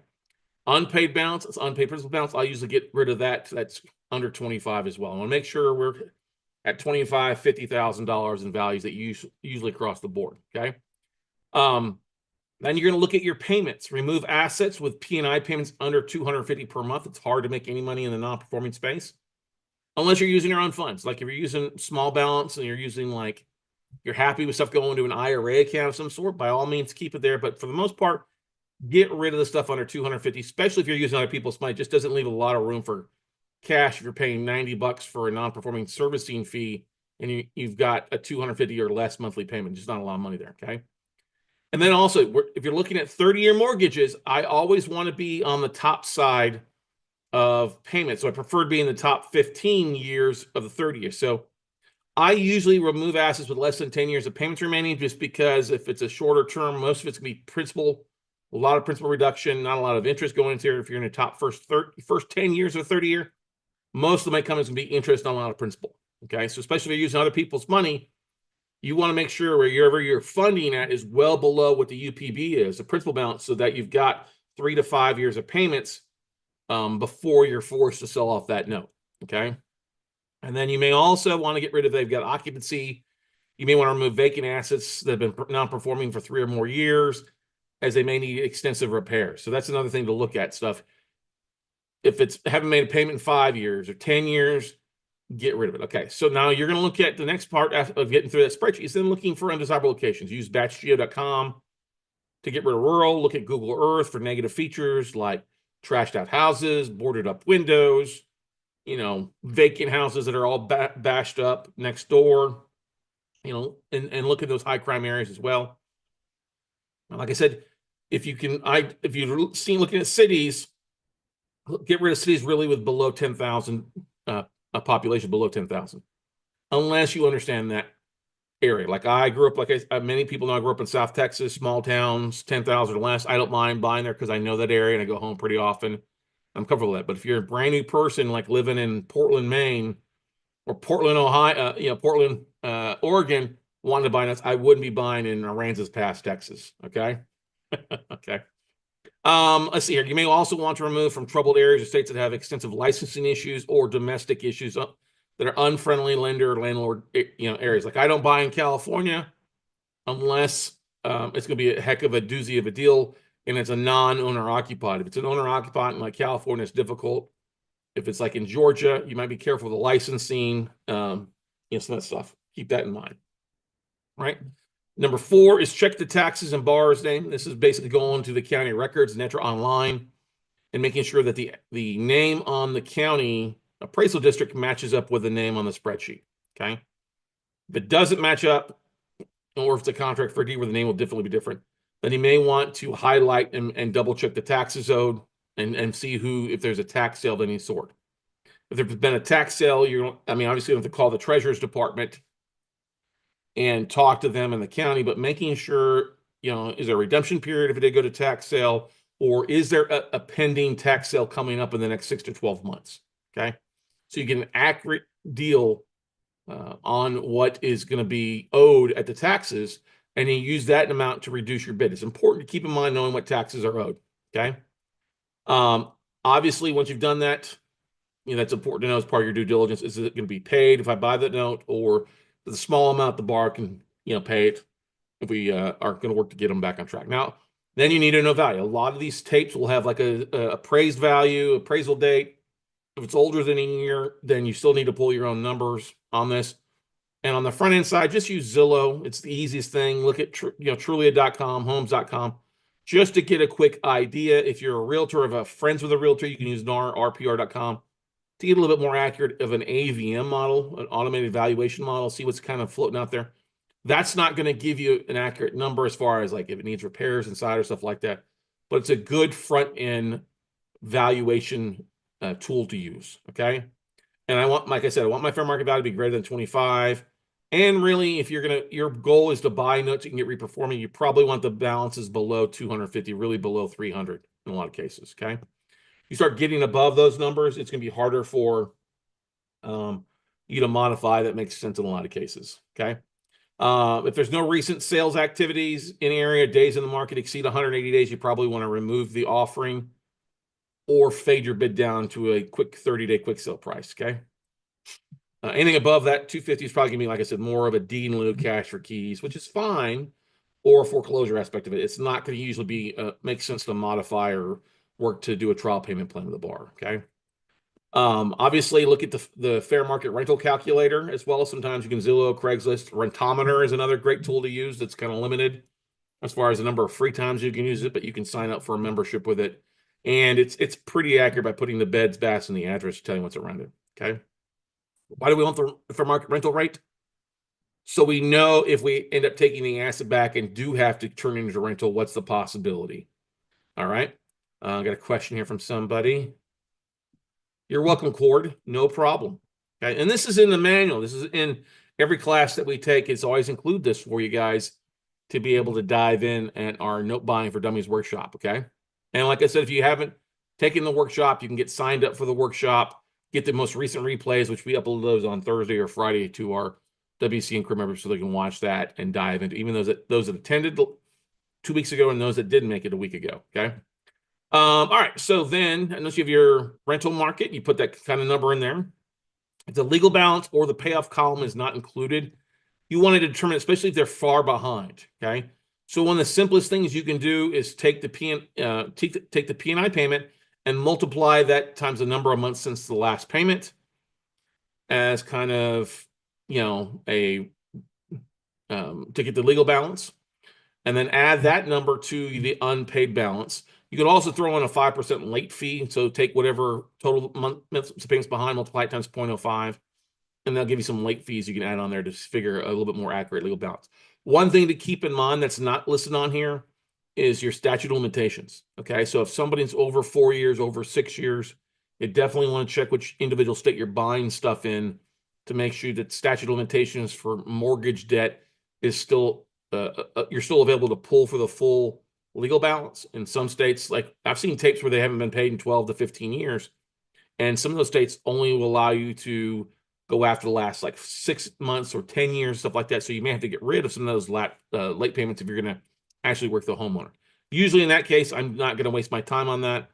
I want something, because like my goal is to basically buy that it's occupied and get bar back on track. So I'm really kind of looking at, 2025. If they haven't paid since 2019, that's really the last chance I'm going to allow somebody to do that. Otherwise, this could be a straight foreclosure for the most part. They had every opportunity to get back on track with COVID. Otherwise, it's a foreclosure. Okay. It all depends on the asset too. So if you're like when reverse mortgages and they haven't paid in a while, then that's fine. You can go that route and foreclose. Okay. So now that you have a number, a true like legal balance and an estimated valuation that they're providing, now you can start to see which assets have equity and which of these assets have negative equity where they owe more. Okay.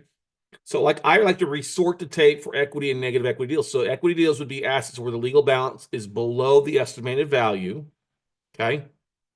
Negative equity deals would be assets where the legal balance or what they owe is above the market value. Okay. So then because the two with equity is going to give you a different pricing model to follow, negative equity is going to be pretty easy.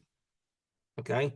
Now, part of what we want, remember we asked at the very beginning, number 2 was get pricing expectations. So they give you pricing expectations. If it's not listed on the spreadsheet, but you have an idea now you can insert a column in there and run some numbers to see, okay, if I get them back on track and they're making 12 months of P&I payments on time again, what's my yield going to be? If they bring 16 months to the table, or they're behind by 4 years, and have them bring 12 months plus they pay on time. You don't start running some calculations on there, okay? So the simplest thing is insert a column and calculate the annual cash flow for occupied assets, and that's pretty simple. It's P&I times 12, and then divide that by your purchase price, okay? What's your price going to be, your price point, okay? If it's going to be a potential mod cash flow, I like to say P&I, because I'm not going to let them start paying less than P&I payments. So P&I times 16. So that's 16 months. That's 12 months plus at least 4 months. Divide that by the purchase price. If last payment is older than 3 years, the loan modification is not likely. Okay. It's probably going to be more of a foreclosure. Okay.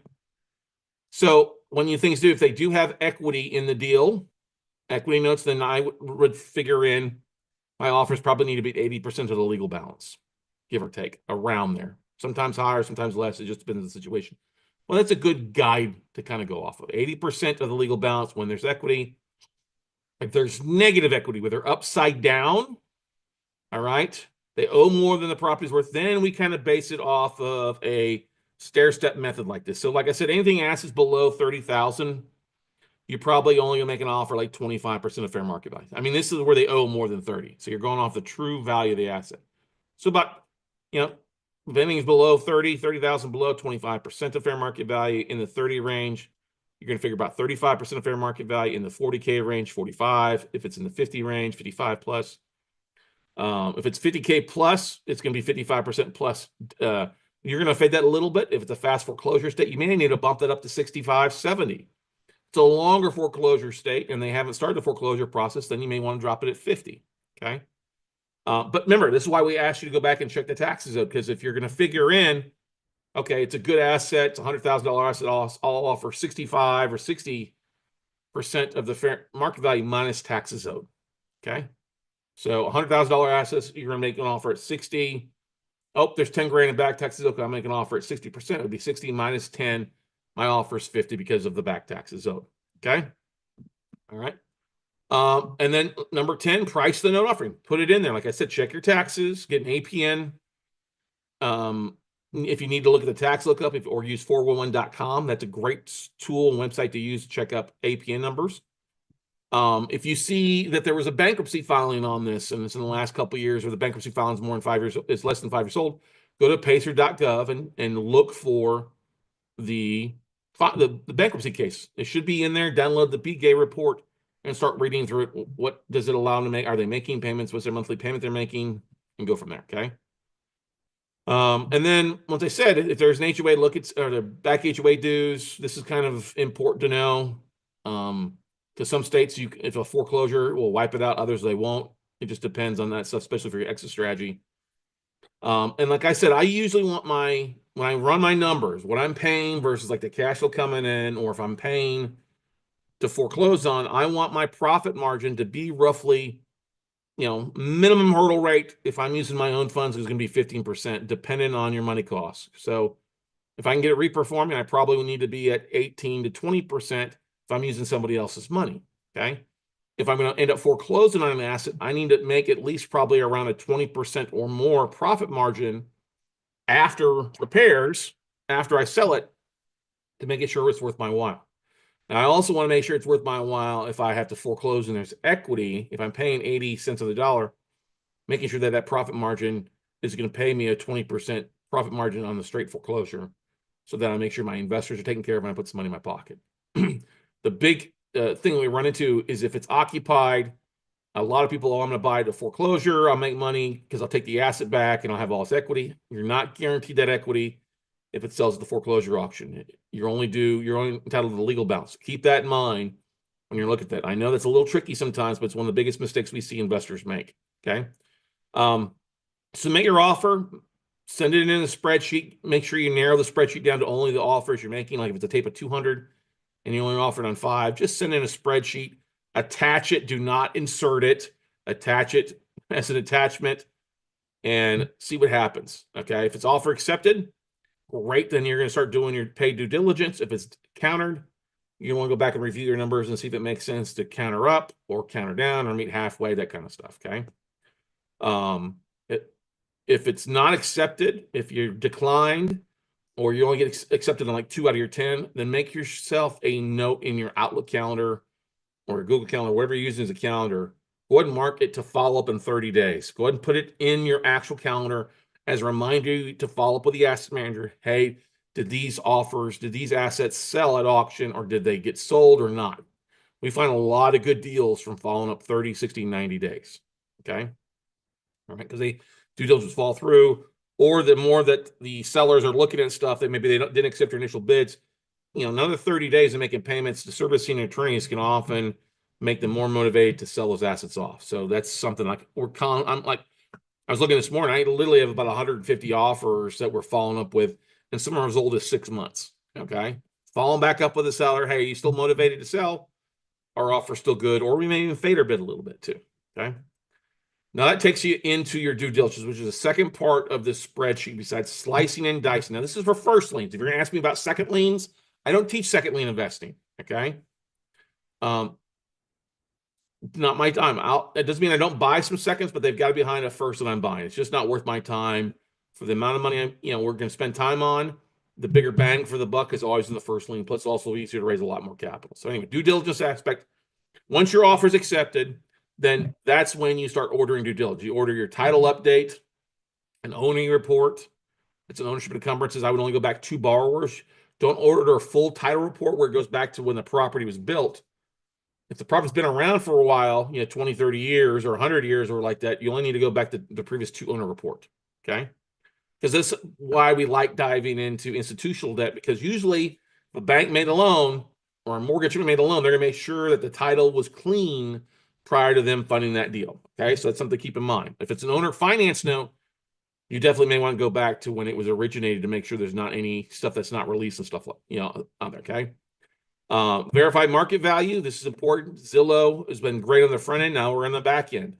So you're going to order a broker price opinion, a BPO, or if you have a local realtor you like and trust, send them out, take photos and pull a better valuation, more up to date of what's going on in the market, a comparative market analysis. Okay. If the value comes in below your estimated value, you will need to if your value comes in or the BPO comes in below what you expect it to be, you'll want to reduce or fade your bid. That means fade means reduce it. Okay. If the condition report comes back with asset in poor condition, you may want to fade or cancel your bid. If it doesn't look like it is online, the worst condition, reduce your bid. If the value comes in lesser, reduce your bid. You're going to need to provide proof of this through your realtor, CMA, or your paid BPO. Okay. One thing about your BPO, like I just got one in on a property in Mississippi that I'm looking at, and the realtor did a shitty job with the photos. There's like one photo, but it's halfway cuts off the property, and there's one down for the street. I'm like, this doesn't give me a true idea what the whole property looks like. Now, since it's occupied, I'm not asking to go around, but I at least want to get kind of 3 sides, one side, one picture of the whole front of the house, and another side, so you can see what that looks like. And I've pushed back on the company, said, listen, this is not good. I need you to send this back to quality control and then go send the realtor back out for some more photos. Okay. You have that right to do that. Well, they immediately turn around and just switch up some photos. Like, you didn't give me new photos. You just switched the 3 photos up and moved them in a different order. Not good at all. Okay. But the important thing is you always put eyes on the asset. That's why it's important to put eyes on an asset. Do I jump on a plane or do I drive to go look at every asset? Heck no, you don't have the time to do that. That's why you use servicing companies or use services like a BPO company. And you can actually order a BPO only directly on our website by going to weclosenotes.com and going to the vendor tab. All right. If the value comes back above what they thought it was, don't say anything. It's a good thing. Congratulations. All right. You can call the utility departments like the power, gas, water, making sure that those are on. Since you're the lender, the utility departments are supposed to give you more information because you have a vested interest in the property. You want to jump online and see if the borrower is active military. All right. You want to run a skip trace. It's pretty simple to pull numbers, contact information for the borrower or their spouse or their family. And that's going to come in good on the due diligence side for when you're reaching out to them. All right. I always like to have a VA, a virtual assistant, take a look and pull up any information they can find on the borrower, either phone numbers or like Spokio or whitepages.com. Or look at their social media. What do we find about this borrower? What are they saying? Do they have an active profile? Do they show us where they're working on LinkedIn? That kind of stuff. Okay. The borrower's filed bankruptcy. Go ahead and ask to speak to the trustee. Part of the thing is, can we speak to the trustee or can I get the trustee attorney's notes? Okay. Make sure to always getting in that information from the seller is important. The servicing information is really valuable. Ask for that stuff. Look at it, see what they've been saying and what responding. Okay. Insurance, when it comes to make sure to review, it's the servicing company for property insurance or make sure that they have proof of current insurance. If the borrower is not paying, ask to see the forced place insurance policy from the seller. If they don't have that, then you want to get your own policy for sure. And get a bid on the insurance before closing. Insurance can often kill a deal. Like I've seen people buy in Florida and not realize how expensive the insurance is there these days, or in Houston and other places where you've had a lot of issues with God, basically. And so insurance can ruin a deal in a lot of cases. Okay. It's killed some of my Florida stuff. I'm not paying this much extra for insurance. I need to fade my bid. Oh, we don't accept it. Well, then I'm not going to buy it. Okay. When you get a collateral file, and this is the loan file that we're talking about, this is actually what you're buying. Something that looks like this. Look at it, read it. You're not going to get the physical copy on the front end, but you get a scanned PDF copy. Well, they call that a soft copy. They'll send that via like Dropbox or Boxbee or some other service, where it's secured.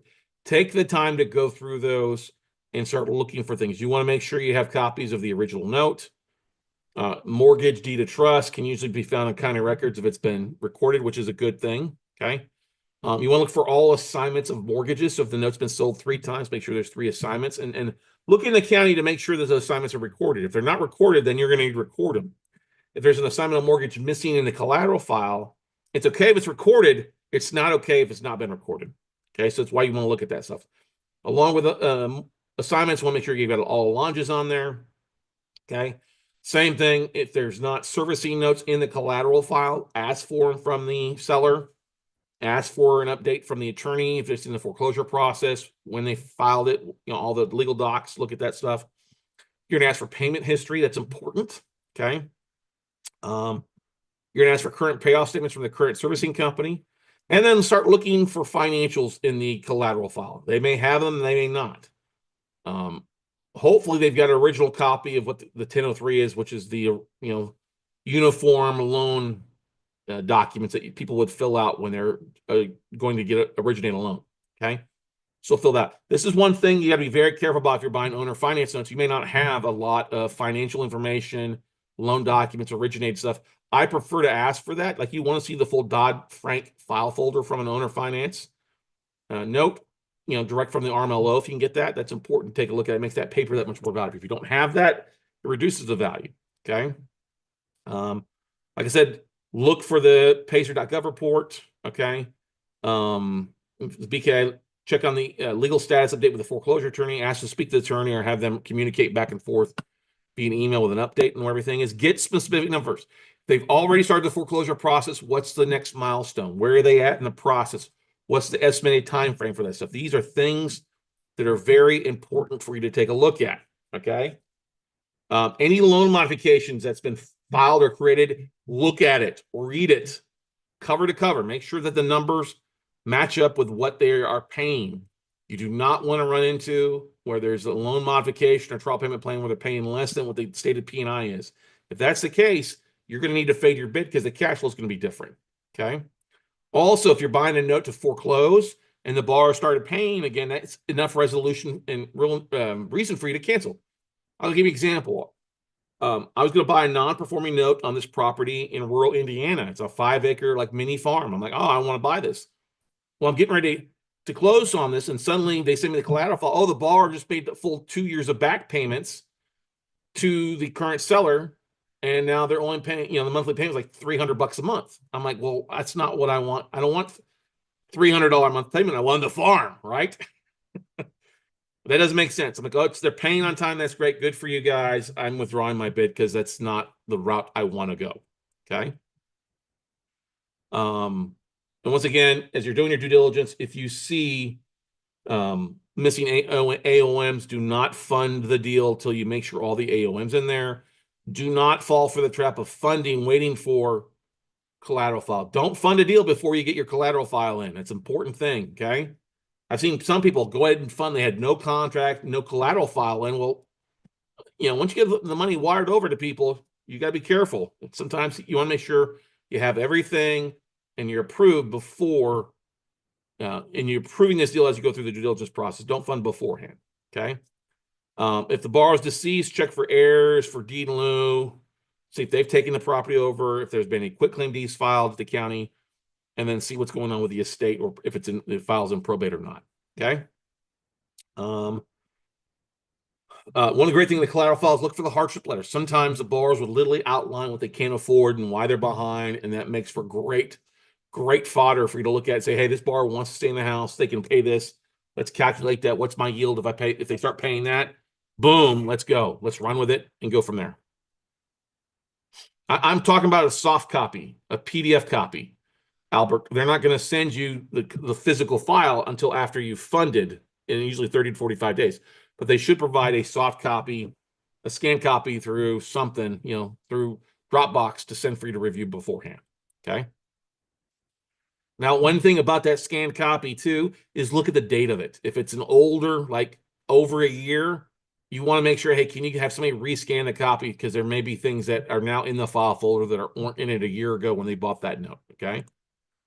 All right, so moving on to part 15, servicing company and legal. Before funding, you will want to acquire your servicing company or retain servicing with the existing company. Make sure that the fees for that servicing company don't kill the deal. I was buying a couple notes, a couple in South Florida with from BSI. Well, BSI wants you to have a minimum of $5,000 a month servicing. These are only for 2 loans. So am I going to pay $5,000 a month, or am I going to transfer these to like Madison Management and pay $100 each? So you got to know that what's going on with that. Okay. And when you're looking at your servicing company, make sure that they are licensed in the states to service. Okay. And make sure you look at your payment terms, look at what they do as far as if it's a non-performing note, how many months are required the borrower to start paying on time before they start reclassifying it as a performing note. Okay. Look at number of loans they require, minimum bill amount, and ask to talk to your business development guy. It's important, guy or gal. Okay. If you don't know somebody, ask for referrals. Reach out to me. Hey, I'm buying. This is my first note. I'm only going to own 1 note. Who should I go with? We'll go with this A, B, C, or D. Okay. And like I said, performing notes can run you $15 to $30 per month. Non-performing can run you from $90 upwards. Okay. Plus other legal and workout costs. This is not also including like door knockers, sending somebody out to knock on the door, skip trace fees. There's some things along that way too. So look at the full servicing costs and a la carte fee menu that your servicing company should provide to you. Okay. Once you do close on this deal and wire funds, it's going to take 15 to 30 days after that before the new servicing company can start contacting the borrower. So the more information you pull on the front end, the more you can provide them to be accurate once that transfer takes place. Okay. I'm a big fan of sending out my own hello letter that after 7 days after refund, so that the seller isn't sitting around twiddling their thumbs for 30 days, or the seller servicing company. I want to get the borrower notified that they're not being sold and that we can contact them. Get them on the phone if we can. Give them a number to reach out to us or your servicer at ASAP. Okay. Also, making sure that the previous seller has paid their servicing costs in full. That can delay things if they have an outstanding balance with a servicing company. They may not release that loan file until the seller has paid them what they're due. So keep that in mind. Okay. If there's an existing attorney handling the foreclosure, make sure you can retain counsel and take that over.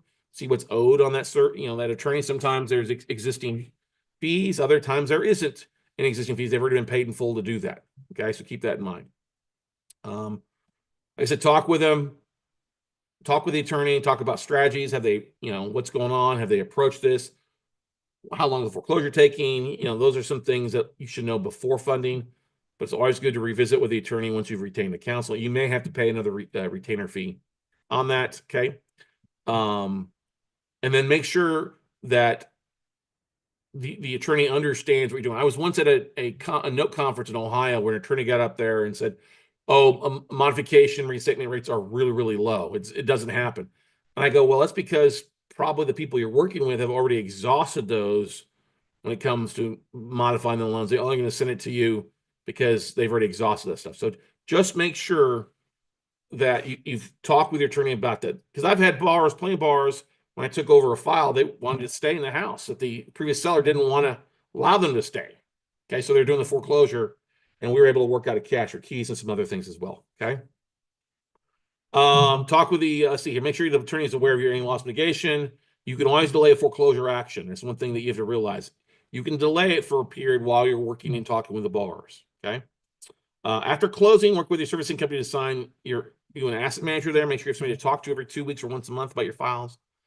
And then reach out to them once a month. Talk with them, see what's going on with their non-performing notes. If it's performing, you don't really have to spend much time on it, except when it goes non-performing. So talk to your asset manager over there at the servicing company, get their direct line, their direct email address, so you can contact them directly. Okay. Of course, collateral files, once those show up 30 to 45 days later, make sure the transfer docs, the assignment of mortgage, has either been filed at the county, and those are going to get mailed to you, or they're sitting in the file folder, and you may need to scan those and or pay a third party to get those recorded at the county for you. That's what transfers ownership.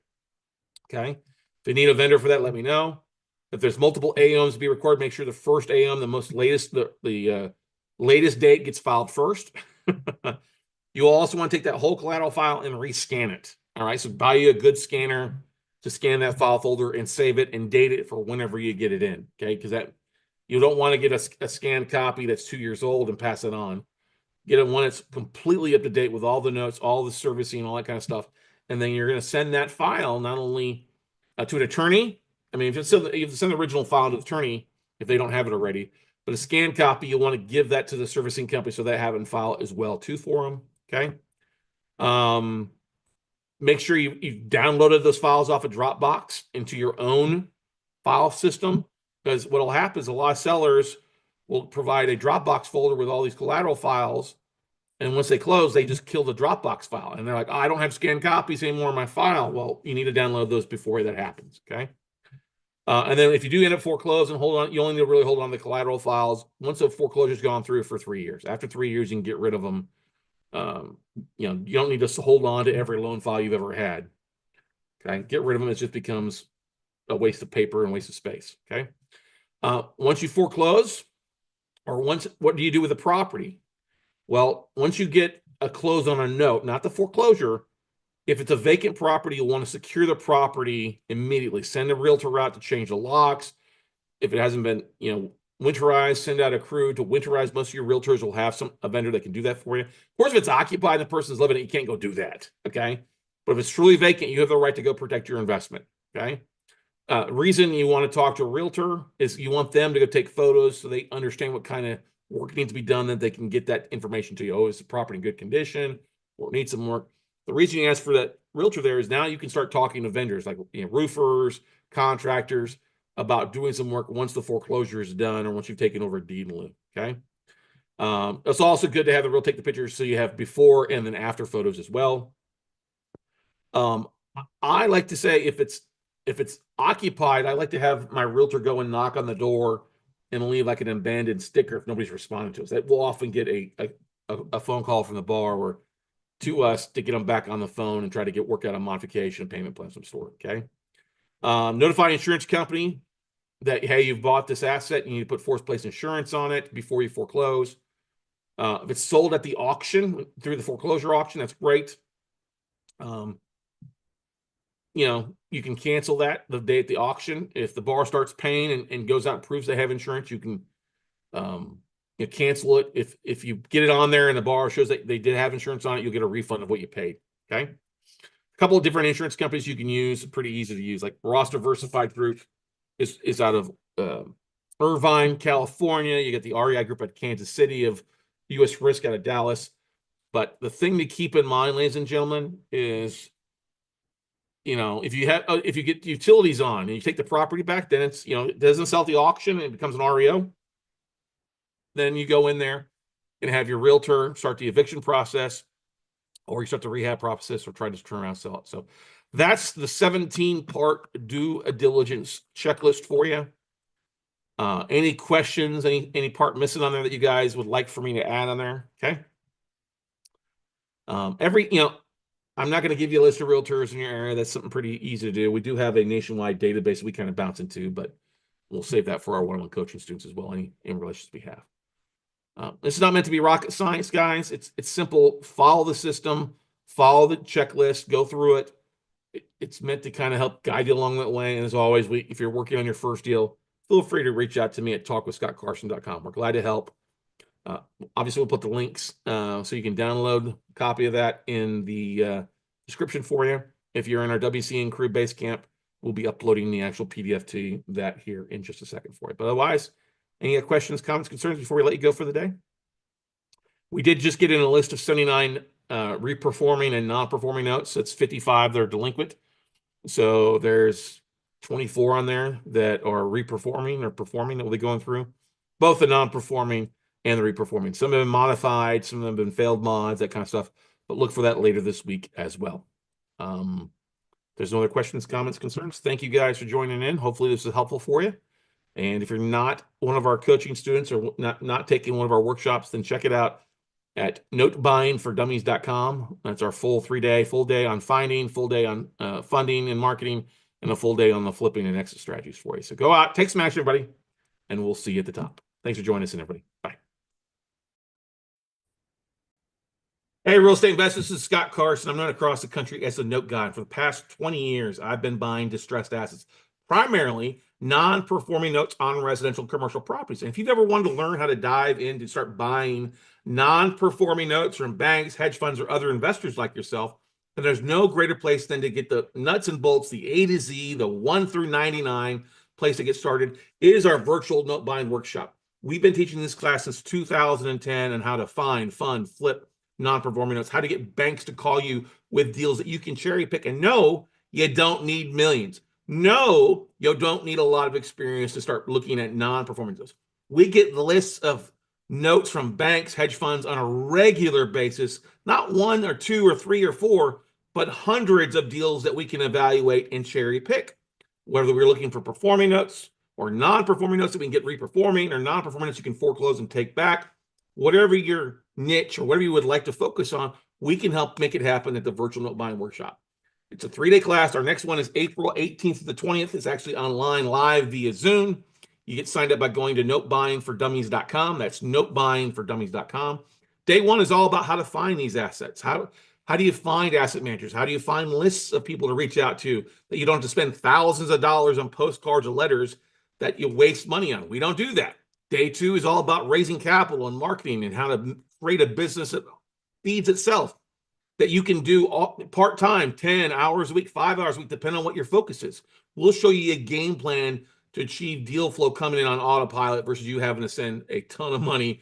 And also, we'll show you how to raise capital like nobody else does.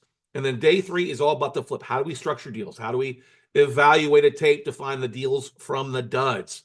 All right. We'll show you what vendors to use. We'll give you a 200+ page manual, contracts, sample forms, all the stuff that you need to be a lean, mean note buying machine when you get wrapped up. Now, yes, this is live April 18th through the 20th online via Zoom. Get signed up today. We'll send you the replays of the previous online workshop so you can start learning, start evaluating material, and get rock and rolling.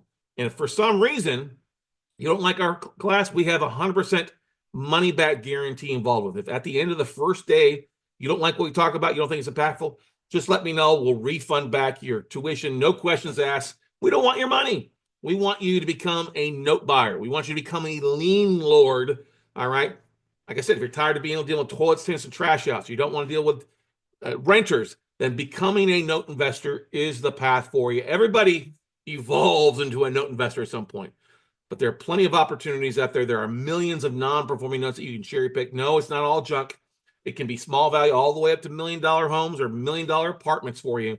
So much opportunity is taking place right now in the chaotic market that we see.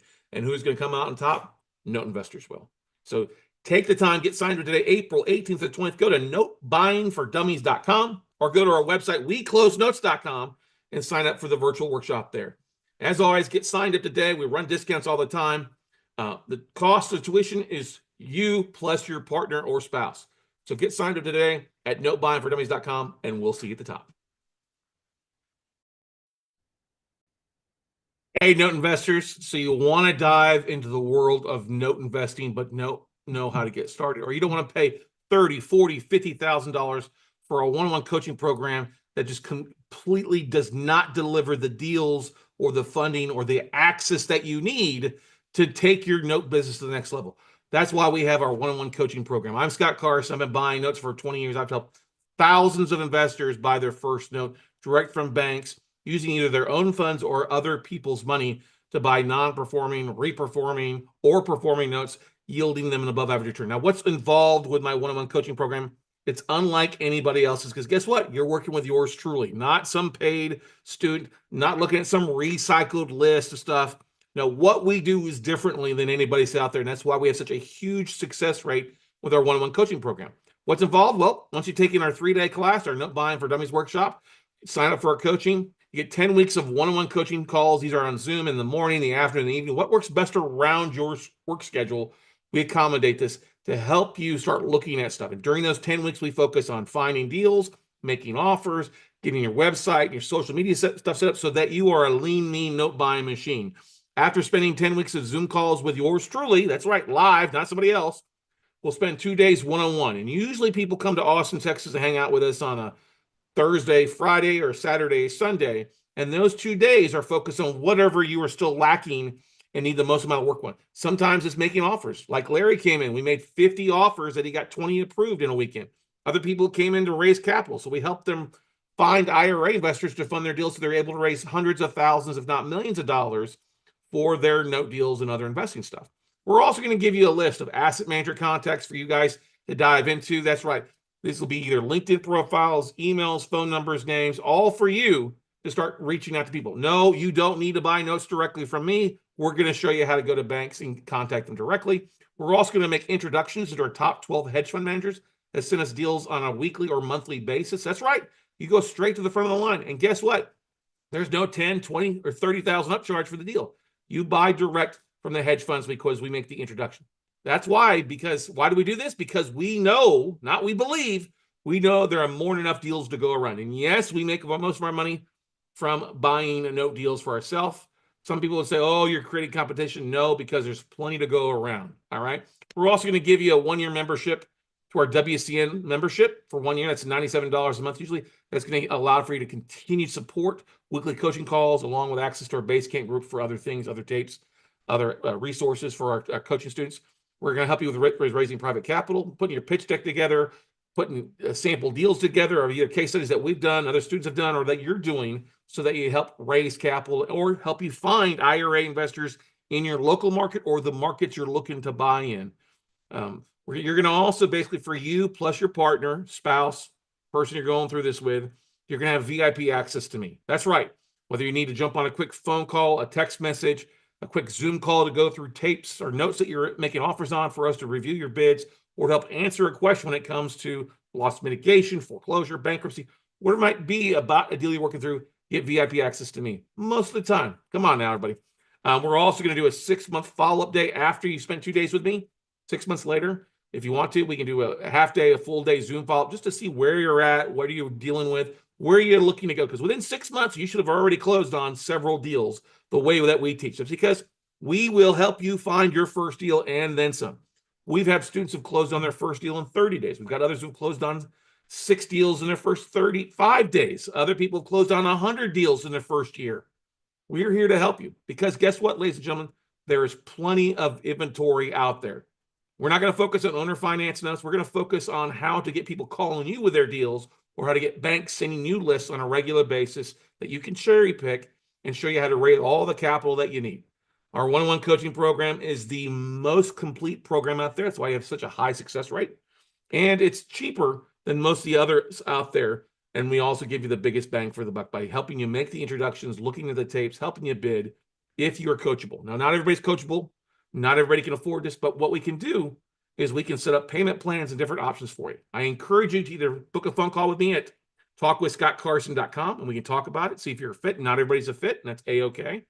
But go to talkwithscottcarson.com, book a call on my schedule, and we'll gladly talk about our one-on-one note coaching program to see if you're a fit. One of the very requirements is we do require people to go through our 3-day class, but that whatever you've paid for that 3-day class is applied to the tuition for your one-on-one coaching. And we also have a third-party provider who's willing to finance this and carry financing for 2 to 3 years to help you pay it off. But we're going to work with you until you get your first deal closed. We want to help you make your money back in the first 6 months, if not sooner. So check us out. Pick up the phone. Give me a phone call. Talkwithscottcarson.com. That's talkwithscottcarson.com. Book a call, and let's see if you're fit to take your business next level. Sometimes all we need is just a hand up to take you to the next step, to show you the way. This is not a blow smoke up your tail, give you the crappy tapes left over, or upcharge you $10,000, $15,000, $20,000 per asset. No, we want you to buy direct, and we've always found if you can show a man how to fish, you'll feed him for a lifetime. So let's get started you being a note investor for the rest of your investing lifetime.